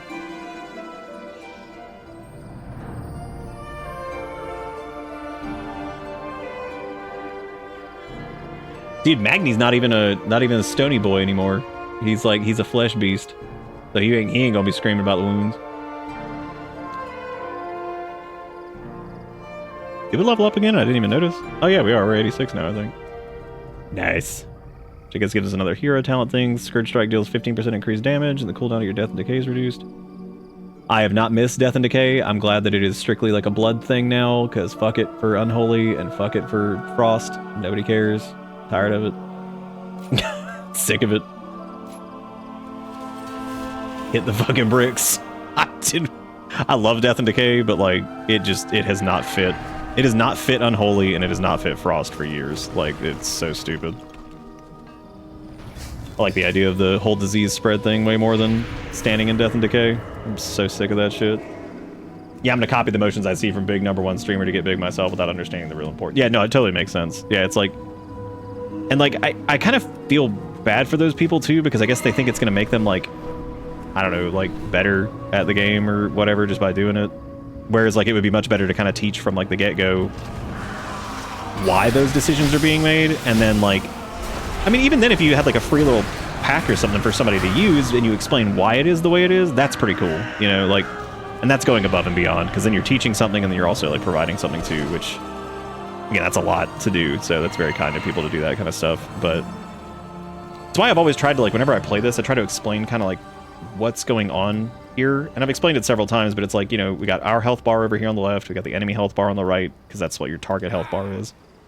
These are our action bars that just kind of show like where our skill timers and stuff are, and then the basic gist of it is follow what the nameplate, the health bar is, and as our goal is to get enemy nameplate down and keep ours up, right? So it's just like, you know, just to try to keep it like simple as far as, you know, how this stuff like works or whatever. You know, just like the basics of whatever. So it was kind of like when the one button rotation came out. I think it was like funny to see how many people were getting upset about that, and I think the majority of people who were upset about it weren't even thinking about like the implications of it for being like an accessibility option. And I think it was people that knew that the one button rotation stuff was probably going to be better than they are. Because I think that shit fucked up some mid-core people who thought that they were like hot shit. When somebody could just walk in, hit their cooldowns, hit the one button thing, and just be like, oh look, I'm out DPSing these guys now because they suck. Those were normally like the gatekeepy kind of jerks who just were... Oh no, it's Ted! Oh, this is that quest where we had to go like handle disputes. The fuck they doing to Ted, dude? That's my man. Wasn't me. I don't know what they think I did, but it wasn't me, I'm pretty sure. These vanguards were all over me like they'd never heard of a warlock before. I don't know if it... Dude, you fucking dicks! Yeah, why are you seizing people? These paladins are under my authority and will go wherever I deem they are most needed. If the leadership of Silvermoon is unwilling to purge this evil, then we'll do it for them. Bitch, if you hurt Ted... Wielders, they may wander the city, but we will tolerate none of their taint near the Sunwell. You don't fucking hurt Ted, man. He's been around since, like, Legion. Fucking ass. Get off my man. Ted was Ted Shoemaker was a, they were NPCs that were basically, like, recurring throughout Legion that everybody liked a lot. They've been around ever since. They're just kind of crazy war... I forget what the other dude's name was. It was like a group that wandered around Legion and did all kinds of crazy shit. And he was, they're just like your buddies that you see all... that you would see just getting into shenanigans and stuff. We cannot survive on just mana biscuits. You already took our Magister, our knights, our weapons, and now our food? Oh, it's a Hallowfall night. Holy shit. Okay. Are you planning a purchase? I've heard of you. This is a quest we picked up a minute ago that basically it was telling you to go around and like kind of quell some of the disturbances happening. I've heard of you. You're the champion. They said you were able to help beat back the void. These soldiers told me that they need my goods for the Sunwell and then tried to take my entire cart. No please, no thank you, no recompense. I do not know them. How do I know this is not just the Alliance making excuse to take what they want? The war for the end of the world, I would have gladly given them everything if they had explained it better instead of simply taking my goods like common bandits. We could part with the cart of goods, though I would ask they remember whose city this is. When you need more. We are the seekers of light. We are the seekers of light. Stay alert. All right, Hallowfall, bitch. Keep that shit in line. Yeah, what was Ted's friend's name that he was always with in Legion? It was the Demon Hunter. Oh, we got some Doomsayers out here. What are they doing? What they dooming? Vanguard of the light in our streets, the void in our skies, our own blood knights and magisters too few to defend Eversong. How is this not the end of everything we hold dear? Discourage the spread of panic. I concede to your point. Okay, thanks, bye. You gotta convince 5 people to stop being assholes. Oh, they also conceded my point. Okay, that was reasonable. But these are pretty reasonable Doomsayers so far. I'm waiting for one to try to attack us because they go crazy, I'm sure, so. What needs bring you here? You might be right. Thanks, champion. Well, yeah, these guys, they've all been pretty agreeable so far. I just keep telling them, like, nah, man, it's cool. We got it. Needs bring you here. Oh, they didn't. They're a Twilight spy. Not for long. God, imagine being a spy like that, and then just here comes the army of the fucking dead. Just ripping you to pieces. Like, well, I picked the wrong team. It's like 50 of us. They're like, oh man, I should have gone with the army of the damned. Because look at this shit. We endure. We shall not fall. They just gave up too. We only had to fight one person. That's crazy. Rise of the Heronir. Meet Orwenna and Haldoran in the Gardens of Remembrance in Silvermoon. Okay, so we're gonna go there first. And then after this, once we finish the Herondar stuff, it is Erator's questline time, and that's gonna be fun. This is such a cool area because this is actually one of the very first areas you go to when you played a Blood Elf back in Burning Crusade. Because this is Falcon Wing Square, which they have now renovated and gotten all fixed up because it was destroyed before because, you know, Arthas. So it's really cool to see this like rebuild. Fighting is far from over. The void claws at your gates and threatens your people, but know this, my friend, from this day forward, any threat that encroaches upon Alnara's bounty will have the Hereti to contend with. Arati. I keep saying that wrong. Be it here or deep below the earth. Oh hey, we got a quest for the Blinding Veil dungeon. Nice. Yeah, see, it says that this is cute. It says that they're in diplomatic talks right now, so that's a cute in-universe way of showing that the Heronir unlock in 18 hours. Because like they're doing like diplomatic talks to have them join the Horde and the Alliance. That's fun. Champion, return to the Sanctum of Light. This struggle is far from over. The eternal sun. Thanks, Gideon Emery. I appreciate it. Bring my people back into the world. It's still so funny to me that like the guy I always hear whenever I'm talking to Lorthamar is the dude from Dragon Age 2, and he's the person who does Lorthamar. That Gideon Emery, he's done Lorthamar for like a million more years than he ever did that one character from Dragon Age 2. But for some reason, I always just think of the character from Dragon Age 2 because he sounds the exact same. He's also done like 80,000 other voice roles, so like I don't know why in the world that's the one that just goes to. But I don't even fucking like Dragon Age 2 that much. It was fine. It was okay. It sucked in a lot of ways, but it was like fine in others. So like it's just really weird that like that's where my brain goes for him. know what's always weirds me out about WoW? Like, once every 10 years, they go like, oh, fuck, it's supposed to be Horde versus Alliance. Here's that expansion. And then Horde versus Alliance doesn't matter at all for another 10 years. Yeah, I think the last time that happened was Battle for Azeroth. They've, ever since then, they've been kind of merging the factions and getting, like, cross-faction grouping is cool now. Cross-faction guilds are cool. So I think we're past the point where it's going to be just big all Horde versus Alliance stuff. And I'm cool with that because I'd prefer them do smaller faction conflicts or like inter-group like tensions, kind of like they're doing here with like the Paladins and like seeing like Void Wielders near the Sunwell and stuff. So I'm kind of glad that we're done with the overarching gigantic Horde versus Alliance shit because I just feel like it was just getting tired. I mean, like it was time. Well done, the Void Storm is evoking fear and terror in everyone who see it, myself included, but I chose this life of standing up to evil and spitting in its face. Sadly, not everyone had the luxury of that being a choice. Yeah, because that was the dude that we got the quest from. Because that was Aethys Sunreaver and what's-his-face there that we were talking to, so they were trying to keep the city from descending into chaos, which makes sense for Sunreaver specifically because he's been involved in like the Dalaran shit that's happened before and seeing basically what the chaos can descend into on the people dying and all that shit, so...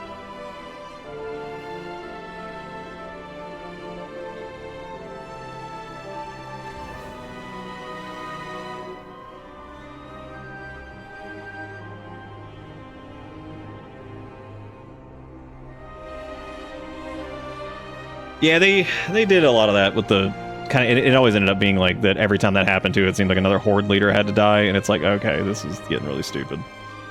Lucky to have them as potential allies, and lucky to have you, I'd say, in brokering that relationship. There's more for us to do, but I've no doubt that the Harati will prove vital allies, the Silver Moon.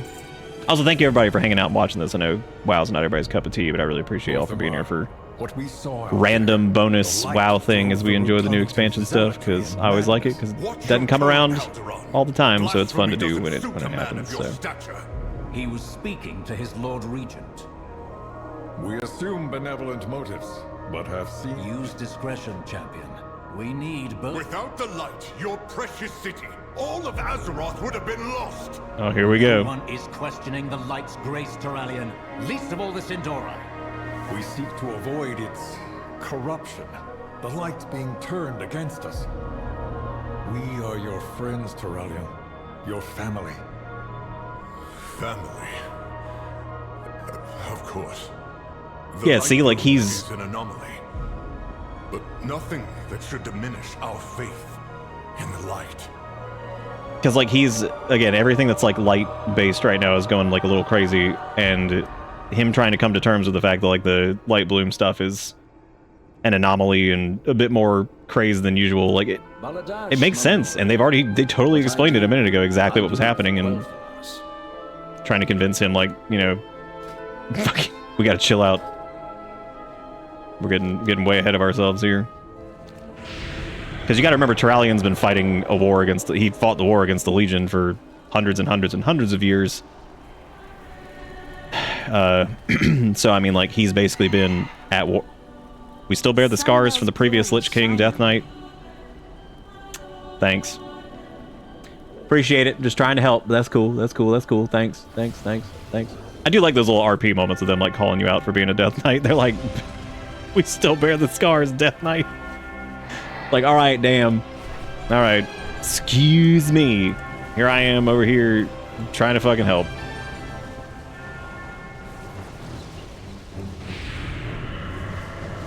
Alright, so before we, I was investigating the void to help you. Oh god, now they're after Umbrick again. Tempted by your offers of help, Void Elf.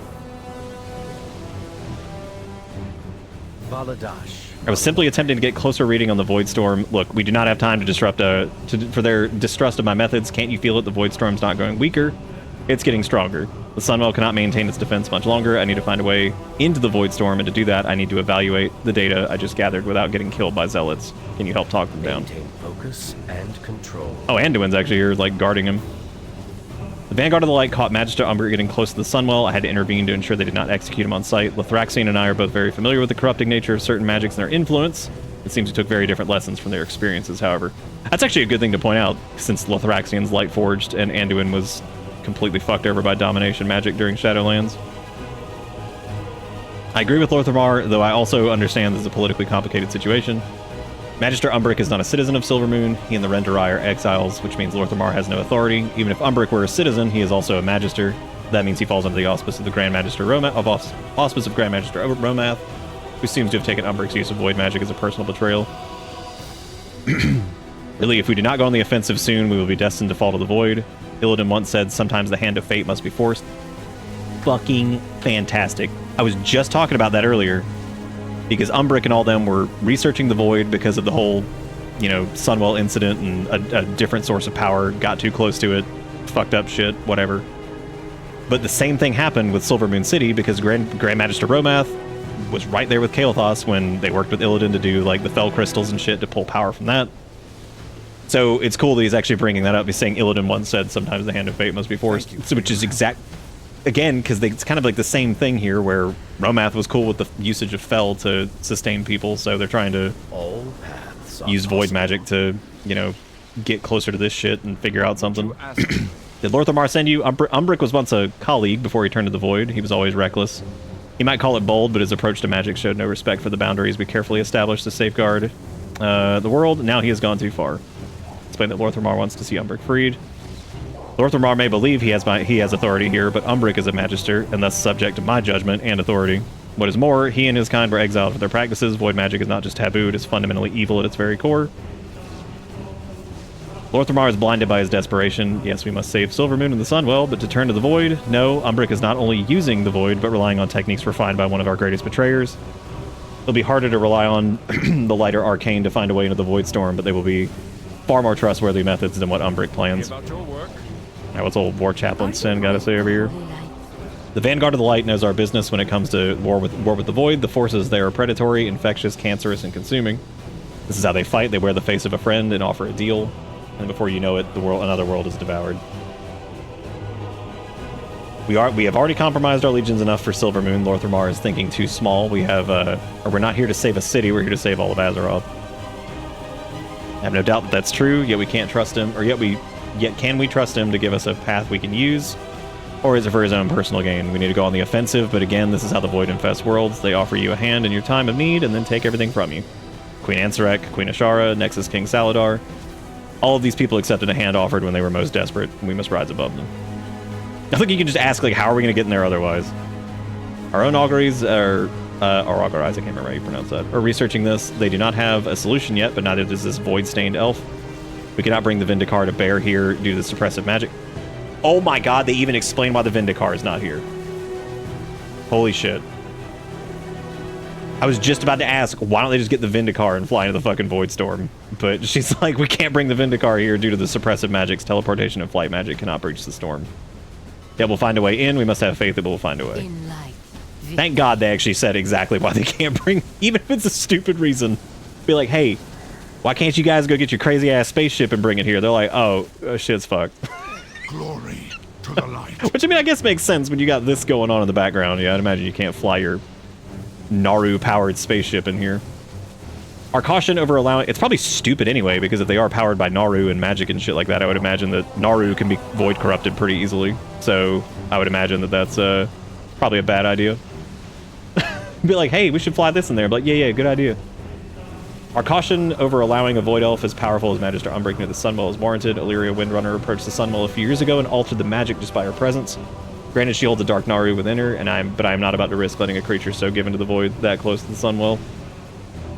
I do not recognize Lorthamar's authority in this matter. This Void Elf is in exile and by his very nature considered to be a threat to the Sunwell and our forces here. Umbric is not a citizen of Silvermoon, nor are we subservient to the rules of the Regent Lord when it comes to our war with the Void. He may counsel, not give orders. Tempting, too tempting. I doubt we could trust a path presented by a minion of the Void, but we need to do something. Sunwell's holding for now, but this is not a stalemate. The Void Storm will begin breaching our defenses soon if something does not change. So this is all good dialogue because what they're saying makes sense. Because this has happened before. Illyria Windrunner got too close to the Sunwell and all kinds of shit broke loose because she did. So it makes sense as to why they're leery of letting anybody who has anything to do with void magic close to the Sunwell, because obviously it's in a fucked up state right now too with all the crazy shit going on. So, and that was when things were like kind of dormant.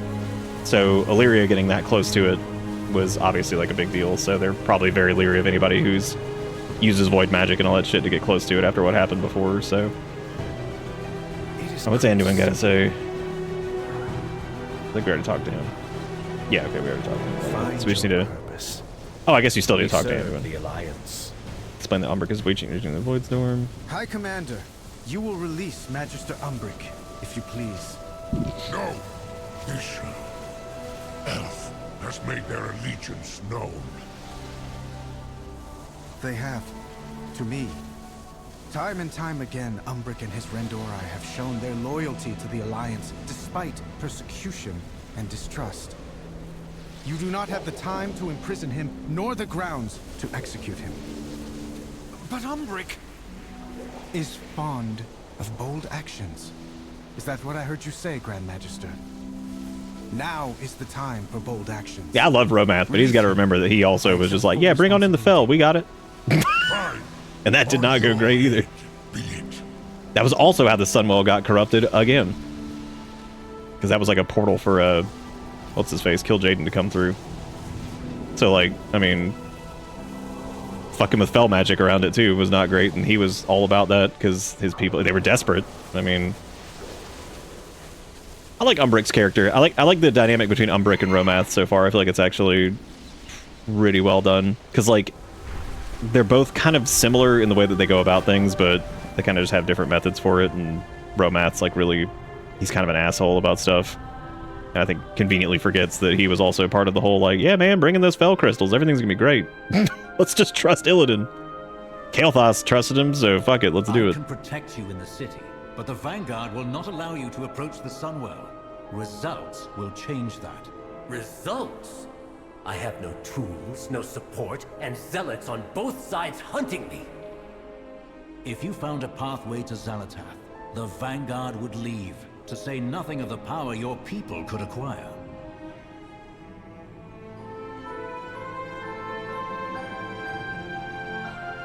Thank you for your intercession. While I prize myself on doing what is necessary for Silvermoon and the Sunwell, I have a feeling my own patience would have worn thin. I know it has said something that all of us would have regretted. That Lorthamar sounds fucking pissed every time. He's like, Jesus fucking Christ. He's like, we get it. We're all light boys in here, and y'all are being stupid. He's like, we gotta figure something out. And they're like, no, no, no, the light. And he's just like, I fucking get it, dude. We live next to the Sunwell. He's probably just like, Jesus fuck, we get it. I'm just trying my best. What do you want from me? Be like, there is a literal fucking anus outside of the city just sucking up Sunwell juice. He's like, what do you want? What do you fucking want from me? Alright, so we're gonna do the next leg of the main quest here. I'm gonna check on something here because we ordered some food a little while ago. And they always take a long time because Eric was wanting something, so we got whatever. So I'm gonna check that and see how that's going. Matter of fact, I'm gonna get up for just a minute. So I'll be right back before we start this next one should be interesting. I'm really excited to see the cutscenes and stuff, since I do remember doing this on beta, but I'm interested to read through the dialogue a little bit more intently and see all that stuff. So we'll do that here in 1 sec. Oh.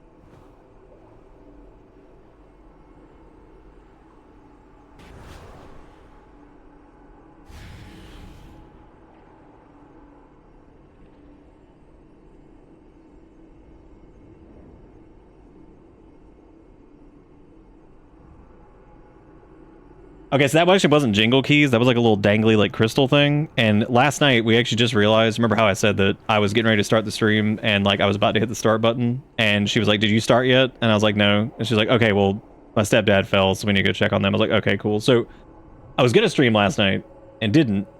But the funny thing was she brought this little crystal thing in here like a little bit before. And I was joking. I was like, oh no, don't be bringing crystals in here. You're going to jinx tonight. You're going to curse the stream or something. And she's like, no, I'm not. And we were just joking about it. And then she took it back and quite literally, it did curse the stream because it bet that we did.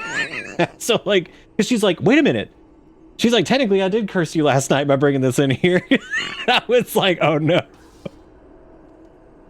I was like, oh no. I was like, we did actually get cursed, not even as a joke. So,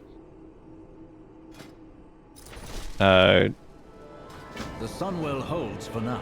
Only through the constant I like to use my power for good. Well, maybe there's been like good curses that you've done with some like sage stones or something. Erica doesn't do any of that shit for real. She just thinks some of them are pretty. She's like, oh, these are neat. Lunar said, hey, if you're in chat. Okay, you are in chat. Sometimes Erica will say something and then kind of like disappear. The beauty of Elisong endures. Poof. Yeah, they had a little deal going on with Burger King, and they're like one of the few that are only open up 24 hours. And I was like, yeah, I could go for a Burger.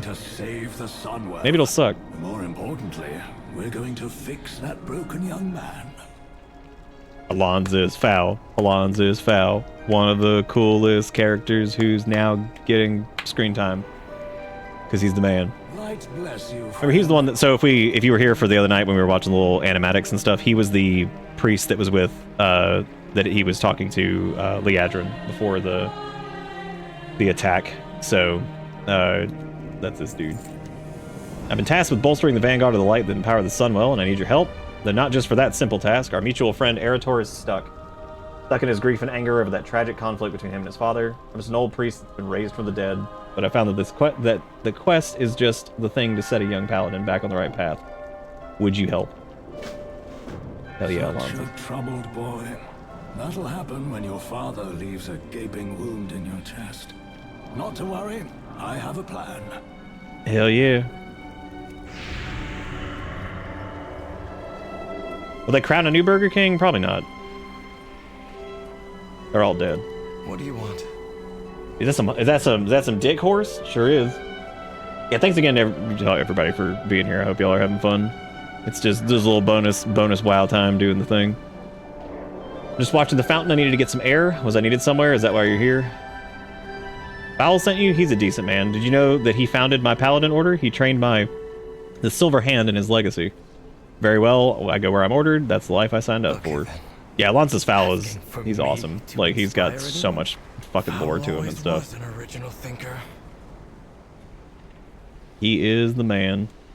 Yeah, so this entire quest line is kind of like the nature of the light and how it's wielded and how it's like different between different cultures and all that. This is a really interesting quest. And the funny thing is like I said, even without like the cutscene context and a lot of stuff, it was still pretty cool. So I'm really interested to see some of the additional dialogue or whatever maybe that I missed and the cutscenes for it. So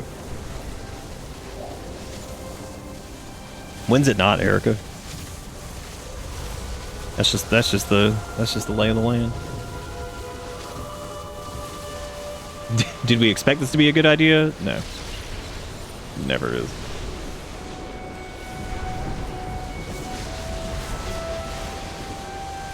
I want that was pretty much exactly what Erica's reasoning was. She's like, I want a fucking burger. Which is fair, we do not have burger here. I love how loud the Sunwell is.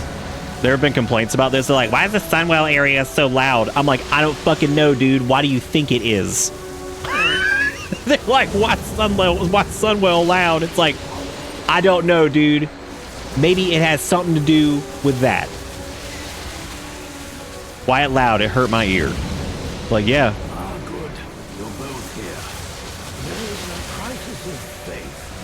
Gotta speak up! And the cool thing is if you know how to check this out, watch what happens. Turn down the ambient volume, and it no longer is as loud. We will accomplish Meet at the Sunwell. You can ask him why he can't go any closer. We undead have a complex relationship with the light, I more than most. The light burns me, but I've learned to endure its pain and still practice as a priest. But having been Archbishop for years, the light resonates with me more than others. Sunwell is no exception. Out here, it's a constant searing sensation. Intense, but manageable. If I were to go inside, though, I would be consumed by the light as surely as a flame consumes a moth. The only thing under your control is how you feel. So painfully bright here, don't you think? Were you able to... Oh, you were able to convince him. Thank you. Past will haunt you. I haven't been this close to the Sunwell since before. That's sad. Vanguard of the Light are maintaining a difficult ritual at the Sunwell. It requires focus, discipline, and it's quite exhausting. Take my staff. I've had it since I was Archbishop in Stormwind. Meaningful to me and my faith, the light responds to meaning and intention. It should renew the Vanguard spirits so they can maintain the ritual a while longer. I can't approach any closer, so you'll have to do this. You'll have to do this for me. Restore the light to 10 weary channelers. This is like really funny to do this quest as a Death Knight. Zap them with your staff? Oh, those defenders have exhausted themselves, giving of their own faith and power. We bolster their Thank God Cup wasn't penetrated. Thank you, Sophisticated, for the 2 gifted subs. I appreciate it. Enjoy your pet thing that's like a drop right now, or whatever it is. Little thing. Yeah, the idea of a Death Knight coming in here with Alonce's Foul's staff being like, here you go. I give you some light juice. Give you a little bit of that light juice. The Sunwell is a conduit for the light, made holy through the sacrifice of the Naru Muru. I like how we don't... I like how you have to do this to all the channelers, except for Velen, because he's fucking Velen, so he doesn't need it. Help out Talia Fordragon. Valenaya the Tears Guard. Give him the juice. I know you are tired. It is hard to continue, but we must. Dude, I'm gonna send... Hang on a second. Let me send Gravel Reaver into the middle of the Sunwell. That's what we're gonna do. There you go, buddy. He's just like, I'm good. I'm good. I'm good. There is still much to be It's like it fucking hurts. I'm good. I'm good. This is. Oh my god, that's pretty funny. Do you have something to report? Alright, we hooked up Anduin. I'm worried that Void Elf might sneak back in here and disrupt our efforts at the Shut up, dude. Umbric's just trying to help. Y'all are such idiots.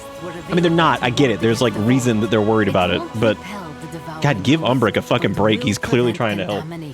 Also, thank you, Nom, for the $20. And for halfway deleting the cup, y'all make sure you give him some love. You know, honestly, you could do some Bitter Woes, because it got that indivisible.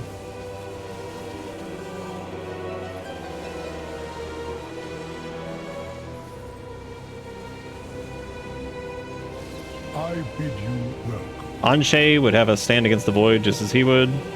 With your help, I'm able to still do so. Oh, the cows, they're worshiping Anshe. Welcome. Come here. Come here. When shadow falls, There's old Farron Lothar. We met her in the War Within. Should the Sunwell fall, we have no way to stop the devouring host. Velen, I'm working on it. Oh my god. Ready? Let's go. I don't even know who you are. We have taken different. I love this one person. I'm like, who the fuck are you? Together we assemble for the They're like, same shit, we had like 8 prominent light wielders. Who is this person? I'm like, I don't fucking know. There's some in there. That's probably some deep cut lore over there. Thank you for coming to help. The Vanguard of Light's been maintaining this ritual to keep Xalatath at bay, but they do not have my endurance. Velen's like, I could do this all fucking day, dude. He's like, I could stand here for 90,000 years and do this shit. I fought the Legion for 4 million, so I think I'm good. I think Velen's fine. Oh, back to the Vindicar thing that Jigakuro was saying, that because like the magic thing, it's kind of like a running gag. I meant to say this a minute ago. Every time like something happens, they're like, where the fuck is the Vindicar? And sometimes they don't say why they, because it's one of those things where it's like, it's so powerful and so ridiculous that they're like, where the fuck's Vindicar? And I feel like they did that just to be like, Vindicar can't come here, off limits, blow up or some shit. I don't fucking know. Shut up about the Vindicar. Shut up about the sun. Shut up about the sun. Shut up about the Vindicar. I'm tired of hearing about it. Light bless you, friend. Because somebody's gonna bring it up. They're like, "Where Vendikar?" And they're like, "Shut up about Vendikar. Can't come here. Off limits. Stupid. Whatever. Just shut up." I don't want to hear it anymore. Are you a seeker of light? So fucking silly. I feel like somebody on the writing team had to be like, fucking put the thing in about the Vendikar, because somebody's gonna say something, and then somebody can make a snarky Reddit reply to it and be like, actually they said about the Vendikar couldn't come there. Like, bring in your stupid spaceship. I hope that seeing the rest of the Vanguard focus. Thank you, gnome person who said the light's kind of deadly. Yes. I hope that seeing the rest of the Vanguard focused on the Sunwell, it would give him a goal that was bigger than his pain and lead him away from his anger. Instead, he belittles my solution. Thank you for doing this in his stead. It was necessary to keep the Void Storm at bay. We can fix our mistakes. Relics. Oh yeah, this part's slapping. The holy power of my staff has been spent. 40 years of fervent prayers drained away in a few minutes. It was for a good cause, and my staff will recover in time. There are other relics like my staff that were important to Paladin the Priest. Light's Hope Chapel has many such relics stored there. Erator trained there as well. Perhaps the solution to his pain could also be found within. So this is going to be interesting as a Death Knight, because there was a very specific scene in Legion where we go there because we're going to raise Tyrion Fordring as one of the 4 horsemen of the Apocalypse. And we were beaten back out of Light's Hope Chapel. So I'm really curious if there's going to be unique dialogue from the Paladins in Light's Hope Chapel about the Death Lord of the Ebon Blade coming into Light's Hope again. So that's going to be interesting. You're creating a bigger cloud with your moping than Zalatath's Void Storm. That's pretty good. Speak your mind. You're making a bigger cloud with your moping. Create a well of poison in your gut. I'm not just upset that my father cut me down. I'm upset that when he did so, I saw the light shining brightly in his eyes. The same light that I am taught to revere. Under his guidance, funny. he almost killed me. So you blame the light, not your father. We are trained to wield the light as a weapon. Is that all that I am as a paladin? That all I be? You founded the Silver Hand. You trained my father. I suppose I blame you as well. You crafted this philosophy of war. I followed your teachings until I burned myself with my own wrath. Well, I think you're... See, that made absolutely no sense when I did this in the beta, because I was like, what the fuck is he talking about? Because there was that whole cutscene beforehand. What? Where he, like, with Zalatath and everything that we got to see, where he, like, lights himself in, like, radiant rage light bullshit. When the light burns me as I channel it. What are you saying? It is, yeah, it's Yuri long. In many ways, this world is broken. I think he's done Erator the entire time, I'm pretty sure, for any of his voice lines. That doesn't mean you can't try to change the world or yourself for the better. Come with me on my little quest. I can't promise we'll change anything but how you feel. But that's the only thing we can control.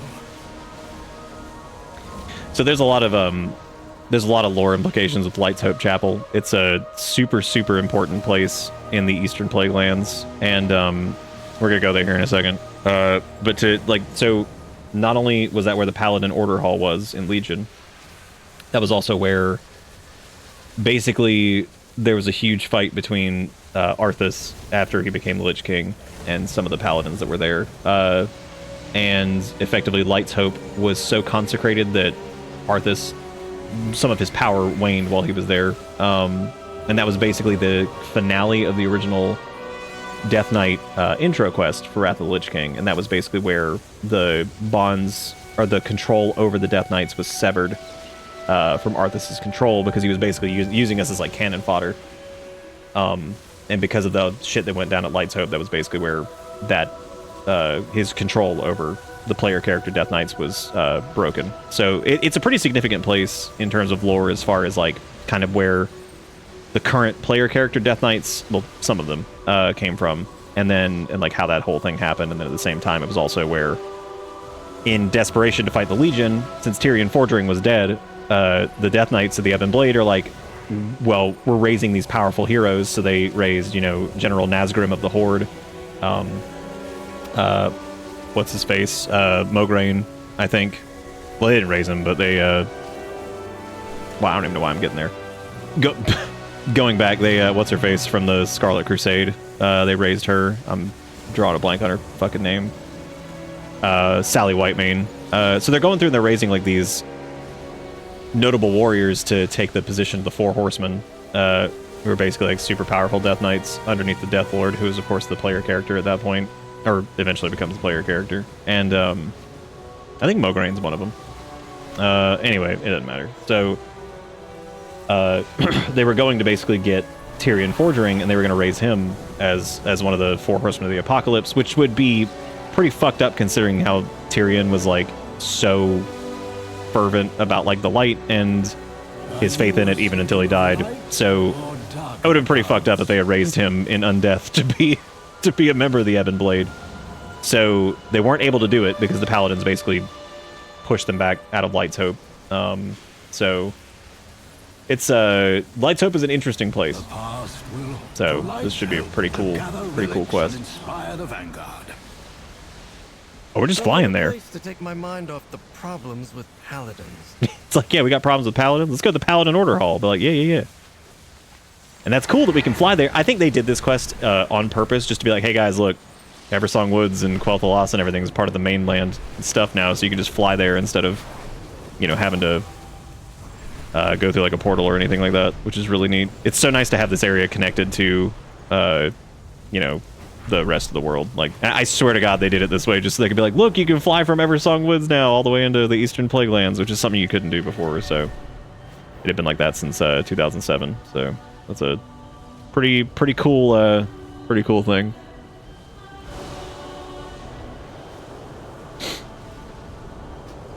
You actually like how loud the Sunwell is. It does overpower some of the VA a little bit, so you kind of have to turn down the ambience, but it makes sense as to why it's so loud.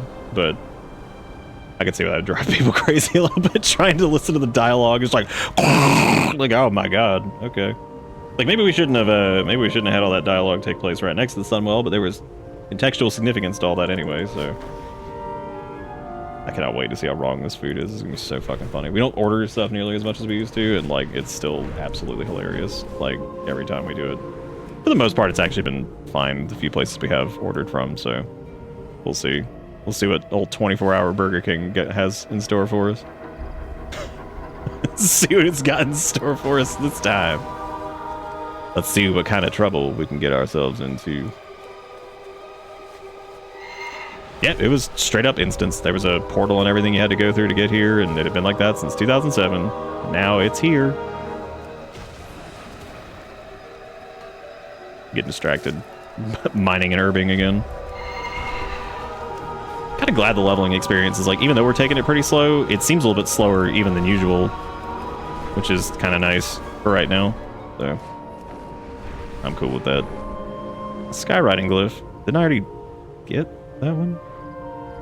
I did. What the fuck? Whatever. It doesn't matter. I'm gonna go get all these later because it's just stupid collection shit at this point because it doesn't even matter anymore. It don't even matter. So. Alright, before we cross over the border here, because it's actually the first time I think I've flown over the border since this, I'm gonna park it right here and go grab the food, and then I'll come back. So. Yeah, man, hit me with them fucking Eversong Woods cellos. I'll be right back.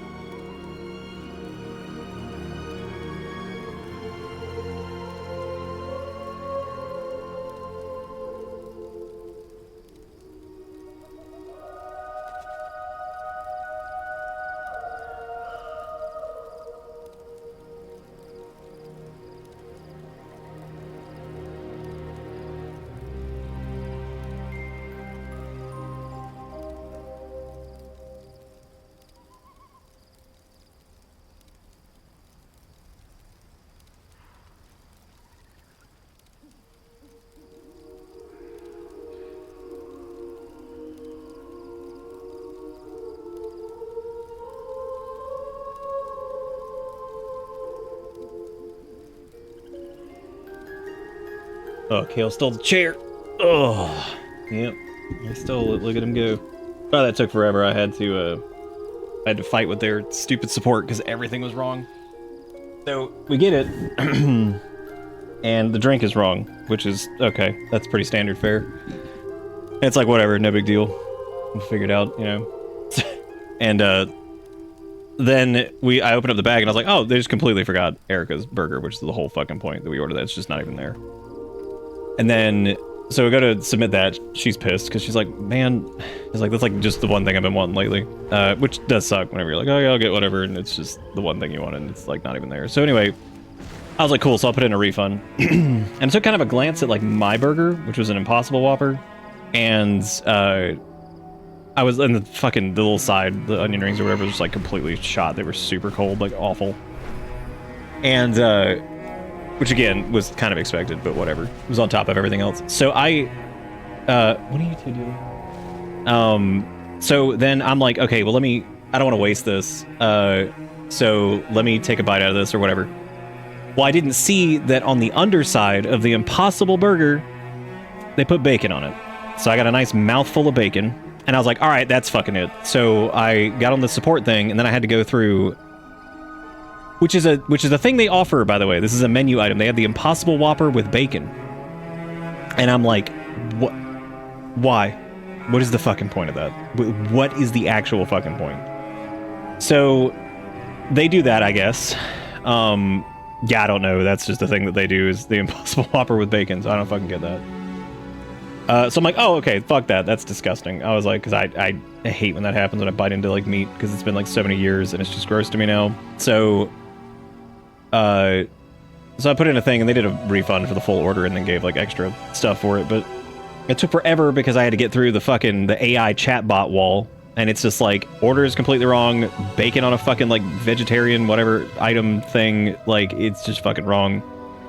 And, you know, it's just like great. So it took fucking forever to do that. I'm just gonna heat up like some little pizza rolls or something and just snack on those because like that was just so stupid. I mean, I'm glad I got a full refund for it, but like still, what a waste of time. What a waste of time for like. Yeah, that's true. The only thing we don't get back is the tip because I mean the person who does the delivery, I mean like they seal the bag and shit now, so like they just pick up what's there. Because I think they had so many fucking problems with people being like, you know, messing with food contents and shit.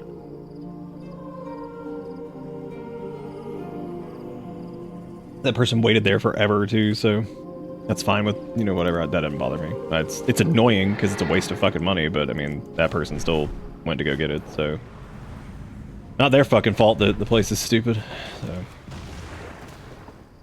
Because I think they used to be able to like validate it a little bit more before they, like I said, before they started sealing everything to be like, oh yeah, well people are stealing shit out of bags. That was, yeah. I guess for people that like the Impossible Patties themselves, I remember ordering some vegan choices like that. Yeah, I've never done anything like that where I've done like or seen anybody do like a vegan thing that was like, they get like bacon on it or something. That just feels weird. But either way, oh, we night shift, a big night shift. Also, thank you, Sophisticated, for the resub. I appreciate it. Well, because I'm tired of seeing the pop-up. Yeah, America, bacon, everything. I got that nasty ass. How do they always get it wrong? Because a lot of like our fast food places, despite the fact that they have gone up in price exponentially because everything sucks, the quality is still terrible and probably even worse than it was prior. And so like this is why we don't do it very often at all anymore, because it always either ends up like this or it's like it's just whatever. It's either not worth the money, you can easily just make something here instead. But there's some things that are a lot harder to make here, and one of those things is like burgers and shit that are just a little bit more difficult to make, like especially like later at night, like, you know, because they make Impossible Burgers you make at home. I've done that a million times, but you know, naturally when I'm working or something like that, it's a little bit harder to do all that. What in the world? Oh, right, Scourge Remnants, okay. Dang, dude, these guys being like the right level and everything. It's so weird seeing Eastern Plaguelands mobs at level 86.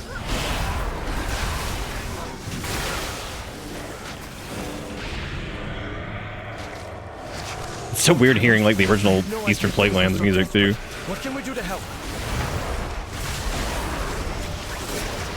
Yeah, there's got to be some like bonus dialogue here for. Oh well, there's Darian Mograine. Look at that. So the Ebon Blade is working with Darian Mograine's also currently summoned because he's one of the horsemen. So. At your service. The one good that's the one good to come out of my not being called to the Sunwell is that I was able to coordinate. Oh, why wasn't he? Oh, that's actually interesting that Lord Maxwell wasn't called to the Sunwell. Why? Yeah, we can ask him. You weren't called to the Sunwell. I have faithfully served the light throughout my life, even lost an eye along the way. Some are stronger paladins than me, but not many. But outside of a few defenders and our squires, nearly everyone was taken to Silvermoon to stop the void. I can't help but wonder if I failed the light in some way, yet I can't see how. Regardless, it seems you were needed to protect Light's hope. Perhaps while I'm here, I will certainly do my best to serve the light no matter what, though I still wonder why I was not called upon. Oh, there's also how did the Death Knights come to defend Light's hope, because Darian Mograine's just chilling out there. There was no one else. Nearly every paladin was taken by the light of the Sunwell. Darian owed me a favor in a sense for trying to kill me and take Tyrion's body to be one of his horsemen, and he has no desire to see the void come closer to a triumph of their Azeroth, so when I asked for help, the Ebon Blade stepped up to assist. That's pretty cool.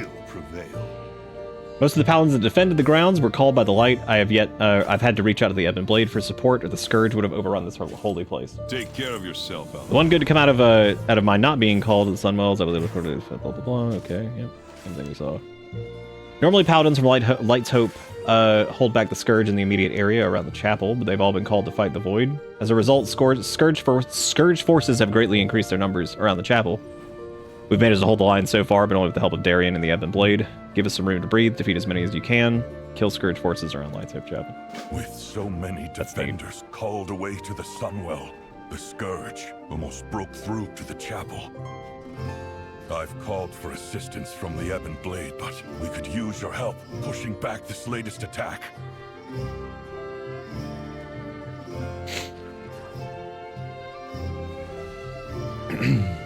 All right, so let's go beat up some Scourge.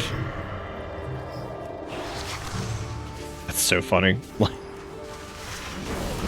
Not the threat I expected to be seeing at all over here, but it makes sense given the context of the quest. I fear if I were stationed here to fight the Scourge, I'd become just like my... I'd fall to rage and wrath.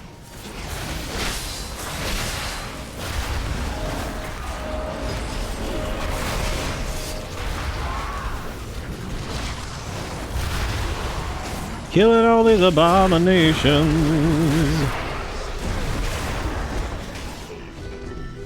Yeah, dude, I wish we had like a 7-Eleven or something like that had like good fucking food. I mean, we got plenty of shit to like make here, but it was like in that specific instance just because I totally, like, Erica wanted, she was like, dang it, I really wanted like a burger or something. And like, even the ones that we make here, it's just different. Like, you know, because there's like little plant-based patties and stuff that she's like a fan of. But, you know, it's just one of those things where it's like, I get it. It's like, there was that one time I remember, like, I ordered, like, Taco Bell, and, like, I just, like, all I wanted was, like, the stupid fucking, like, regular-ass, like, burrito, and that's, like, all I ordered with, like, one other thing, and they ended up fucking that up by loading it down with, like, onions and all kinds of other shit that I just didn't want. I was like, oh, my God. Or they, and then, like, they, like, ended up, like, leaving off, like, fries and some other shit that I'd ordered. I was like, Jesus. I was like, all I wanted was this, like, stupid little $15 whatever garbage. Like, you know what I mean? Like, it's just... And it's just something I can't, like, easily make here, especially while working or something. Thank you. The Scourge has diminished. Take whatever. Yeah, black bean burgers are good, but again, it's, you know, there's sometimes I like those, and then there's sometimes I want, like, just like an impossible thing or whatever, because it's just a different. Will you know. not fall while we stand. At All your right. service. Thank you. You've thinned their ranks enough that we'll be able to maintain the defenses with the help we have from our allies. Now, Fowl has told me about your need for relics. May the light give you strength. It is really interesting that he wasn't called to the Sunwell. They also updated his armor, because his armor looked like absolute shit in the beta, because it was like his old shit.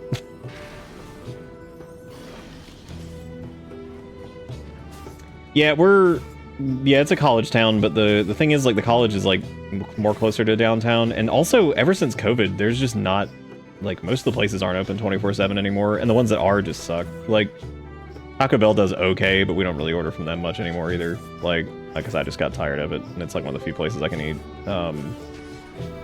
Burger King's one of those places that's like super hit or miss. It just seems like they just get worse as it gets later. And there's not a lot of like late night options, unfortunately. They're all closed. Even McDonald's isn't even open 24/7 here, so Not that that's good in any way, but, you know, like, even somewhere like that isn't even open 24/7. The one a little bit closer to, like, our downtown area is open, but that's much farther away and not orderable. My first lesson, learn from the revered heroes of the past and what inspired their light. That's what I've been trying to do since I joined the Silver Hand.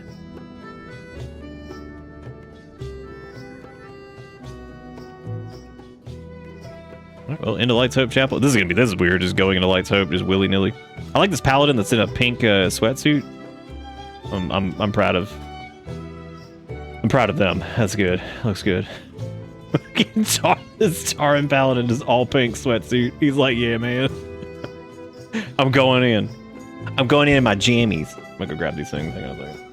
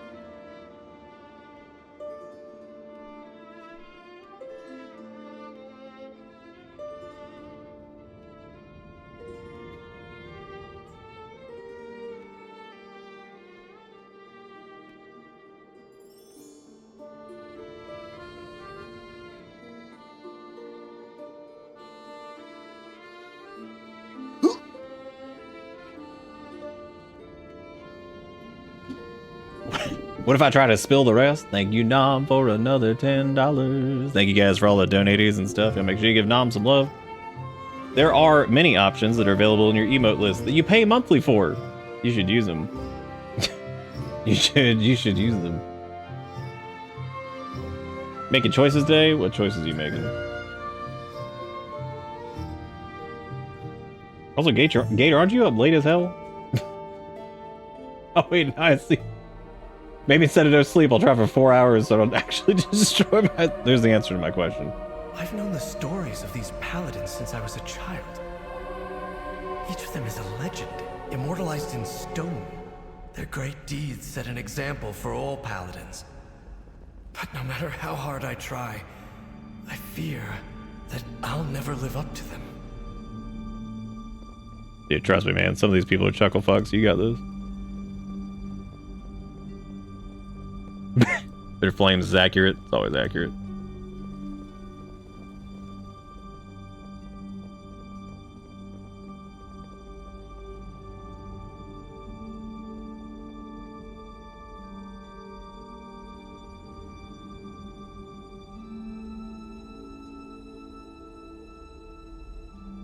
Alright, cat. You're staying in here. Come here.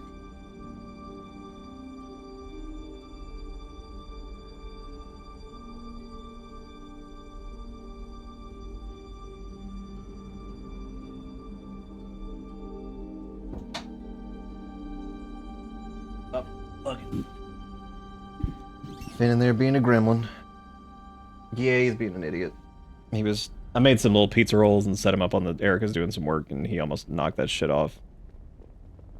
He's a little fat goblin who has got to be anywhere where food is. Lena led an army against the Legion. Why would her relic be something like this? Just a mug. So if you actually did the Paladin Order Hall, you would actually see all this. That statue was here. Oh yeah, Terralians. Which makes sense. This is Uther the Lightbringers. Uther was the first and greatest of the Silver Hand Paladins. I'm surprised not to find his hammer, but a healing kit.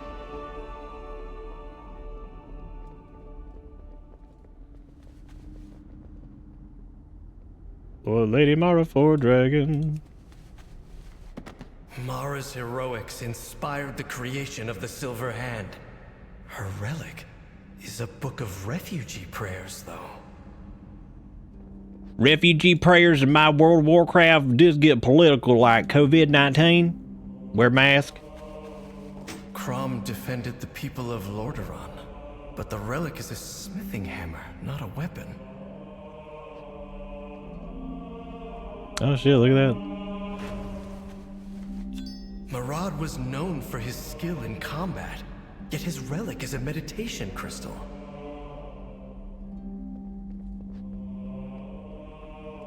I wonder what the running theme here is.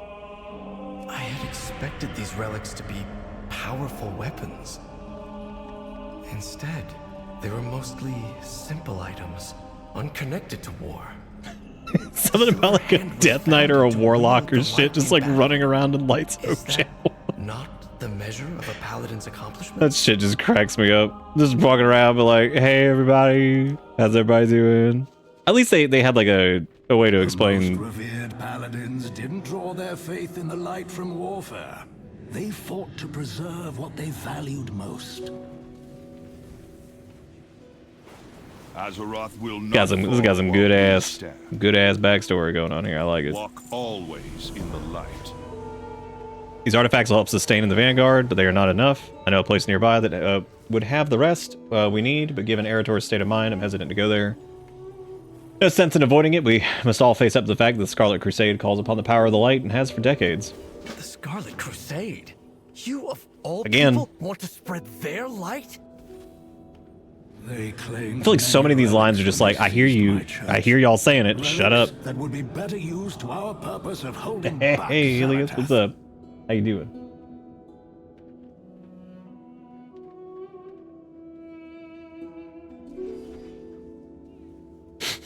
Some unrelated war crimes to improve.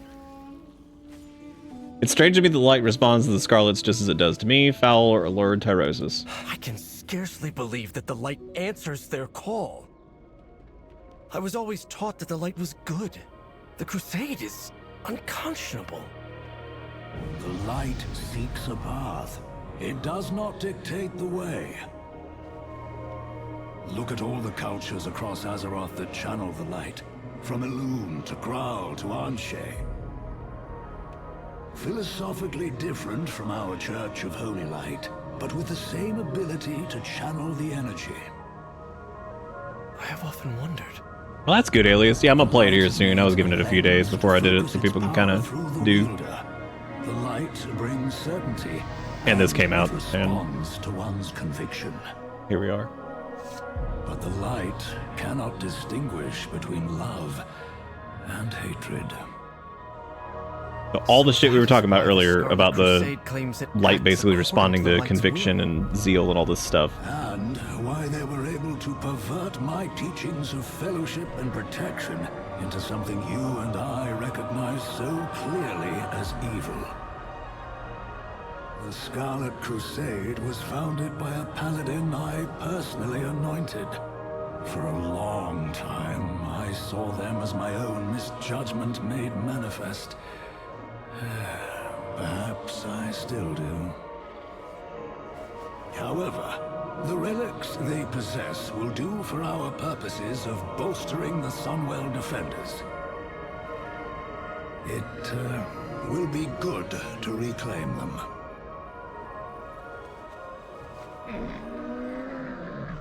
All right. We will accomplish. We are going to. This is actually awesome. Getting to go to like.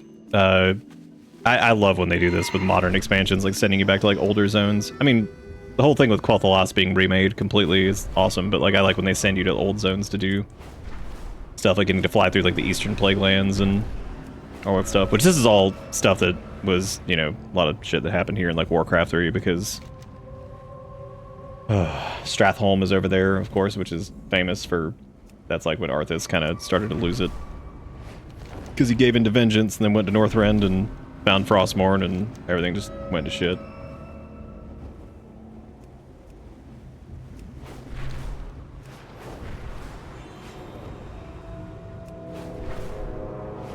You get this genotype data for this set online. Where is it? Where the fuck is it, Lebowski? Well, it ain't here. I'm not smart enough to know anything about that. Yeah, I'll probably do RE9 here real soon. Rogue was nice enough to send a copy of it before it even came out.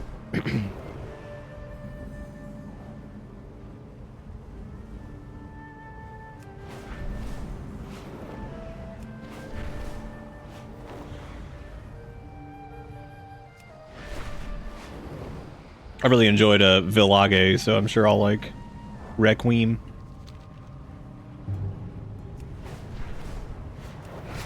We're gonna walk the path up to Scarlet Monastery. Oh yeah, these guys are level 86. The light condemns all who harbor evil. Now you will die. Thanks, Scarlet Scout.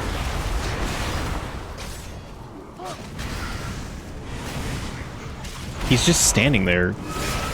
Oh, never mind. He hit us. He's good. There's something really, really, really funny about some random Scarlet Crusade scout baby bitch just going up against the Death Lord of the Ebon Blade. What a bad day for him. He's like, oh, fuck. This is so bad. Could not get any worse for him. He's like, oh, shit.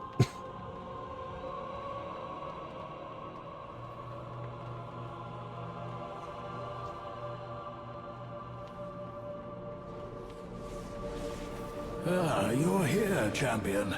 We should join Eretor inside. My sermon to these fanatics is falling on deaf ears. Are you? Yeah, we're straight up going into actual Scarlet Monastery proper. That's cool. And how neat is this? Is a neat quest. I like this. Yeah.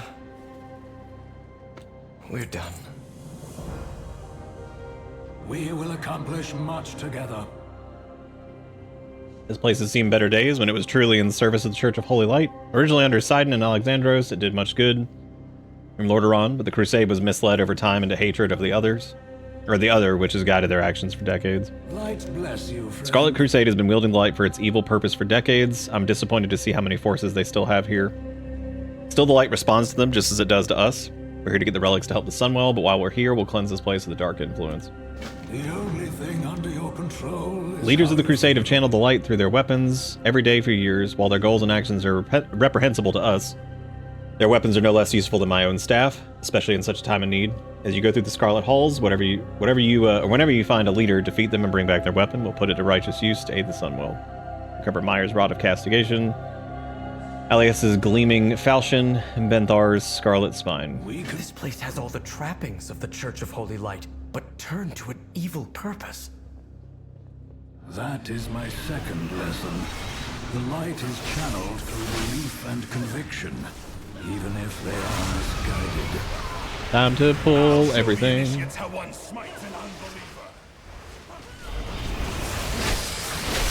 Nope, just gonna ignore that. It's like, here comes that Holy Nova, but like, here come that AMS. Now who's looking stupid? Who will teach them the light's dictates? Will these initiates forever call forth the light through hatred? Yeehaw.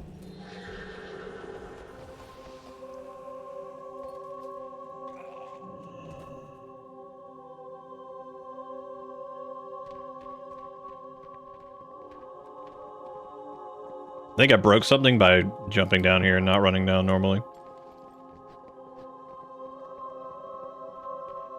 Actually, I doubt that. It's probably just might be like a respawn timer or something here.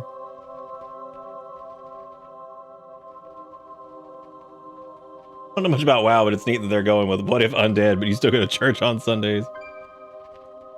Yeah, the concept, they've had the concept of undead priests for a long time, and then the entire point was like kind of talking about conviction and things like that. It's that the light burns them when they use it, but through that like conviction and discipline and everything like that, they can still wield it, even though it like scarred their flesh and everything like that. Which has always been an interesting concept for undead priests.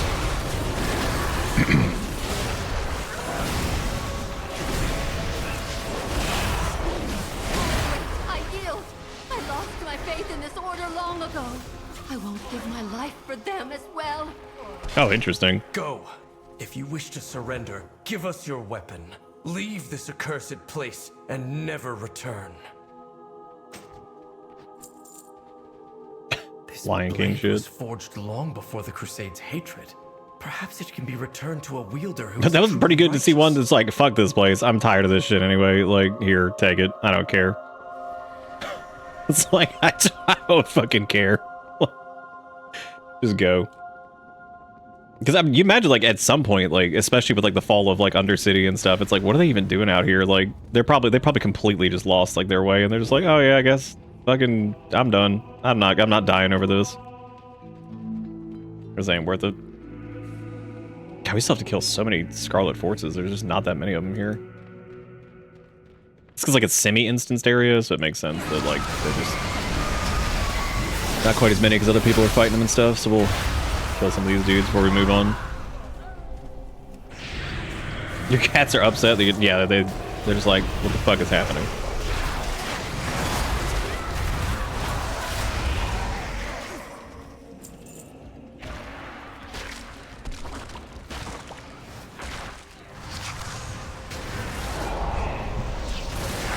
Yeah, I love when they have quests that send us back to like the original zones and stuff. I just think that's so cool. Like, it always just makes it all feel like really connected, which I'm glad that they're doing this. Like, I kind of hope that they stick with that going forward instead of just sending us off to some new continent that has whatever, which is fine. I just, especially for this like whole thing, I think spending a little bit more time in like Eastern Kingdoms or Kalimdor makes sense, and like Northrend and stuff like that, like some of the original areas.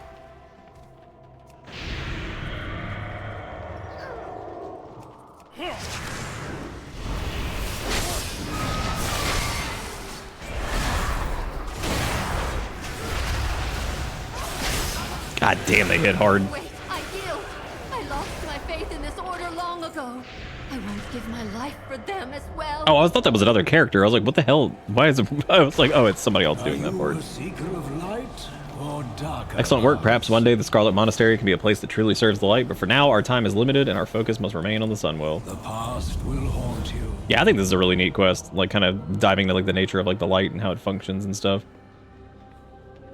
Yeah, people have wanted undead paladins for a long time, and there are a couple lore undead paladins. There's 2 of them that we've met. I think eventually it'll happen. The thing with shaman paladins, oh, I'm just gonna AMS that too. The thing with shaman and paladins is they always have like some kind of unique aspect to them. So like Tauren paladins have like unique chargers, like the, you know, like dwarf paladins have their own, blood elves have their own. So they always have like a little bit more asset creation to have their own version of like paladin chargers and all kinds of stuff. They've talked about, there's an interesting thing with the light too, because they talked about Elune earlier, and she is the goddess of the moon that the night elves worship. And so all of their stuff has always been very like silver, kind of like, you know, astral aligned. But they can wield the holy light as priests, who are priestess of Elune. So the interesting part about that is that like technically night elves could be paladins too, because they have faith in the light, but it just goes through Elune as opposed to whatever. Similar to like the Tauren, because the Tauren have like their druidic connections, and they worship the sun god, I think, and Anshe. And with them worshiping Anshe, they're able to, because of that conviction and everything like that, again, they're able to wield the holy light. So they've talked about it in the past. It'd be really cool to see undead paladins. It'd be really cool to see like night elf paladins, especially if they go into kind of this customization stuff that they've talked about a little bit. I think it'd be really cool to see like night elf paladins who use the holy light that's a bit more like silver and like, you know, reflective of like Elune as a deity as opposed to the other ones, which that would be really cool because that would lean into like the what's the D&D thing? I think it's clerics in D&D that have like the patron god or whatever that they do. And so like their magic like reflects that, I guess. I'm not the biggest like D&D person, but I know like where some of this stuff comes from. But to my knowledge, I think that's how like clerics work, is that they have like a deity that they follow, and then like their magic kind of follows whatever the deity is that they worship, as opposed to it just being like, you know, holy magic or something like that. So yeah, I think it'd be really cool in the future to see undead paladins finally. People have tried to say it wouldn't work because they're like, oh, well, the priests channel it through them, so it burns them, but the discipline allows them to continue doing it. I'm like, you could just say the same about, I feel like, you know, undead paladins too. I guess you could just do it. Like, because I think eventually they want to try to get all classes available to all races, but... We will accomplish much together. We can fix our mistakes. I hope my staff's light has been enough to uphold those at the Sunwell while we've sought these relics. Together with the with those from Light's Hope, they should be much more significant aid. Is this the fate of all paladins? Die a legend, or live to be consumed by zealotry and wrath? No, Erator. My hope is that you can find a different path to follow. Alright, well, I guess we're ready to go. Light bless you, friend. I really like how I really like the dialogue here, because it's like, instead of Alonzas telling Erator how to feel about all this, he kind of just shows him these like different ways that people have like come to commune with the light and all that stuff, and how, you know, it was their faith in different stuff that allowed them to continue doing it, and how showing like kind of the darker side of it with the Scarlet Crusade, and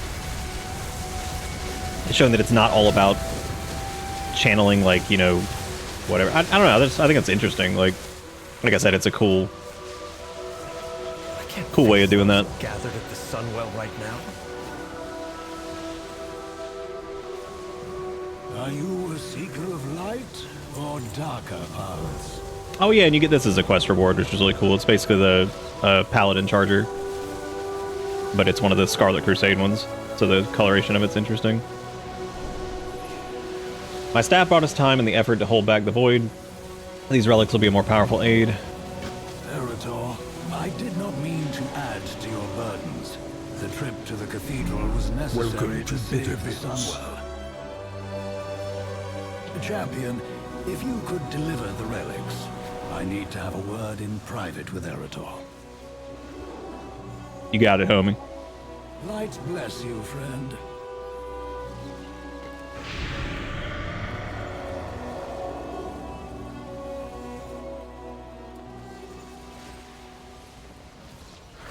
Oh wait, did what's-her-face from the Scarlet Crusade come here? The light and the Sunwell are the same. Oh my god, I think she did. But they will accept the Vanguard. And she's over here with Kalia Menethil.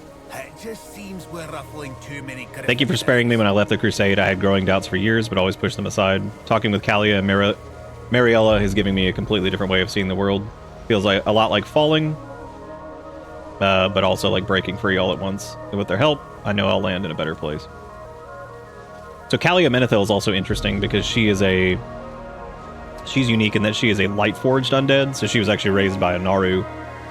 So that's why she looks different than the normal Forsaken, because she isn't. She was raised in undeath via the light. Some folks have been like, why is Kalia Menethil able to stand next to the Sunwell? It's because like she was resurrected by light magic. Of course she's going to be fine standing next to the fucking Sunwell. Like, which that's literally what brought her back to life. I mean, like, no shit.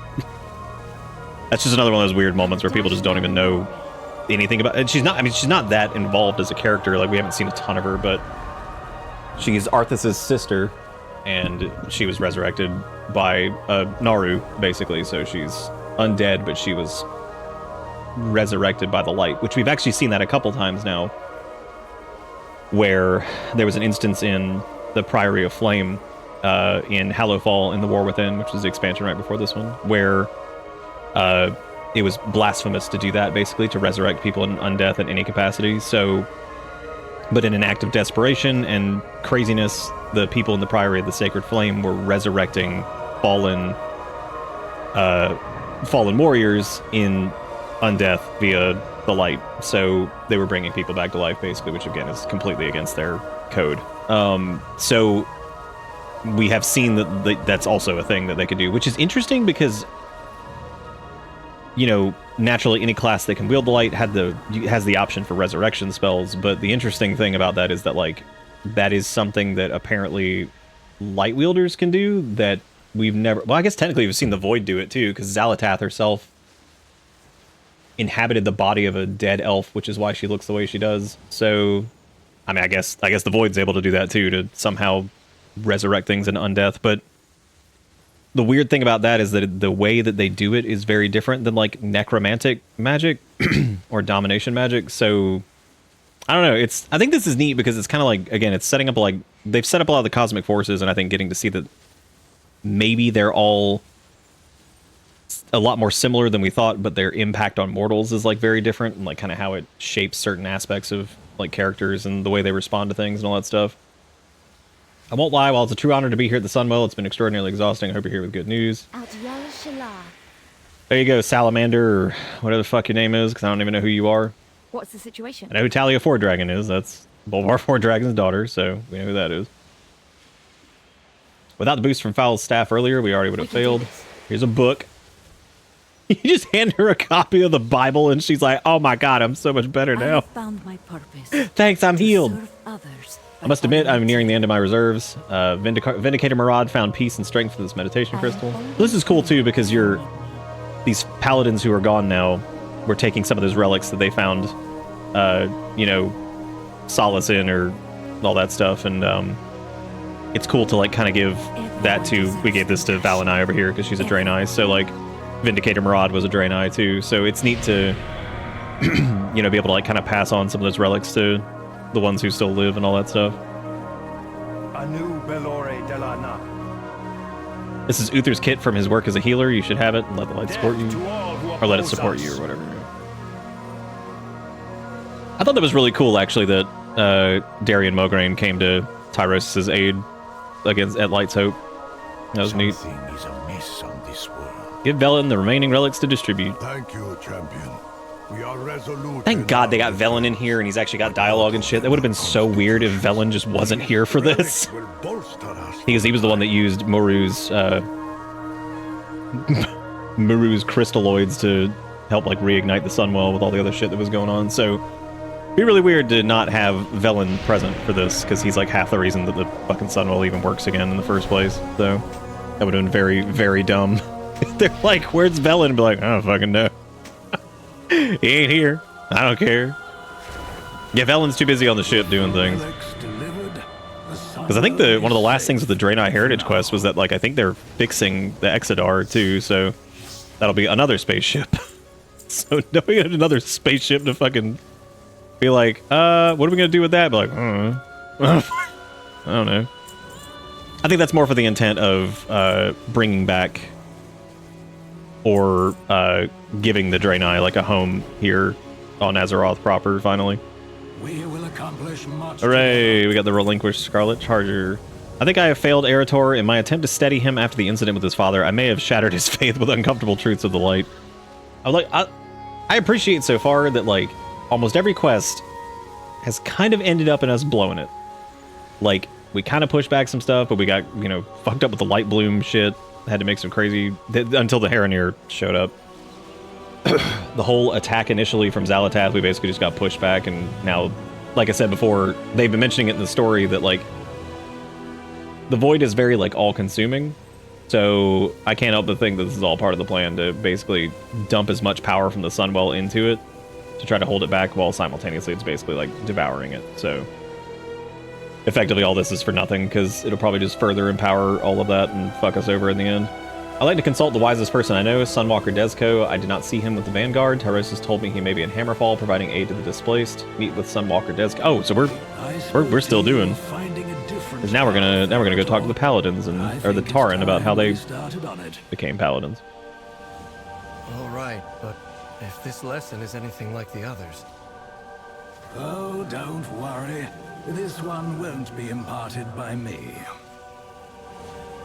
Are you a seeker of light or darker paths?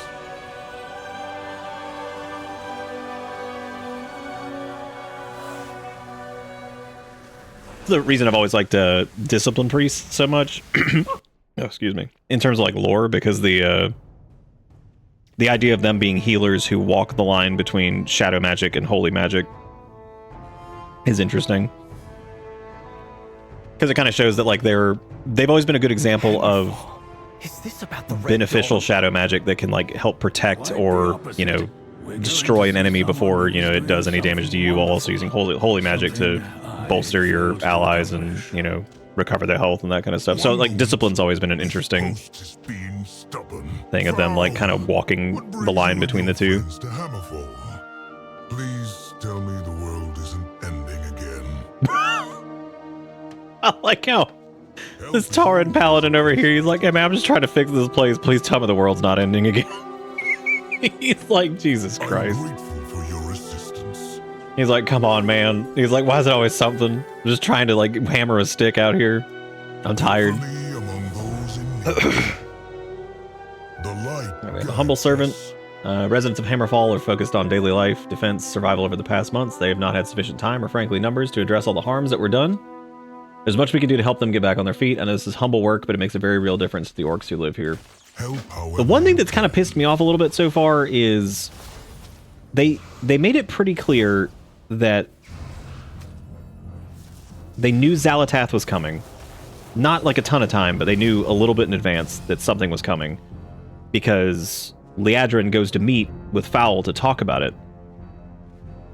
What's blowing me away here is like we got this whole army of the light. Makes sense that they arrived first because they were summoned to the Sunwell when she attacked. Okay, fair. During all of this, as we're doing this campaign, it's probably been like at least a day or so since this shit started. Where the fuck is the rest of the Horde? Like, where are the fucking orcs? Where are the Tauren? Where are the rest of the trolls? Where's the Dark Spear? Where the fuck are the Nightborn?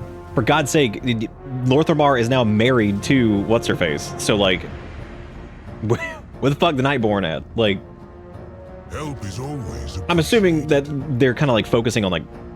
It's hard to do all of that at once sometimes, though, because, like, then when you start to spread across that many characters,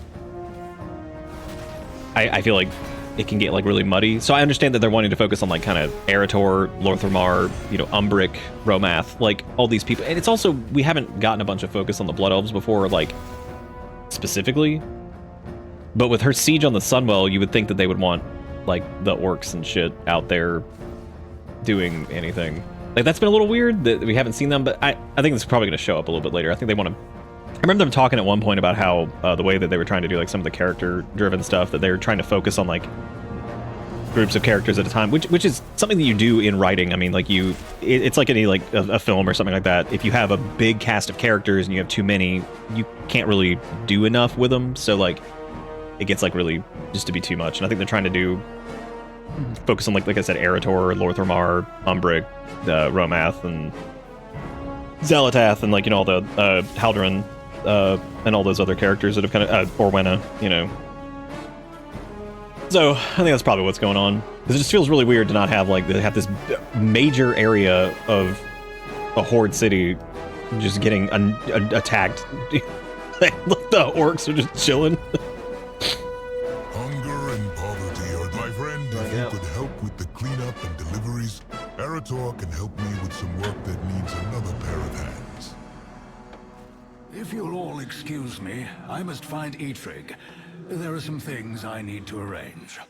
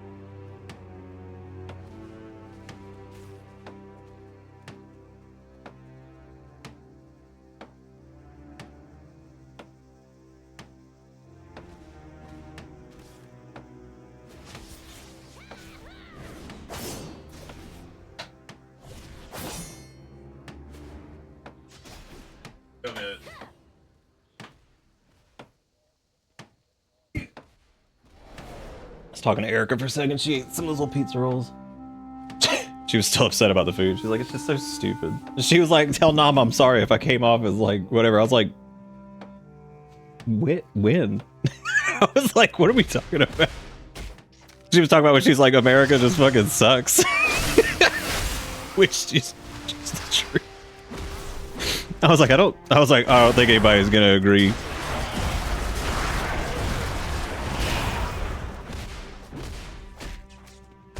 America does suck. Dude, we're probably like, there's probably specific aspects of America that are actually just straight up worse than third world countries at this point. Not everything, but aspects of it. There's the thing that always pisses me off about this country that just fucking sucks is the amount of wealth that's here, and then the fact that there is like anybody that is still hurting or homeless or goes without medical care or like it's just fucking ridiculous to me. Hey, don't quit doing that. No dog piling. Oh, they're rumbling. They rumble and they do fine, but sometimes they get a little too aggressive. I gotta break them up. Oh hey, well, we got Tunk some of these supplies.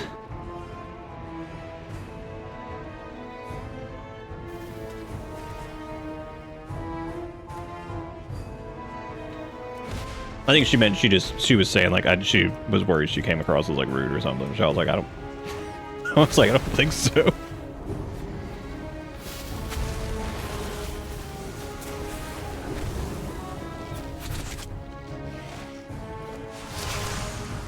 I will say these bits have been a little weird of like any of the instances where we're kind of, yo, shout out to Disgusting Cock. Holy shit.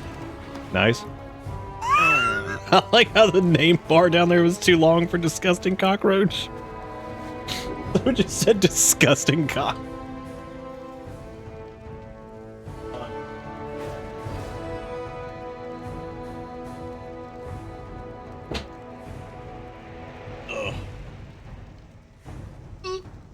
Oh. Yeah, she's always just worried about coming across as like rude or something. She didn't want anybody to think she's being a butt. Oh. Dude, yeah, I know, right? Didn't the dragon aspects get their power back? Where the fuck are they? They might show up later. Much appreciated, Death Knight. No one likes clothes that are worn too thin. You're welcome. We Death Knights are known for passing out clothes. You know, this is actually pretty good for pacing. Like, I'm kind of thinking about this, like, coming here to help to also showcase, like, some of the, you know, the other aspects of just, like, why people do the things they do and, like, supporting others and helping and all that shit. And that's also part of, like, the journey. That's why, like, the Sunwalkers are here doing this and helping and all that stuff. I just think it's neat, like, it's also been, like, kind of high octane with the opening zone and then doing Eversong Woods and then the whole, like, you know, the Herondar thing with like the light bloom kind of conclusion there that we've got so far.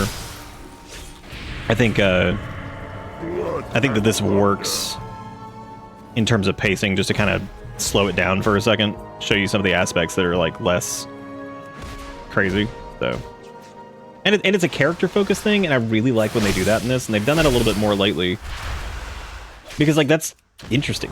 Warcraft has interesting characters. The problem is, like, there's just been times where, like, shit has been so poorly written that it makes them seem uninteresting because it's just fucking stupid. Or it comes across as, like, so soap opera-y that you're like, this is dumb. You know what I mean?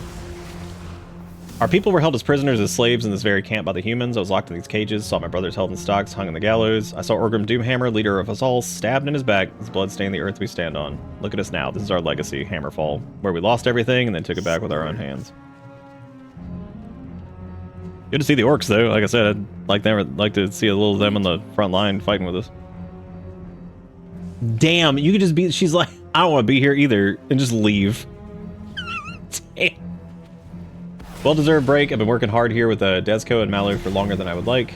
Though Dezco and Malu seem satisfied and content to be laborers, I am not. I did not walk the path of the sun to haul rubble and rebuild structures. I'm a sunwalker. My faith is in Anshe, and my hammer are my tools to wield, not a mallet and a shovel. In a world besieged by darkness, we are not the rays of sunlight we were meant to be. This is not where I like to be right now. I just love, I would want to be here either, and just fucking leave. Greetings. There's much to do for the people of Hammerfall in honor Anshe by assisting those who need. You don't feel you have better things to do? Esco has taught me much out here, just as no ray of sunlight is insignificant in open wilderness, no small amount of work we do is unworthy. Besides, it's not for us to deem what work is worthy and worthy of carrying out in the light of Anshe. Working alongside him here, I found those helping in need the most rewarding work I do.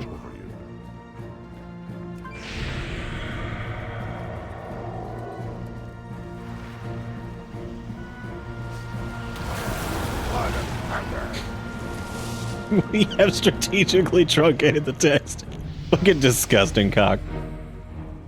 God, that was really funny. I love when shit like that happens. That's like the funniest fucking thing out there. Like, it's just this stupid. And like, damn, disgusting cockroach, a long name. Like, we got it. It's been shortened. Like, oh, you son of a bitch. That's like some malicious compliance situation there where it's like, yeah, I fixed it. Now it's just disgusting cock. I'm grateful for your assistance. Oh man, I love stupid shit like that. It's so fucking funny. Now that Hammerfall can expect peace with Stromguard, there's a lot more use in being able to farm and craft than in fighting. We've been gathering old weapons from past skirmishes to make into tools. Would you and Erator be willing to give me a hand? The discarded weapons of past wars litter the fields and complicate farming. If you would What? You don't want your corn growing next to like some blade or some shit? That's pretty cool. Call this one bladed corn. Got iron in it.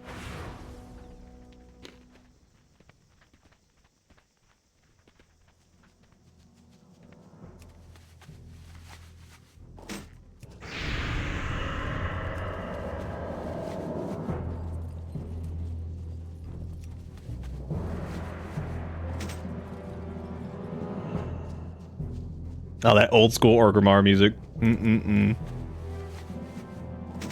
Good shit. I'm so full of nostalgia. Yum.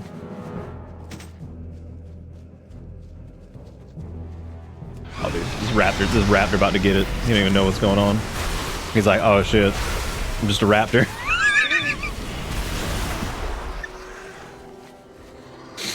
God. Imagine just being a raptor chilling and here comes the army of the fucking dead. They're like, oh my god. Like, oh no. No longer clever girl.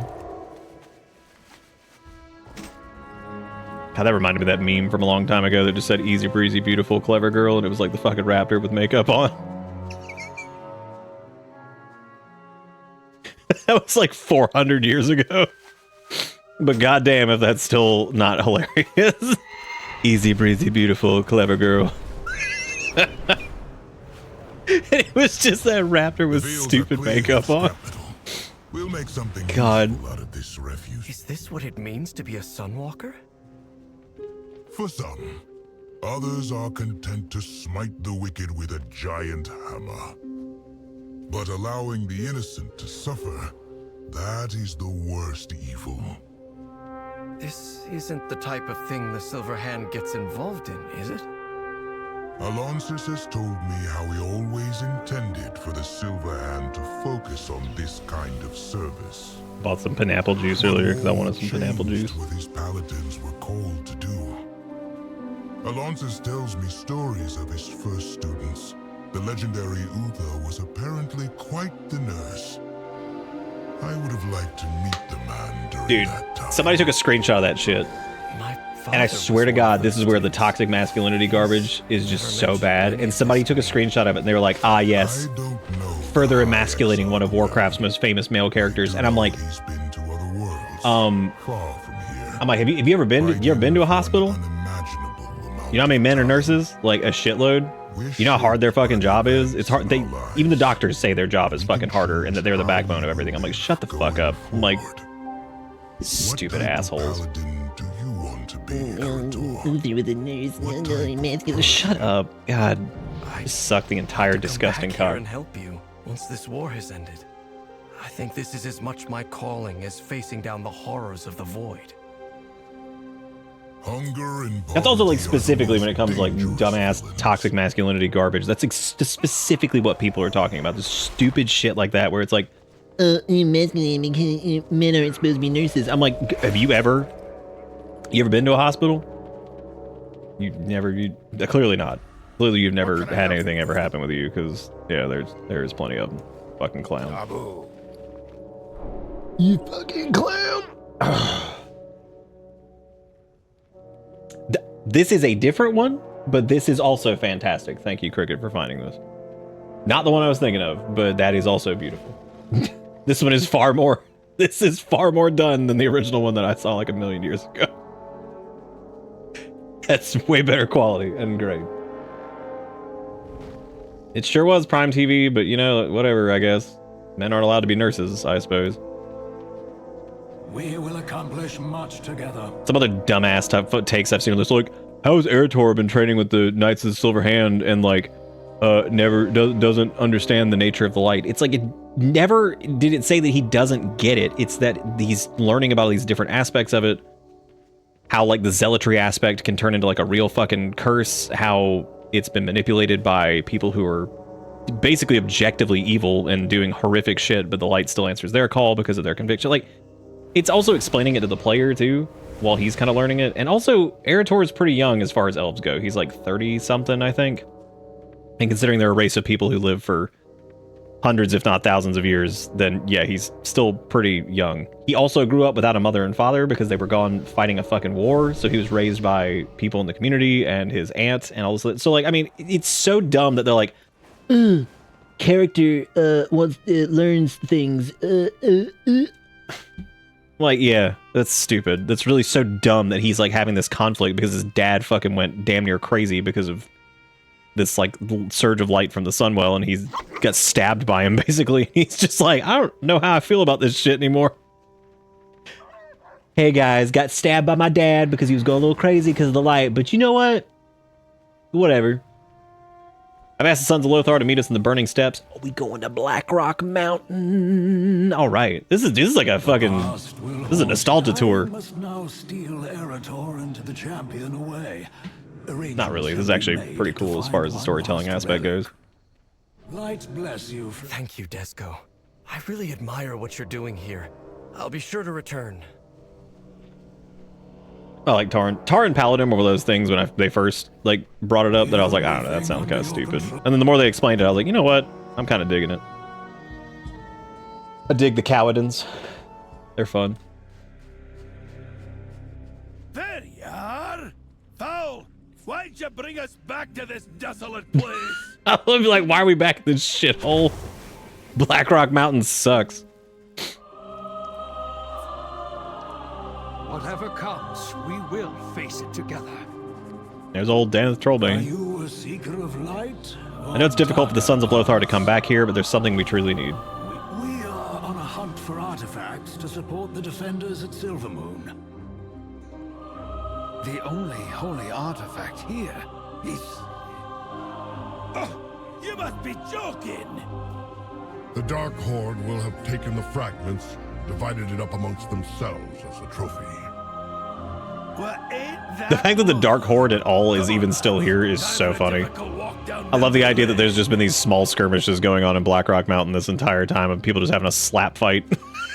They're just out here beating the shit out of each other. We will fight for what is ours. It seems we have more to do here than just finding a relic. This area is overrun with a group that calls themselves the Dark Horde, and we're going to put a stop to their activities. The alliance will prevail. Hey, it's Atrig. Look at that. What's he doing? I was about to say, how the fuck is Atrig even involved with the Sons of Lothar exactly? And here's a... They already knew people were going to ask. How did an orc get involved with the Sons of Lothar?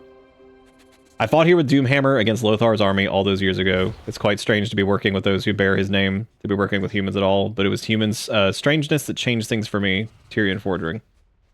All I knew of humans was that they hated my people for the war we brought to their lands, but where others saw nothing more than an animal to be hunted, Fordring saw something else. He showed me kindness and compassion, and even after we tried to kill each other during our first encounter.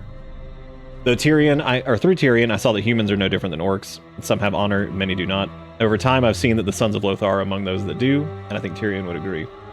Again, there's setup for this in the entire Saurfang questline that is all about, like, honor and, like, all that shit. There's been setup for this in the past, too, of, like, Till we meet again. what it means to have honor and to be like an orc and, like, all this shit, and there was a whole fucking arc about that.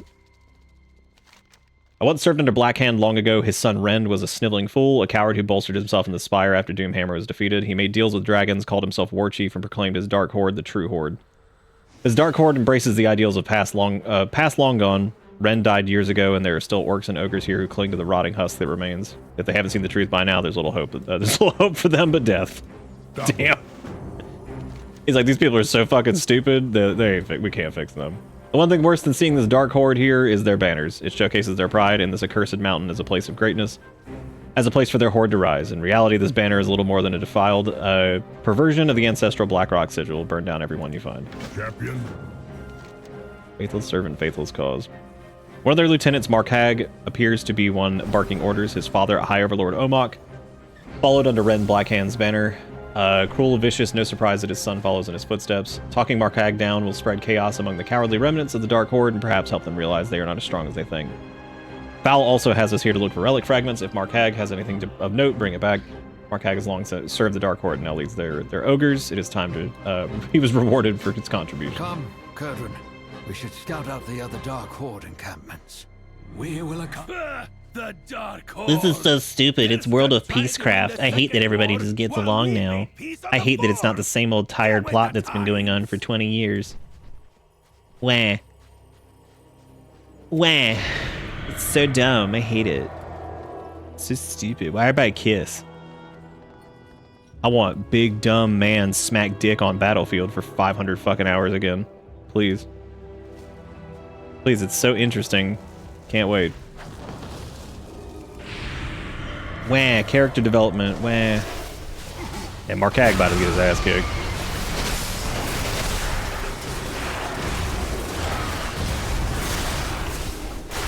Honestly, at the point that this took place, now that I'm thinking about it, I don't even think Death Knights existed in the timeline properly, like the Scourge Death Knights. Because this would have been so long ago that One of the fragments that we're looking I think the only Death Knights that would have existed would have been the ones that Gul'dan was like shoving the souls of fallen orcs into humans. Yeah, that's actually a relatively like new thing. They have a specific attack set for mounted attacks because of the death charge skill. So like now when you like run up stuff, just so it doesn't look stupid as hell, they'll just swing from the steep. Could you imagine if it just like bugged out? It looks so stupid. They did that for paladins and death knights since they have like mounted attacks. For the cats that are attacking the door, can you please stop? I had to get up like 20 times. Little piggy, little piggy. They were in here, then they wanted to leave, and now it's like, oh, door shut? I want back in. Tale as old as time.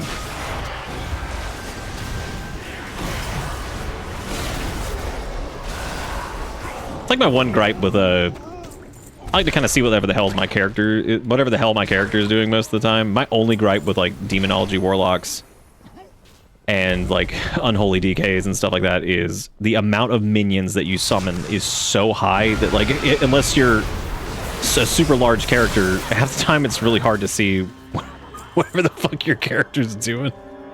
Which I like to see the animations and stuff because a lot of them are really cool, but it drives me crazy because I'm just like, I can't see anything. But what we could do... My father Turalyon fought in this battle, though he has rarely talked to me about it. We can use the atomic recalibrator and become something else. We got Panda. We got Dwarf. This is like a temp. Oh, hey. One of my favorite...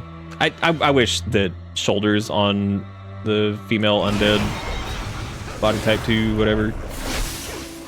I wish they would fit better. They fit so weird and they make so many transmogs look strange, but I absolutely love undead attack animations. They're one of my favorites. Well, there's a Draenei. They're pretty big. Pretty chunk. What else we got? Yeah, Dark Spear Troll. Undead Buoy.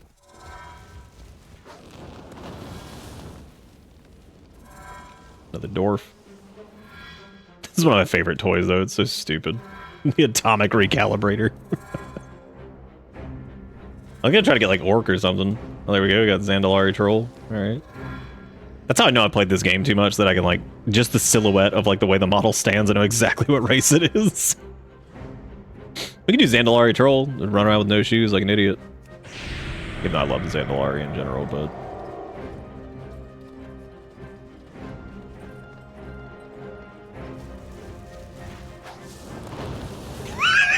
There's a war.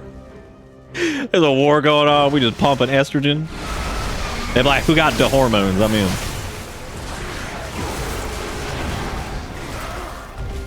I gotta say, even being a bigger character, has not helped visibility when there's 40,000 fucking undead on top of us. My father But hey, at least nobody can complain about the undead or the unholy DK class fantasy anymore.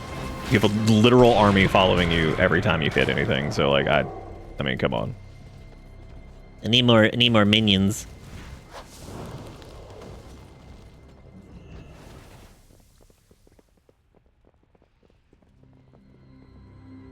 There's war happening in the background, and we're gonna be pumping them hormones. The Dark Horde seem as traumatized by this battle. They remain here and fight a war long lost. They sure do.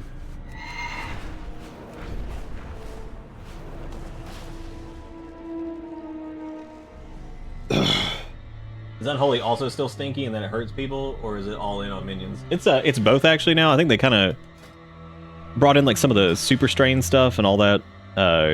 So there's kind of they kind of went like in on diseases a little bit more on like the left side, I'm pretty sure, and then it's more like minion summoning on the right. But you end up picking up a good bit in general. I really like where they're at with like kind of being able to focus a little bit more on the minion side, a little bit more on the disease side, but you kind of end up doing both either way. The Apex talents are really cool. I really like Necrotic Coil and Graveyard. Necrotic Coil gives like a cleave effect to Death Coil and not like a traditional one, like it like shoots like through the enemy. So you can like hit like multiple targets with it if you line it up and stuff. And then Graveyard just hits everything. It's really neat. Speak and fill your tankard with me, old friend. Alright, let's see. Perhaps the face of death of their comrades, other will sense as I did. May your blades never dull. Right. Yeah, I hope this demoralizes Always them. welcome with the sons of Lothar. Did you put a stop to Markhag? Always Yes. welcome at my side. Blood and thunder, strength, peace, and honor. When the Alliance originally fought the Horde here, Kurdran served as a scout. He's still an excellent one. He took his Griffin to Blackrock Mountain to see what kind of forces we may be dealing with there. Meet up with him and see what kind of trouble you can get yourselves into. Rats, comma, rats. We are the rats. He's tracked down the next fragment. Alright, I'm tired of being a Zandalari already. I'm good. Unholy's only a couple clicks away from being a full-blown ranged class. Like now with a Clawing Shadows and Putrefy and Death Coil, I think their only melee stuff is auto attacks and Festering Strike now. They could do like all their other shit at range, I'm pretty sure now. Kurdran Wildhammer is the one who's in the original WoW loading screen, I think, that's flying the Griffin. I'm pretty sure that's him. The Orcs and Ogres here have been a thorn in our side for too long. How have you kept at it for so long? I've seen some dark times, a whole lot of them. Flying does me a lot of good for sure, but not everybody has a Griffin. If you don't, then you gotta find out what your Griffin is. For me, jokes help. If you cannot laugh in the hard times, well, you're gonna run into them. May as well... We're gonna run into them, may as well laugh. And a pint with friends makes any problem seem smaller. The friends even more than the pints. And sometimes you just gotta move forward towards an open sky, ready or not. The Council of Three Hammers requires me presence, but I'd rather be riding me Griffin. Yeah, you were just saying that a second ago. Yeah, we bit stuffy in here, isn't it? Alright, so we're gonna go beat up these assholes and go take their signets, insignias, whatever. Dark Horde may strut around inside the mountain, but an orc called Nagash is the one ruling the roost. He barks orders and charges straight into a fight. Rockheads in command. Rockheads in command like that one what we get every... Oh my god. Rockheads in command like that are the ones... Like that one are the ones... What the fuck am I doing? Rockheads in command like that one are what gets everyone on all sides killed. I couldn't fucking read that to save my life. I bet anything that Numbskulls claim Foul's a shiny relic, keep an eye out, may jump you in the middle of the fight. It'd take a hand's worth of these God. Dark Horde has no love for their equipment. Look at their weapons, cracked, rusted, blunt, bent.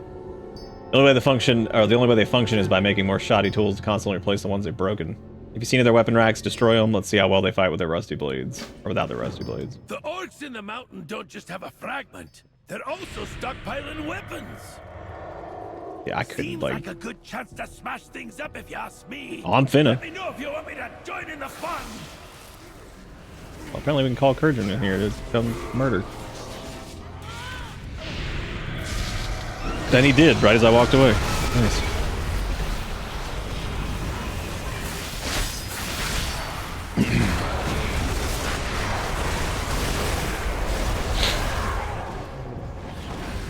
Why did Foul bring me here? There has to be some something he hasn't told me about this realm. Okay, now Erator's just being stupid. They specifically were like, oh yeah, Turalian fought here. It's like, like we're not going to be getting like the fragments of like a piece of armor or a shield or something. It's like, come on, Erator, seriously. Now you are being kind of stupid.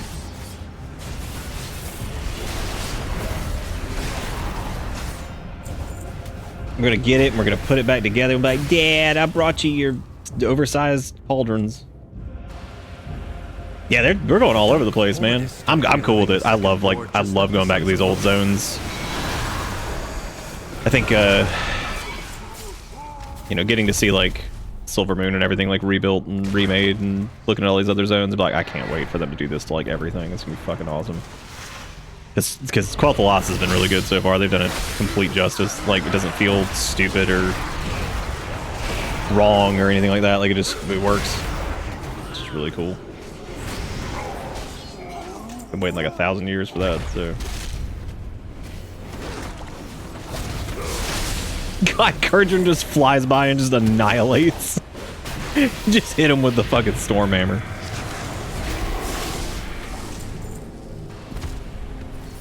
You still summon Gargoyle? Yep, you can. There's still a glyph for it for the Valkyrie thing too. So summon Gargoyle is on the same talent node as Raise Abomination. So basically what this does is whenever we hit Army of the Dead, either a Gargoyle will come out here and it does a little bit more on like the single target front. Raise Abomination's a little bit more like AoE. He does like a gas cloud and cleave stuff. So if you're doing like more single target damage, you would take Gargoyle instead of a Raise A Bomb. We can, after the Army of the Dead comes off cooldown again, I can swap that. We can see old Gargamel. And yeah, there's still a glyph to change the Gargoyle's visual to a Valkyrie.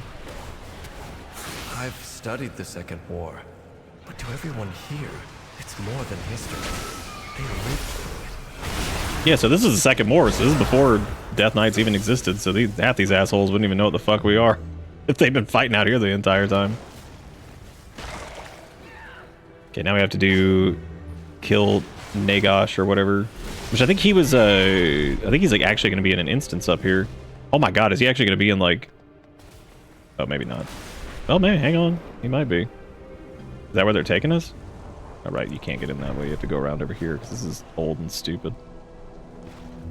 This is old Cataclysm stupid. I think we're going into Blackrock Spire.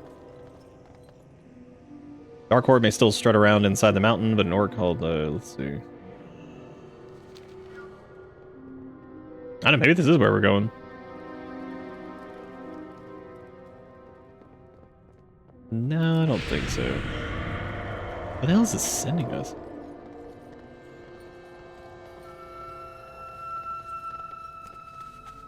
Oh, I think you have to go. He spawns down here. I thought they were going to do something similar to the Scarlet Crusade thing. Bold mistake to challenge me here. Yeah. Just like, yeah, true. Needle said something earlier and I totally missed it and I just realized that. My brain just remembered from reading like something that I think they said something like a little bit ago. Odd for him to be lugging that around. Also, Thomas was asking if Mr. T was still in the game, and while that is a funny joke, I am pleased to say that in fact you can still get the Mr. T grenade. It came back in the 20th anniversary. They had the grenades that would give you the Mr. T Night Elf Mohawk thing. So yeah, they brought that back, which is really funny.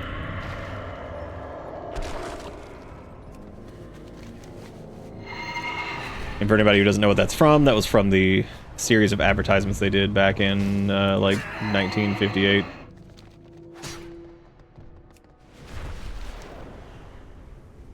Good luck on the sleep, Gator. Gonna face the consequences, yeah. Where am I going? I just gotta get out of here. I don't know what the fuck I'm doing right now. Oh, for like anybody who was saving them? Yeah, probably. I don't even know if they were... I don't actually know if they were like bind on pickup or what. I don't even know if you could sell those anymore. I think the ones from the event are Bind on account, I'm pretty sure. People got like a metric fuckload of them. I think you can get them every time the new, the anniversary event rolls back around now. Because most of that stuff I think they wanted to do for the 20th anniversary, but then just kind of bring it back every year for people that may have missed it, so they don't get that FOMO. Whole expedition shit. has something to do with my father, doesn't it? The Council of Three Hammers requires me present. Like you gave him a kick in the pants, but like I sure did. Sure did kick him in the dick. Ah, wee bit stuffy in here, isn't it? How I miss the open skies. As much as I'd love to keep harassing these Dark Horde grunts, we've found the relics that Fowl wanted. We best be getting on. Dennis went looking for the last piece of the relic. You go find him. I'll tell the Mad Bishop that his plan is nearly complete. Poor fucking Fowl, the Mad Bishop. He's like, what the fuck, dude? The old meddler's got planned for me. I like how people talk about him like he's kind of crazy, and I'm like, he's been the most composed and reasonable person here. Like, I don't know what y'all are even talking about. His ass has not raised his voice or done anything at all. He's just like, what's up, everybody? I'm just doing it. Eritor, good to see you. I believe I have a solution for your problems. Warriors without a warlord. Despite our work in the area, the Dark Horde continues to battle. Their leader is here in the Blackrock Stronghold. Likely bolstering their spirits. Take them out. Once we do, I suspect this Dark Horde will come to nothing with much less bloodshed. And Fowl thinks there may be a fragment of the relic in there. Alright. Remaining Dark Horde forces are gathered here. Many of them look to be untrained and new to the cause. Drive away the forces gathered here and perhaps we can see some peace in this region. The Dark Horde prepares to raid another border settlement. Get that last shield fragment and scatter their troops. Gonna grab every mob in the area because that's our birthright. Because we picked the class that they call Death Knights.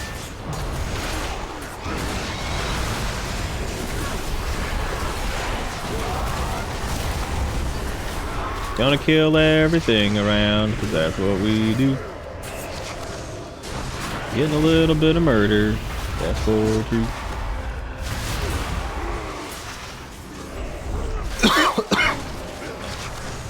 Excuse me, I didn't have a chance to mute that. That was one of them there quick coughs. I remember doing this quest on beta and it took like 20 minutes to do because the spawn rate of this shit was so low that it took like absolutely forever and it was miserable.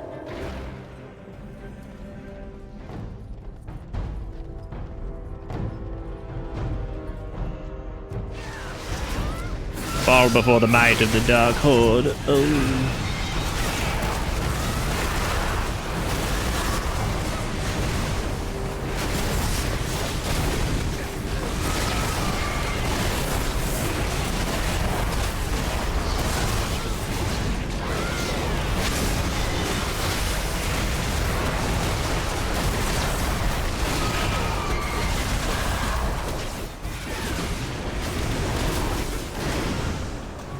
Final shield fragment. And I think I know whose it was. Who could it have been? Do you think it was A, Aurelian, B, Joe Mama?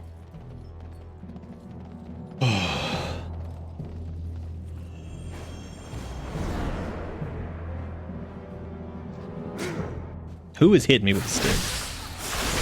C, Garage Hellscream. Now it's time for people to vote at home. Submit your answers. Phone a friend. I can see you figured out why Fowl's brought you here. My life for the Alliance. Stromgarde will stand proud once more. Azeroth calls, and we must People bitched about Dan the Trollbane too because they're like, why he Dan the Trollbane, he's supposed to be like, fuck these trolls, fuck everybody, fuck them, I'm gonna kill him. I'm like, he is like 90 now. He's just like, I'm so fucking tired. He's like, I'm gonna hit y'all up when you're like 80 years old, be like, you ready to go fight? Be like, nah, I'm good, man. Like, we could get along instead. They'd be like, yeah, man, I don't want to go fight, dude. Did it break? I don't know if I wanted to do this. After all I've seen, I still dream about this place. Dan is Trollbane out here and fucking fighting in the Second War and shit. It's just like, he's like 4 million years old. He's like, I am so fucking tired, dude. Ain't got no Bane of Troll left in me. If the boy has all the fragments of the shield, we can begin. Light bless you, friend. Oh yeah, because Turalian would have had his like shield and shit in this stuff. His fragments have been recovering. Might be the most important relics of our journey. As you have guessed, that is your father's shield, broken into fragments and left on the field of battle. It'd take a hand's worth of these hills. Statue seems out of place here. Nothing else like it. But this is where Anduin Lothar fell against Orgrim Doomhammer at the Battle of Blackrock Mountain. Many fought on this field. Many didn't make it. Let me tell you what happened all those years ago. The Council of Three Hammers requires me presence, but Oh, neat. There's a little. I didn't know this was in here. This is. Oh my god! It looks like Warcraft 3 or Warcraft 2 or whatever. At the height of the Second War. Man, how fun was that shot? That was really cool. They made it look like an RTS there. History books say we won the battle. Oh man, that was a really neat. That wasn't in the beta. That's really, really cool. Is lost.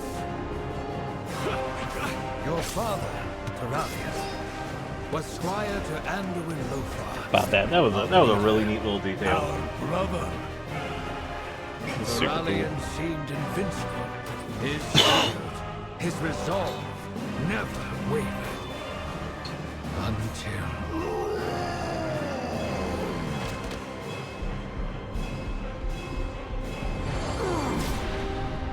his light failed. no, it didn't fail. Nah, Orgrim Doomhammer is just a fucking beast. It turned into something else. Lothar's death broke something deep within Turalian. Something blood that's never really healed.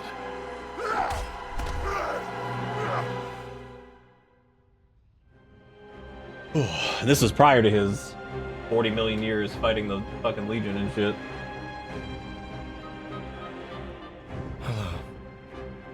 I scarcely recognize the Turalian they describe from these early days. He sounds like someone I've simply never met. I had no idea. I didn't realize what my father went through. I think I'd like to fix. That was a really cool detail too, of showing just Orgrim Doomhammer just shattering that fucking shield. Excellent idea. Like, oh nah, he was crazy. We bit stuck A tragic story, but maybe something better can be made of it with those fragments of Turalian's shield. Perhaps it can be restored along with our friend. I like how it's all like the way they pitch this too. They're just trying to like help, you know, because obviously like this is a very big fucking deal and whatever. So, thank you for all your help. It's strange to hold what remains of my father's shield and know that prior to that day, he was such a defender of others. I feel I've only seen his aggressive side and realize he means well, but I don't think that's not the path for me. Regardless, let's return to Silvermoon and get these fragments we've gathered to a worthy forge. If I repair the shield, What a neat quest line so far. I like this. And I really like that cinematic, making it look like a kind of like a Warcraft 3 thing or whatever. I know it would be earlier than Warcraft 3, but you get what I'm saying. Obviously, it's going to be hard to make it look like Warcraft 2 or 1 because they look like shit. So, unless they make like a crappy little pixelated, like whatever. Yeah, I don't think they're going to make it look like that. It'll look more like Warcraft 3 than anything. But let's just say it looked like an RTS from the top down. I thought that was really cool. Very neat little detail. Please, join me at the forge. Certainly did some good in the Burning Steps and recovered fragments of Turalian's shield. Eretor seems excited to get it reforged.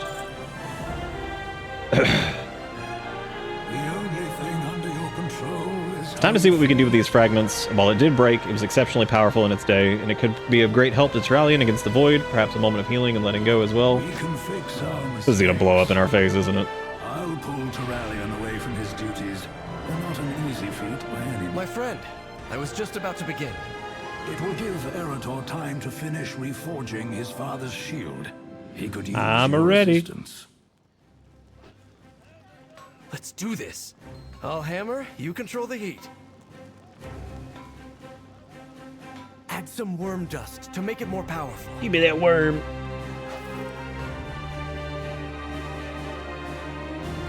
It's too hot. Pour some water on the shield to cool it. I'll have him just smacking on nothing over there. That's reasonable. I need another steel ingot. Yeah, no, he just pitched it. It was probably like telepathy, right? Add a phoenix feather to increase the heat. God, the music here rips. Pretty cool shield.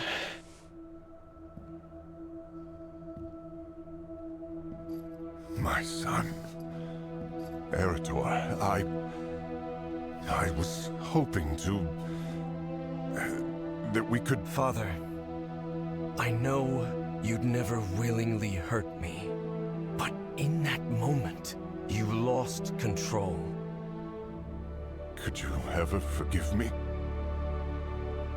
I think it's time you forgave yourself. I know what happened the day Lothar fell. It's crazy to think how long ago that was for Turalyon, too. The rage you've carried all these years. Yeah, I think so too, Taco. I think that's actually pretty cool. To let it go.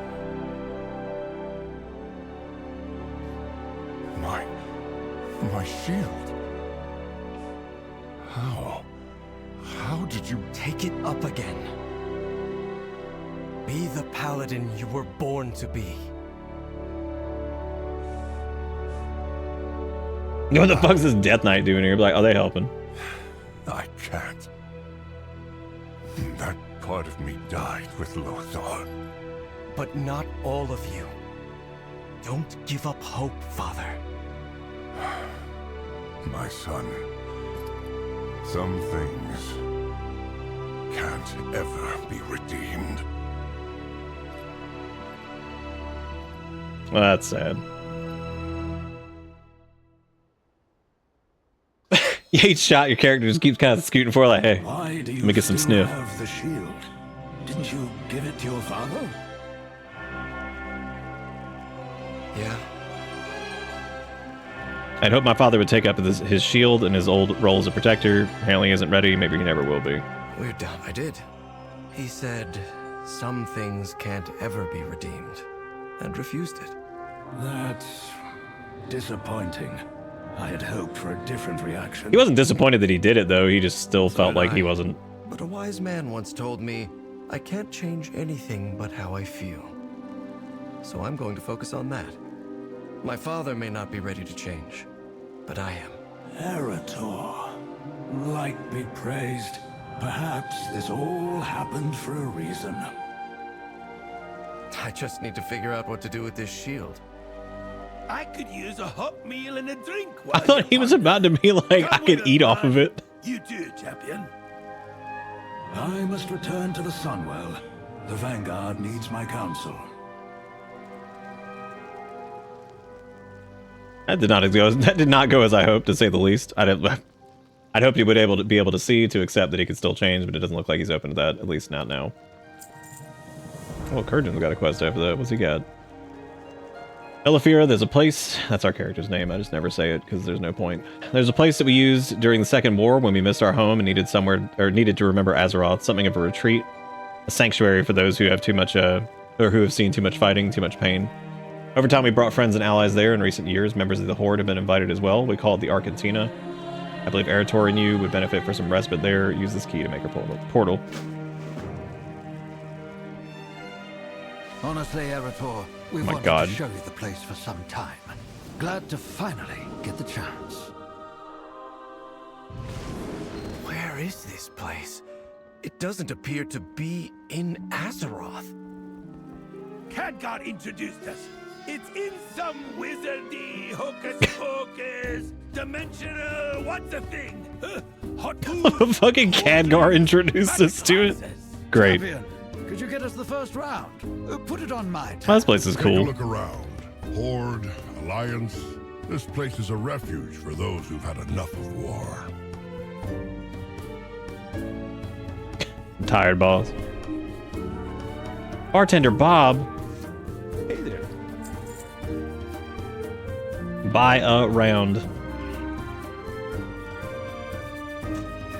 See you later.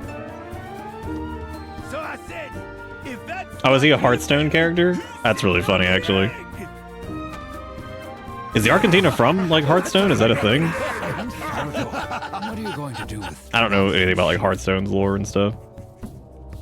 Kind of a portal and a wall establishment, isn't it? What are you gonna do with the shield? Well, I've been giving it some thought. I'd like to hang it on the wall here, as a reminder. Oh, there's Garona. She's just chilling over there. What's We up? can all break, but we can put ourselves That back would be really together funny if this is and where, like, emerge canonically the stronger Hearthstone matches take place. Terrible idea! Worst I've ever heard. To have a fine piece of equipment like that, well made, well repaired, languish on the wall until it rusts? Oh, that's shameful. He has a point, lad. A good shield like that yearns to protect a soldier, so they can protect others. But it's not my shield. Your father refused the legacy. It's yours if you want it. It does feel right. This is a cool little area. It's neat. I'll do it. Fowl told me that the Silver Hand was meant to protect the defenseless, during war as well as peace. Maybe I can help to demonstrate that service to others, as Desco has. This reforged shield can be a reminder. Yeah, I like the way me as everything's kind of like protect folded in on Azeroth. itself with this story. It's been neat, especially this entire quest line. All of you. I won't let All you of those down. things that we did actually had some relevance to kind of where we ended up here. What do you want? Hello. If Hearthstone Brew is here, it's the actual tavern. That would be really funny. This has been a journey. I've learned a lot from Alonsis and the Sons of Lothar, and perhaps most of all, what kind of paladin my father used to be and what sort I'll be from now Be on. alert for opportunities. Light takes many forms, but I know now what it means to be me, or to me, and how I want to wield it. I'm not just a weapon like my father, nor can I devote myself purely to service like Desco, but I can protect people from the evil that threatens them. Right now, that's Xalatath and her devouring host. We should return to Lorthamar and do whatever is needed to defeat the Void. Beyond that, I shall see what protecting others with the light takes me. Thank you for helping me, champion. I think that our presence has been missed in Silvermoon. We should return. Oh, we'll go back in a minute. I gotta sniff around Stay here. here for a bit. The Arcantina needs our protection. Or at least I need another round. Undermines electrician practice board. Oh my god. It's got like little mini games and shit here. That's funny. We got Mortigage, who's just a decor specialist. Oh, probably for housing stuff. That maybe. Oh, yeah, okay, they got all kinds of shit here. Ebon Blade stuff and neat. I love housing in this. They did such a good job with it. We got a Inky Black Potion. Oh, that's cool. There's like an easy way to get those here. I'll show you guys what that does here in a minute. It's actually pretty neat. There's a ladder that goes up to something. Oh, goes upstairs. Which makes sense. It was a ladder. I didn't know if it was gonna like load us into somewhere else or just up here. Man, this is gonna be like RP hub land. Holy shit. There's a Scale Commander Emberthal and Ezrathel. Yeah, I guess they play in Hearthstone or something. As more and more my people embrace the civilian approach to life, I'll admit I struggle to fully grasp it. It's not easy for a soldier to simply lay down their arms and just live, and yet in this place I see many heroes embracing just that, life. A fascinating, albeit foreign idea, even if it's not one I fully comprehend. Perhaps I should encourage the rest of the Obsidian Warders to see if there is more to our people than just life of a soldier. If they see their Scale Commander enjoying a brief moment of respite, perhaps others will follow. Stay true to your wern. Oh, you can put up your weapon. That's cool. Yeah, you can rack your weapons so you're not running around with your giant-ass sword hanging off your back. And they got like a little mini-game here. It's like some of the other... You can actually... Several of these mini-games that you can get as like toys and stuff. There's a fish.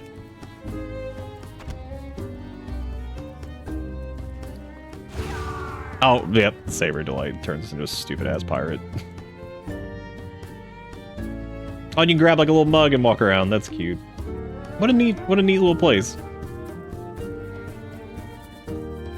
I love when they do like stupid little like flavor things like this. They're just fun to...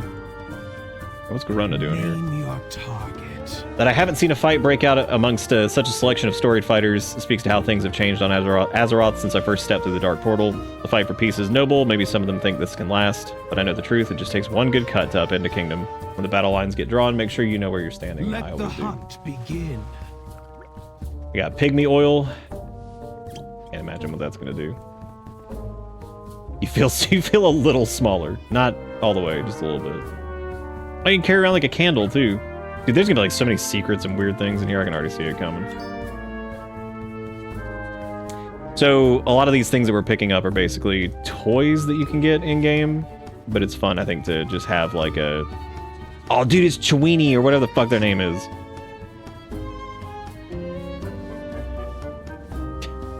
I think their name was like Ouija or something like that, or Ouija. There's a pet that is the little Chihuahua. I think it's Ouija. I can't remember though. Yeah, it's Ouija. Yep. Yep, there he is. Fucking Ouija. He's got a fox hat on. This is Chewini. Yeah, I think that the entire Eretor like quest line has been interesting. Like it's been like a good reprieve from Janky the Candle Merchant. It's not junk, it's treasure. Fucking kobold here. Janky came with Skitter. This place is very busy. And busy means lots of candles to relight. Greyman and Chair says candles and torches replace on own, but Janky knows candles, not magic. Kobolds replace them, not magic. Perhaps you buy. Janky has all kinds. Oh, they sell the actual torches that you can carry around. That's fun. And there's also mail delivery going on over here somehow. Got a giant potion. We got Khadgar sitting in a wheelchair over here. Just hanging out. I am listening. Oh, she was in Dalaran, wasn't she? Khadgar showed me the sanctum after he recovered in Dornegal. It may not be as grand as the Hall of the Guardian, but at least it's quiet. I can't help but wonder what secrets this place harbors. I love Who Are You? I am Ari, a friend of Khadgar's. I once made my home in the Hall of the Guardian in the Violet Citadel. I had dwelled amongst its bookshelves, reading nooks for many quiet, undisturbed years, but when Dalaran fell under attack by the Nerubians, I, like many others, struggled to find my place after the city fell. The outside world was too big and too loud for my liking, but Khadgar brought me here where it's safe and quiet. Be careful. Look at this little icy familiar just hanging out. Khadgar, what the fuck are you doing here? We must continue to pursue. Good to see you. What do you think of the Argentina? Is this place yours? Not mine exactly. I may have spent the most time here. The Argentina was created by a Kirin mage before my time, but during the difficult days of the expedition to Draenor, I and the Sons of Lothar came here as a way to briefly remember what home felt like. Oh, okay, so it exists like outside. That's interesting. More and more people have been invited here over the years, and now it serves as a magical refuge where old friends and old veterans gather together. Yeah, she might have been in the mage class hall. That actually would make sense. I did all the mage class hall. I just don't remember her specifically. I remember she was in Dalaran, but all the little RP things you can do here, like carry around the books, and dude, those people are gonna have so much fun with this shit. Like, what a cool place to put in the game. Because like this is one of those like things that doesn't. That's what I talk about sometimes, about just like stuff that doesn't really matter, but it does kind of end up mattering because it doesn't matter, because it's just a thing that in the grand scheme of the game doesn't really contribute much as far as like the end game loop or whatever like that, but it's just a fun thing for people to do. And you know, honestly, even saying that though, like, because RPers enjoy the game for different reasons and all that stuff, and kind of make their own fun. So having, oh my god, thank you Pepe for hanging out on my head with your little adventure outfit. I fucking love Pepe. Look at his ass. He just run around with us now. I think this is interesting too, because this is in the same expansion that we got housing. So like, I think it's cool that like housing is going to serve that function, and then I mean, you can already see people just like RP walking around here and like messing around with stuff. That's super cool. Oh, it's Peanut. What are you doing? Get rid of this book. Peanut the cat. There's treasure everywhere. Oh, Mirit's here. I don't feel like we've met, have we? I'm Mirit, and this is Skitter. I love finding a new friend, just like finding new treasures. Would you like to sit with us? We're taking a breather until someone realizes we snuck in here. Don't forget your buddy. Mirit helped Skitter when head candle blowout. Skitter found all these candles. There are so many. I think they missed one, if maybe it was borrowed. I love the kobolds so much. We got Sipping Glass over there. We got Heavy Stein. Blood Knight Training Manual. That's interesting. Yeah, I think people are really going to like this place. I like that they gave you a toy for it, too, so that you can get here really easily. So, I think that's awesome. What a cool thing, man. Like, what a really, really cool place. Like, didn't have to do something like this. This, again, like I said, it doesn't really do anything crazy, but, like, it's a cool place for people to come and do, like, RP stuff or, you know, just hang out. Like, got a neat little like lore thing behind it with Khadgar and them creating this or whatever. Well, not creating it, but you know. I really hope this is something they add to housing at some point, like in like some type of music player, like orchestration thing. I would imagine they probably will. I think they probably wanted to get housing out the door and functioning before they start doing smaller features like that. I imagine that was probably the first and main goal is like, let's get this out and make sure it actually works. And I mean, it's pretty damn good. Housing is fucking awesome. Oh, she's the one that helps you develop the cure for the class hall order master. That's really cool, yeah.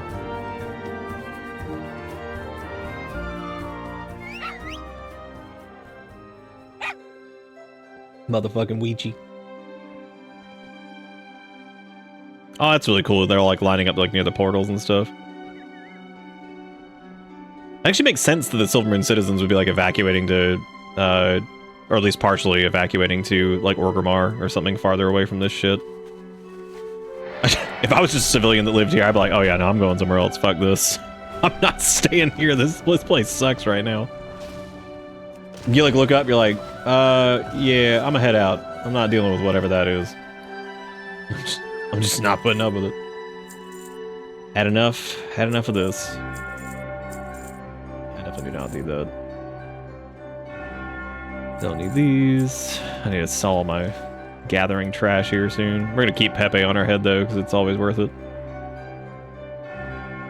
Always worth it to bring Pepe around. So this actually leads us into the final questing zone for Midnight.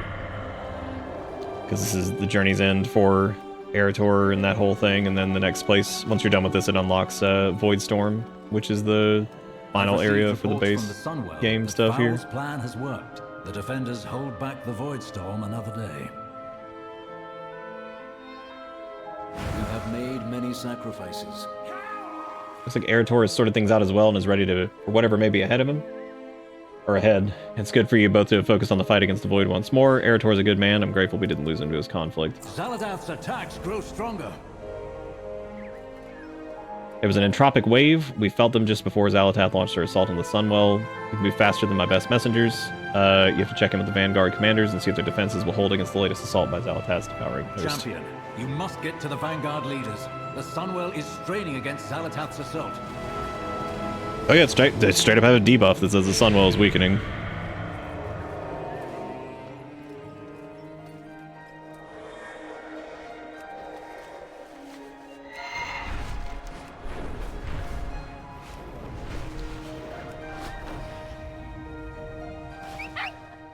Xal'atath's Voidstorm rages against the Sunwell. The light still blesses you. Sunwell cannot continue as it is. We are beginning to fail with the stalemate. Soon we can expect Xal'atath to press in force. The situation is dire. We will accept any help, even from Magister Umbric. No! Those void addicts are not our salvation. The light is the only way to stop Xal'atath's evil. Bitch, you were like a full-blown demon before you got light blasted up your asshole. Would you shut up? Will always prevail.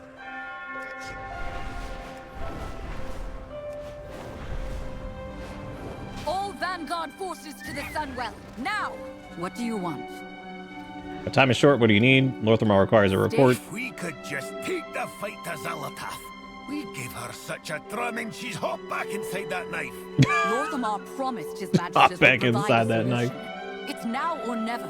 So Lothraxian's interesting because he's a Dreadlord that was Lightforged, and he's been kind of an interesting character since like Legion. But this is the first time I think that we've really gotten to do anything with him here. So we'll see kind of how that whole thing plays out. Oh, we'll see how that goes. I do know a little bit of it because, like I said, I played through it on the beta, but I missed that there was no cutscenes, music, anything like that. So I mainly just knew some of the text and preliminary. The nice stuff was really good. Preliminary stuff.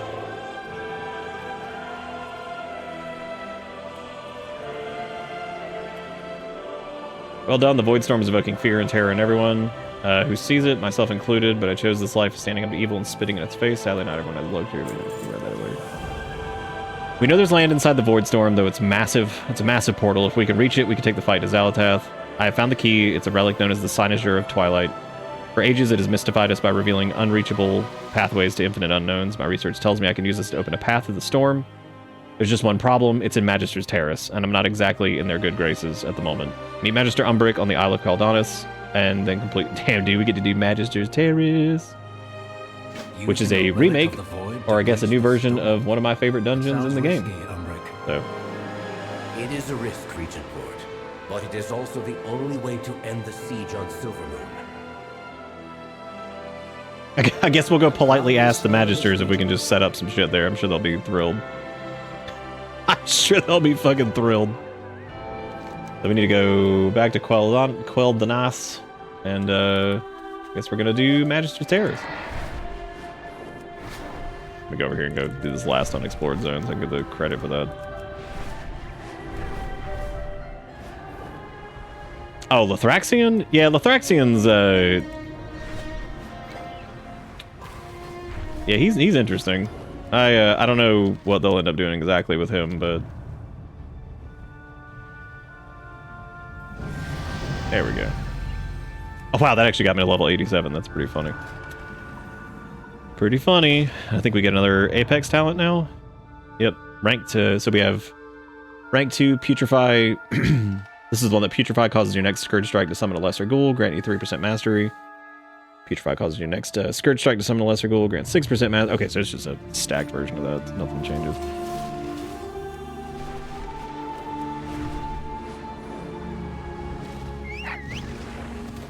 This deer just chilling next to the thing. Oh, what's up? It's living here. We're just gaming.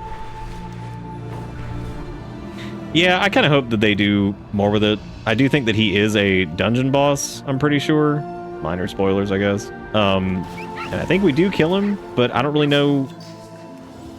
See, that's where it gets a little confusing, because even if we do kill him in that dungeon, because he just loses it or whatever. I mean, I'd much rather them do that with somebody like Lithraxian than Turalian, because like that would be like the biggest waste of Turalian. After all this time, he finally comes back, and we're finally getting some like character stuff with him, and then he just fucking dies.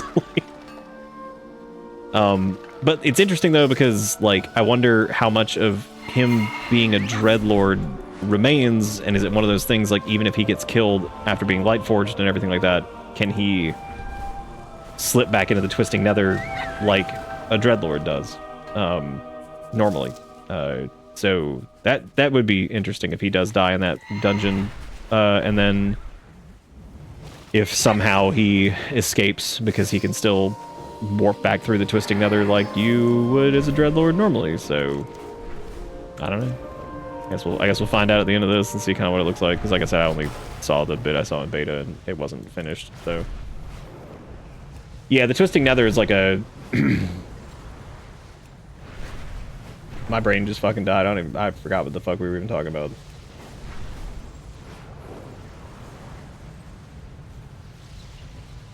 Outland, Twisting Nether. I don't know, what are we talking about? I was talking about it earlier too, and now my brain's just shut. It's also like 3 o'clock in the morning. I just realized that. So I might hold off on doing Magister's Terrace until like... long since I've seen these walls. One of my favorite dungeons. We embrace power. We do not fear it.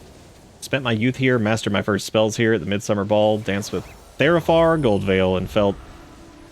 These days are long gone. This place has changed. I have changed. My people and I are no longer welcome. We cannot restore the past. The Renderai must make our own traditions and our own families. So we could do the follower dungeon version, or we could do the group version, which I'll just do a group version. Many Renderai, including myself, studied magic in Magister's Terrace. It was our home. Romath was my classmate. I felt that we must understand our enemy to defeat it, so I led a team of researchers to study the Void. We discovered the journals of Darkhan, Drathir, the very elf who betrayed Silvermoon to the Lich King. His actions had led to the destruction so much held dear during the Third War, and his research into the Void helped bring it about. You can understand, even with the Blood Elves' long use of dangerous magic such as Fel, why my research was reviled. We refused to stop, so we were exiled. I do not regret my choices, only the suffering it has brought by people. Ask Umbric about more information about the Void Elves and the Sunwell. Around the time we Renderai were exiled, Illyria Windrunner finally came home to Silvermoon. She had spent countless years fighting demons across realms and wished to bask in the warmth of the Sunwell. But in her journeys, she had absorbed the essence of a dark Naru, Laura. It transformed her much in the same way the Rendorai had been transformed. She was a creature of the void, and light and void are inextricably tied to one another. When she approached the Sunwell, its light clashed violently with her void. Creatures of darkness surged forth. If our greatest heroes had not been present, the Sunwell could have turned completely to void. Hence why so many want us forever banished. Hence why we must be careful. Look at that. Wonder if we get a best in slot melee DPS rank in MTG against stupid shit. The Rendorai shall prove our worth. Maybe. Fucking Magister's terrorist. We'll queue for. I'll see if the DPS queue is like super long. If it is, then I might wrap up for an hour. We can just do it. Oh, I knew what you meant. That at MTG. I knew what you meant. Called the Knots or whatever looks so different too, from like the Sunwell raid patch and everything. It's just crazy, like how much more like fleshed out it is. It's wild. It's just weird being able to fly here too. It's almost like disorienting because like you recognize these areas like on a ground mount, you know? Like I remember like running through here doing all those stupid dailies and shit back in 2007, 2008, whatever it was. And it's so weird to like see, because like you see it from the ground and it's like, oh yeah, I recognize like everything here, and then you kind of fly through it and it's just, it looks like so different, even from just the changes that have been made, you know? It just looks different from flying around or whatever.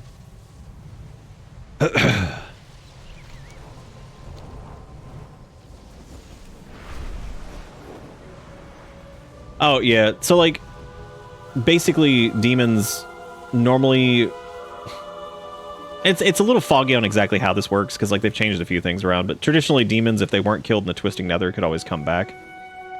I think it takes them substantially longer now, and the reason that they were able to do it so quickly was because of the homeworld of Argus and Argus the Unmaker, and like all the shit that was going on there was basically like an engine to power rapid, I guess, resurrection of these demons that were killed. So it was like this never-ending tide of, you know, warriors basically for them to work with.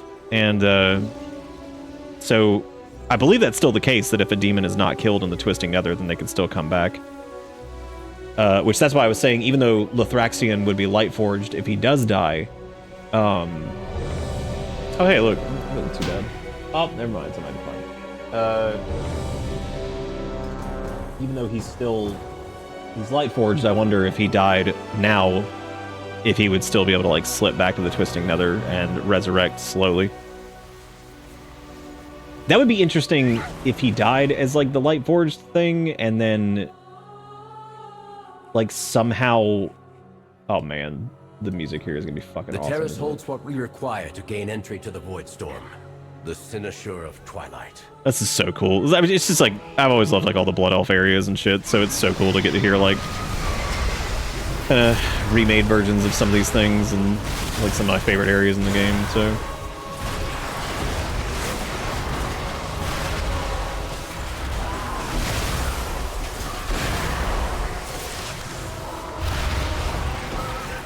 Polymorph, thank you so much. Anyway, what I was going to say about Lothraxion, though, is if he dies and then, like, resurrects in the Twisting Nether, I wonder if it would, like, cleanse him of his... Are we killing these people? Oh, no, we're not. They're actually listed as unconscious. Okay, so we're not just walking in here and just killing all these fucking Blood Elves. I was like, holy shit. Okay, no, I was like, Jesus Christ. Like, maybe we could have just talked to him.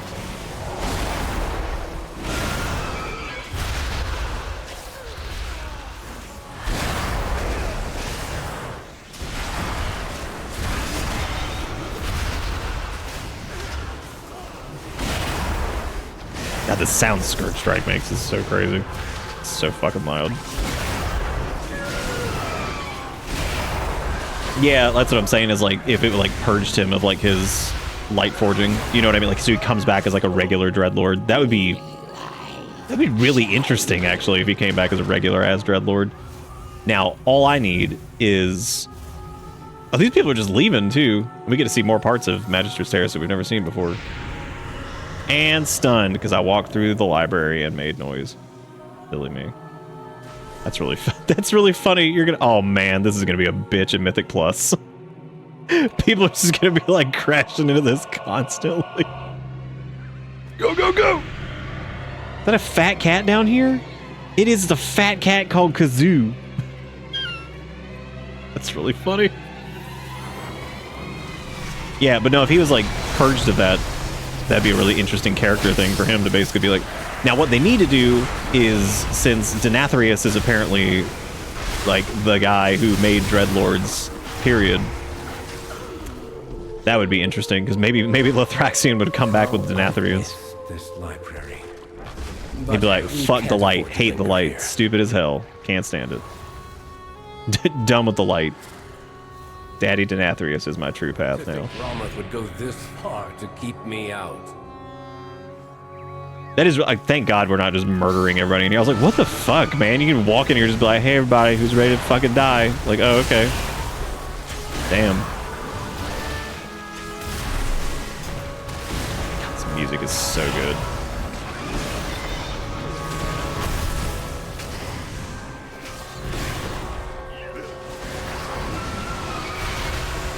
Yeah, I know people were worried about, like, them not including, like, the famous, like, cellos and stuff like that were used in this. But they also haven't, like, beaten it up, you know what I mean? Like, it hasn't been, like, so in your face with it. Like, it's been just enough to be like, hey, yeah, here, look, it's like the old music. We also have new stuff. Destroy it. But the ones that have been, like, reminiscent of the original tracks are also really good. Speaking of which, I'm about to crank it. All students must follow policy. I'm coming, sorry. I'm cranking it.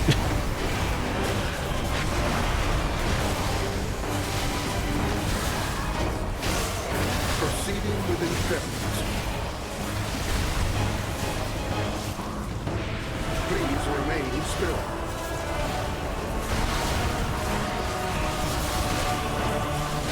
Compliance is not optional.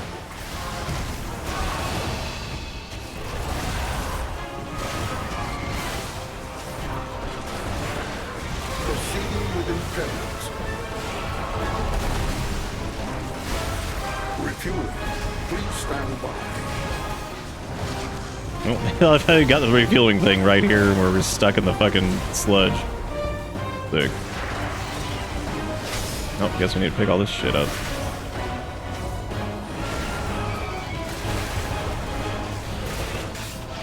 Time to just death strike my way back up. Resuming disciplinary measures. Policy demands compliance. I always love fights against, like, constructs and stuff. They're just so silly. Proceeding with intrepidity. Security failure. A crude solution, but effective. The Cynosure should be just ahead. Oh, damn, we're going in. Going big. Going real big. Oh my god, maybe a little too big. Put down AMS for this guy. Holy shit. Oh god, now that... That's a lot of shit.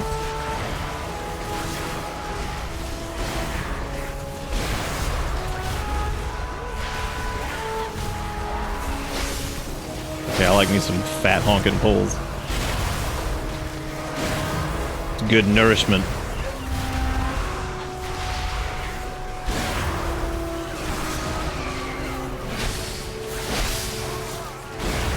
Dude's like, interrupt caster. Like, okay, I mean, yeah, don't worry, we'll get it in the giant pool of shit that you pulled. I always love that. They pull like fucking 400 like things. It's like, get caster. It's like, yeah. And the gigantic ass fucking just giant pool of enemies. Hold on, man, I got it.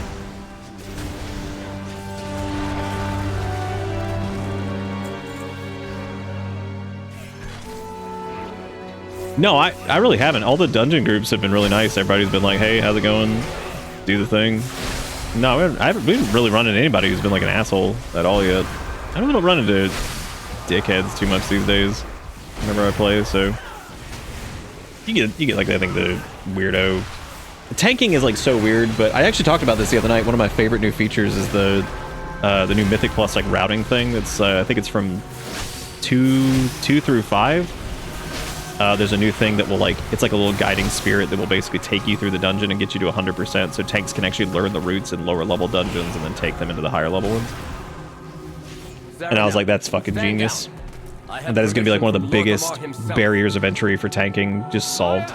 Because you can learn the actual route without having to, you know, just have that shit up on your second monitor or something. Restrain him. I'll take care of these shields. Your fall is written. I was like, that is like legit genius. Like, I cannot believe nobody came up with that before. Oh, dude, do we have to stack these or those? I don't know. Maybe. Doesn't look like it. I am unyielding.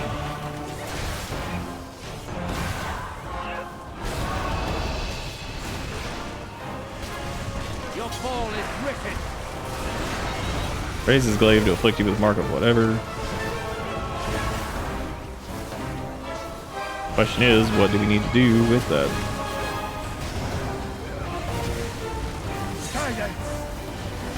I feel like maybe we're supposed to like... I'm glad I could do a lot of my damage at range, because like, damn, what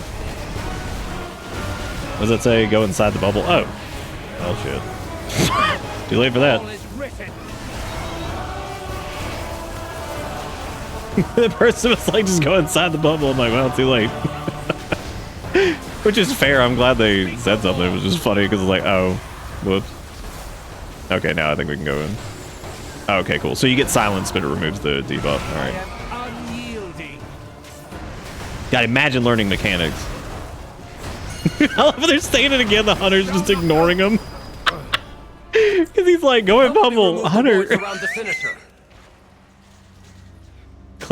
Classic hunter move. They're like, please go in bubble. Start like pinging it. Like, please go in the bubble. Everybody else has gone in the bubble. We're all doing this together now. That was funny.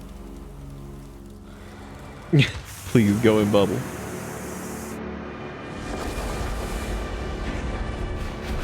Oh boy. Serana, the void has broken through. Something's gone terribly wrong. Go. I'll catch up and find a way to fix this.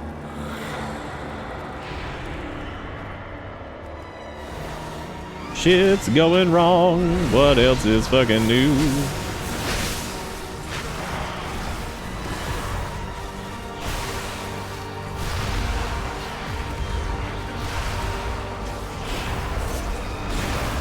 Just still can't get over Hunter, please. Go in thing.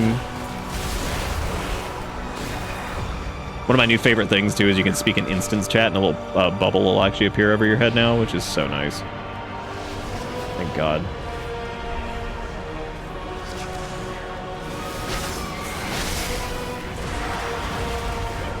It's really cool, like the dramatic like music change here and stuff. After all that happened.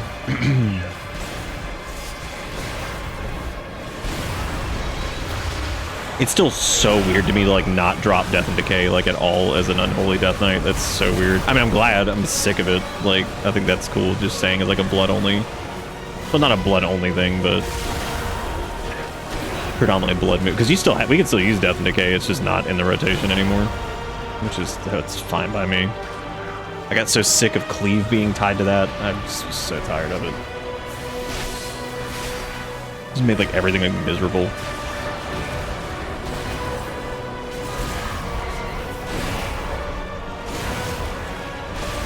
It got to the point too where it was like, oh yeah, you could like leave your Death and Decay and you keep the cleave effect for like 10 seconds or whatever it is. I was like, why even have it in the first place then? Now you're just hitting the button for whatever reason. Like, doesn't even feel like it matters anymore. May as well have a button that cleaves when you hit it. You just walk around or whatever.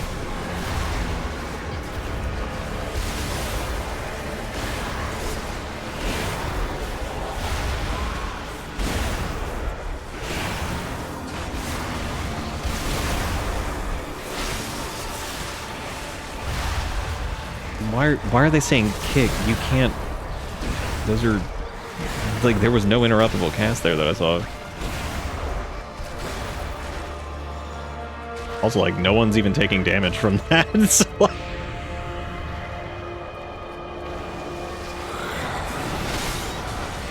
it's like kind of the opposite of the. Oh, well, they had like shadow bolts going out and shit, I guess. But that one big move, I don't think was interruptible at all.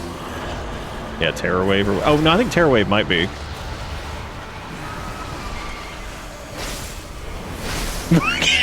Kicks, please.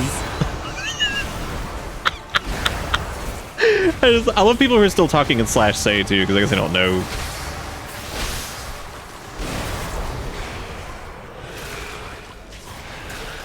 It's okay, I'll interrupt it. I'll get it. Even though it's not a big deal. It's like a 1 second like fear effect, and it's a fucking like normal dungeon. It's not a big deal.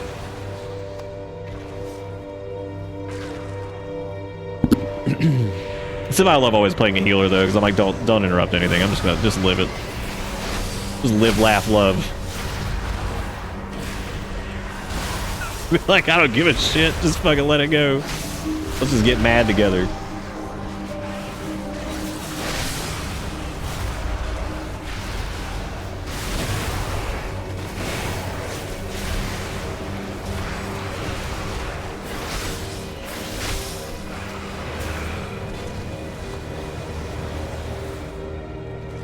Yeah, but like, sorry, no kick, no rogue. Brownie face.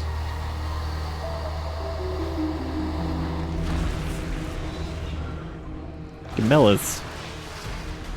The Jelly Man.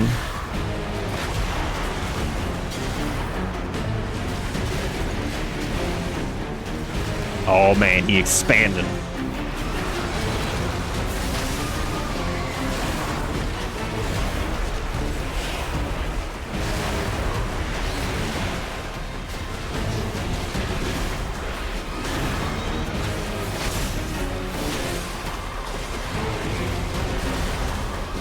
I'm assuming we probably need to kill, like, the fucking things, but whoever's out there, we're just running them all the way over there, so... Astral Grasp? No thanks. I'll pass. I don't really know what we're supposed to do with these. We're supposed to, like, fucking...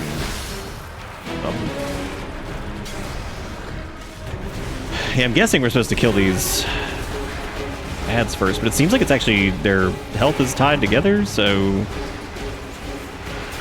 I don't know, I'm gonna take a look at the dungeon journal for this one. This is a little strange. I think we're leaving like poo-poo pools on the floor or something.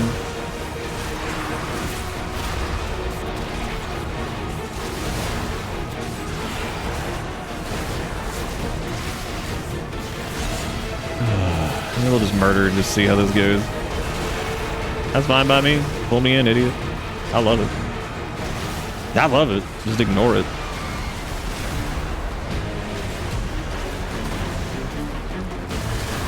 Yeah, no, you don't even use Death and Decay as Unholy anymore. Your cleave is all just Scourge Strike, Putrefy, and Epidemic.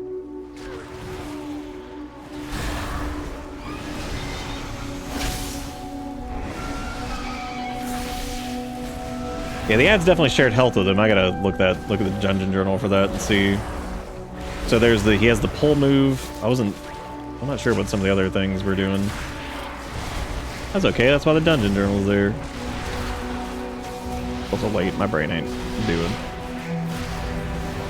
Really cool, like, reimagining of, like, Magister's Terrace here, though, so...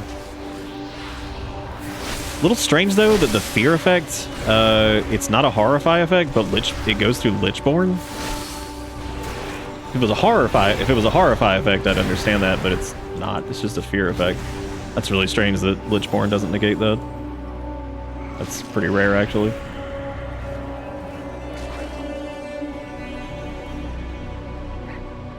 Oh, the PvP fight from Terrence. Yeah, that was a cool one, but I feel like it's one of those things that, like, nowadays it would just turn into like a big ass fucking Zerg fest anyway. Which, I mean, it turned into that back in the day too, I guess. But let me put it this way, most of the groups that I had back in the day definitely turned into just like, fuck it, here we go, just run.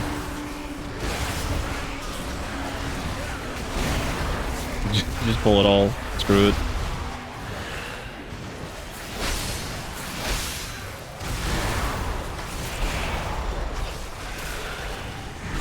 Really love that fight as a rogue back in the day though, because you know, that was still when rogue AoE sucked ass, so that was super, super fun.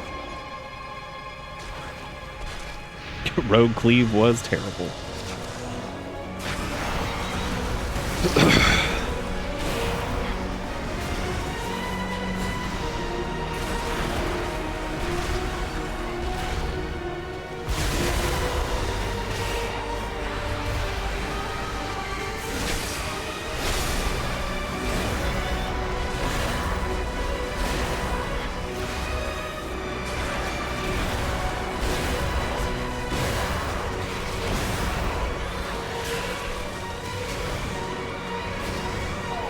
They're doing a pretty good job with Midnight so far too, because like even though Legion was very like fell themed across the board, there were a lot of dungeons that weren't like directly just green everything.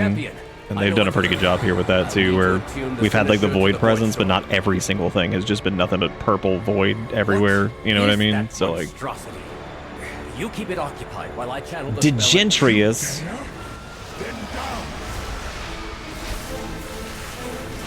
What a name.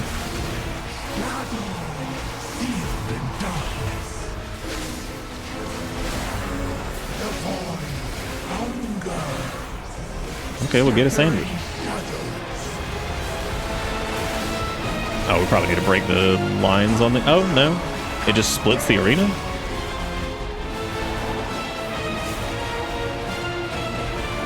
Yeah, so it looks like those are soaks. Do we need to grab these, or are these ouchies?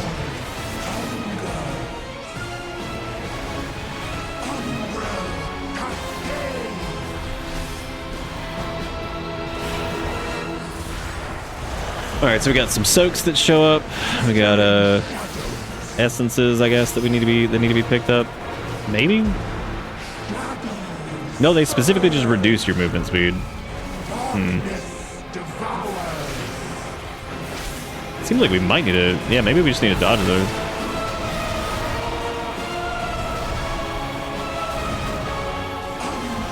Because we don't get a debuff for that. And that's the thing there. Those just seem to run into the wall. Do they explode if they hit the wall? They do, but I don't know if it's... Again, I'll just have to read it. Magister's bookshelf. That's what we need.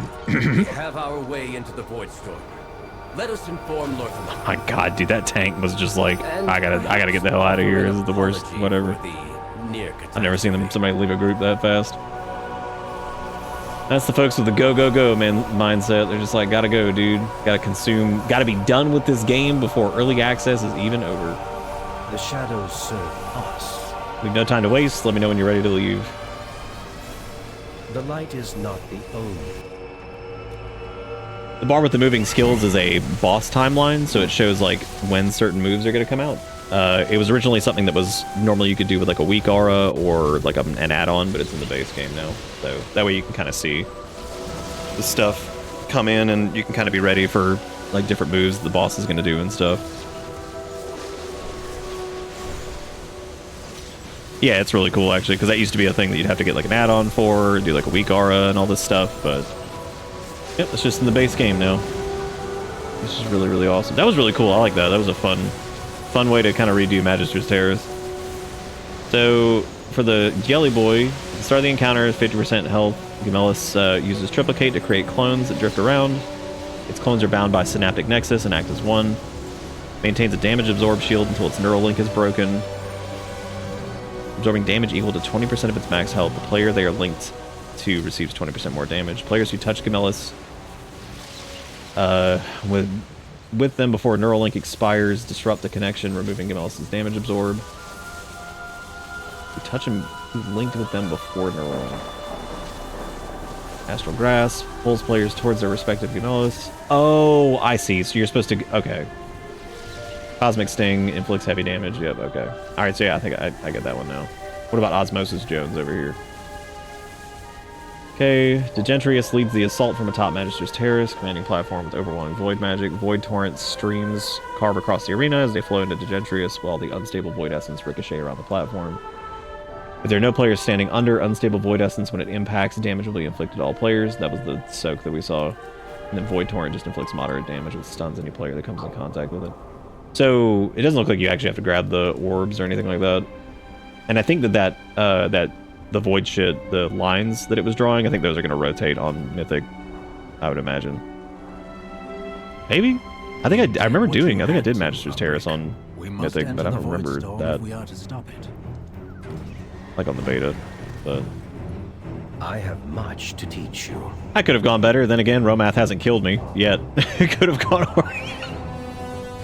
I just love Umbric and Romath's dialogue. I'm just like, oh, Romath hasn't killed me yet. Not yet, anyway.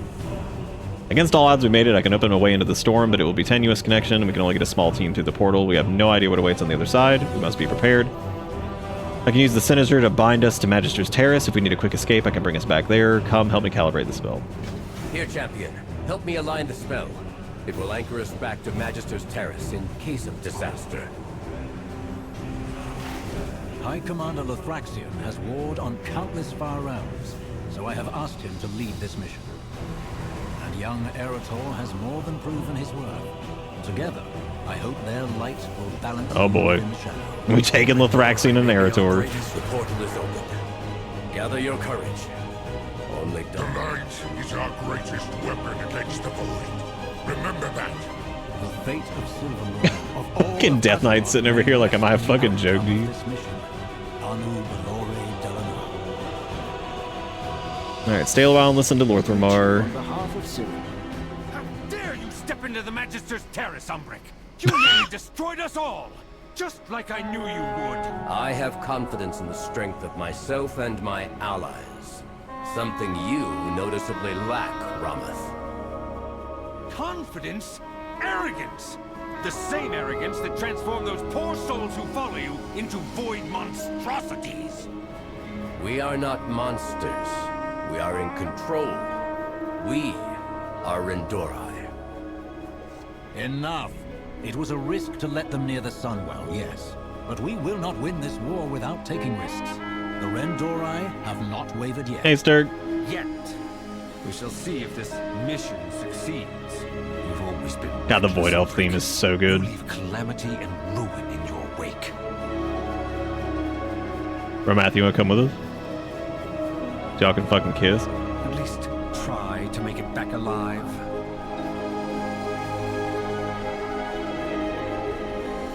With perseverance, strength. I love some of the stay a while and listens have all been so good. Like into Voidstorm. You go sleep now. Good night, Nick. Thanks for stream. Get good sleep. Have fun wowing. We're actually about to wrap up too, because I'm getting pretty tired. This has been a lot of fun though. I've always loved doing these little. Void! Eyes forward. Come. This power. It's like nothing I've ever. Uh-oh. Patrol yourselves. The void here is like nothing else. Surely you can feel it too. The overwhelming power. We must do something to stabilize the area. I'm barely able to keep our escape route from imploding, and the rest of our scouts, I can only hope they can hold it together. Rendorai know what to do. They will place a Shade Star loci to protect the area. Need your help activating them. We must scout. Yes. Scout ahead. Evergon, no! Oh, curses! I've seen hundreds, no thousands of worlds across the great dark beyond. We fought the Legion. These were worlds plunged into war and darkness, and yet still none were like this. This foul taste in my mouth is chill. There's something ever darker here.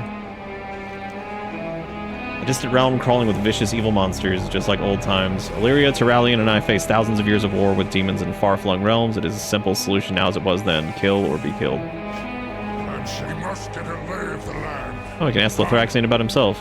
I love briefly, and he hits you with like a wall of text.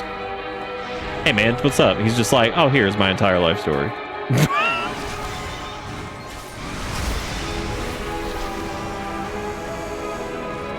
God, music here rips too.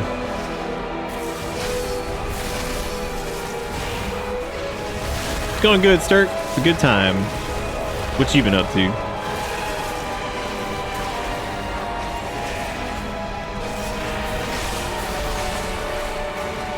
Kind of wondering how necromantic magic even fucking works here at this point. What the fuck are we even like? What are we even resurrecting here? It is like drowning, flailing her arms out, but we will learn to swim. Yeah, I guess the Void Elves have never really been exposed to anything quite this crazy. That's got to be interesting. Because even in like Telegraph's Rift and things like that, I guess they wouldn't have seen anything like this. Fear not for my sanity, champion. My minion and I are well used to such madness.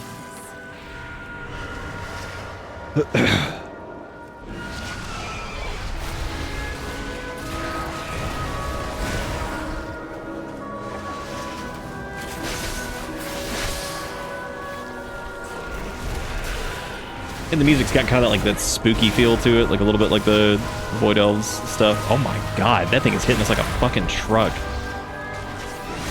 Oh man, these later levels, the scaling and everything, it's always so crazy. And it's my fault for also pulling like 80 things, but like I said earlier, might be a point where we have to go blood just to be able to keep pulling like idiots, so I'm A-okay with that decision. Going blood DK is never a problem. Always down to go tank spec.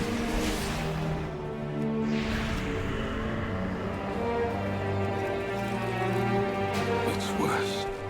Worse even than when we were first transformed by the void into Locris. But I'll get through it, Ivan. They're actually talking about what happened there at Telegraph's Rift, so interesting. Oh my god, our ghoul's dead again. Also, these things are like fighting each other too, which is interesting. Because they hungry.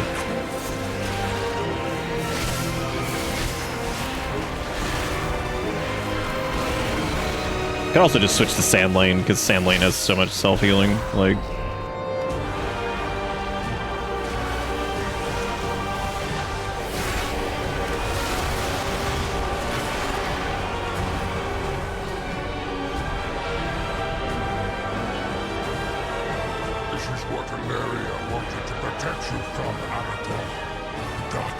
God, that looks sick. The army will come. Void Elves risk corruption and yet are most suited to understanding the world around us. We need their expertise, but cannot trust them. It irks me, but I already have sent for more scouts. The light. Vile beast, did you sense it? They all reek of void. Yep. Careful. It's pretty stank out here. Tricks. We've secured this location. Some Void Elves can make this into a proper camp. There must be some weakness we can exploit to stop the storm. We must bring my army here to meet out justice. Xalatath's armies. Join me in young Erator and let us see what we can gather from the place across the horizon. Okay, before we get too deep into this, I'm gonna stop there, that way, because it's already like 4 a.m. But this has been super fun. I'm just gonna log out there. I'll probably hop back on and go back to like Silver Moon or something. But no, I really appreciate you guys hanging out. Hopefully everybody had a good time. We'll be back tomorrow. Maybe doing a little bit more of this, and if not, I might do something else. I wouldn't mind at least finishing the campaign with this. We might do this tomorrow. We'll see. I don't know. Depends. I'd be okay with that anyway. I might actually, just to make sure we hit like level 90 with like the campaign, I might just do like some random dungeons that we've done already on the Death Knight, just to grind that up a little bit and get a little bit closer. Because those last few levels are always a pain in the ass with scaling stuff, so we'll see. It's a little bit easier to do that in like a group. It's not like super hard anyway, it's just something to do. But no, thank you everybody for watching. I really do appreciate it. And thank you for hanging out, and I'll be back tomorrow. And you guys are welcome to go hop in the Discord, go do stuff, or go check out the VODs if you want to see the run back on this. But thank you guys so much for watching, and I hope you all had fun, and I will be back later. So I'll see you then. Have a good one, and see you tomorrow. Goodbye.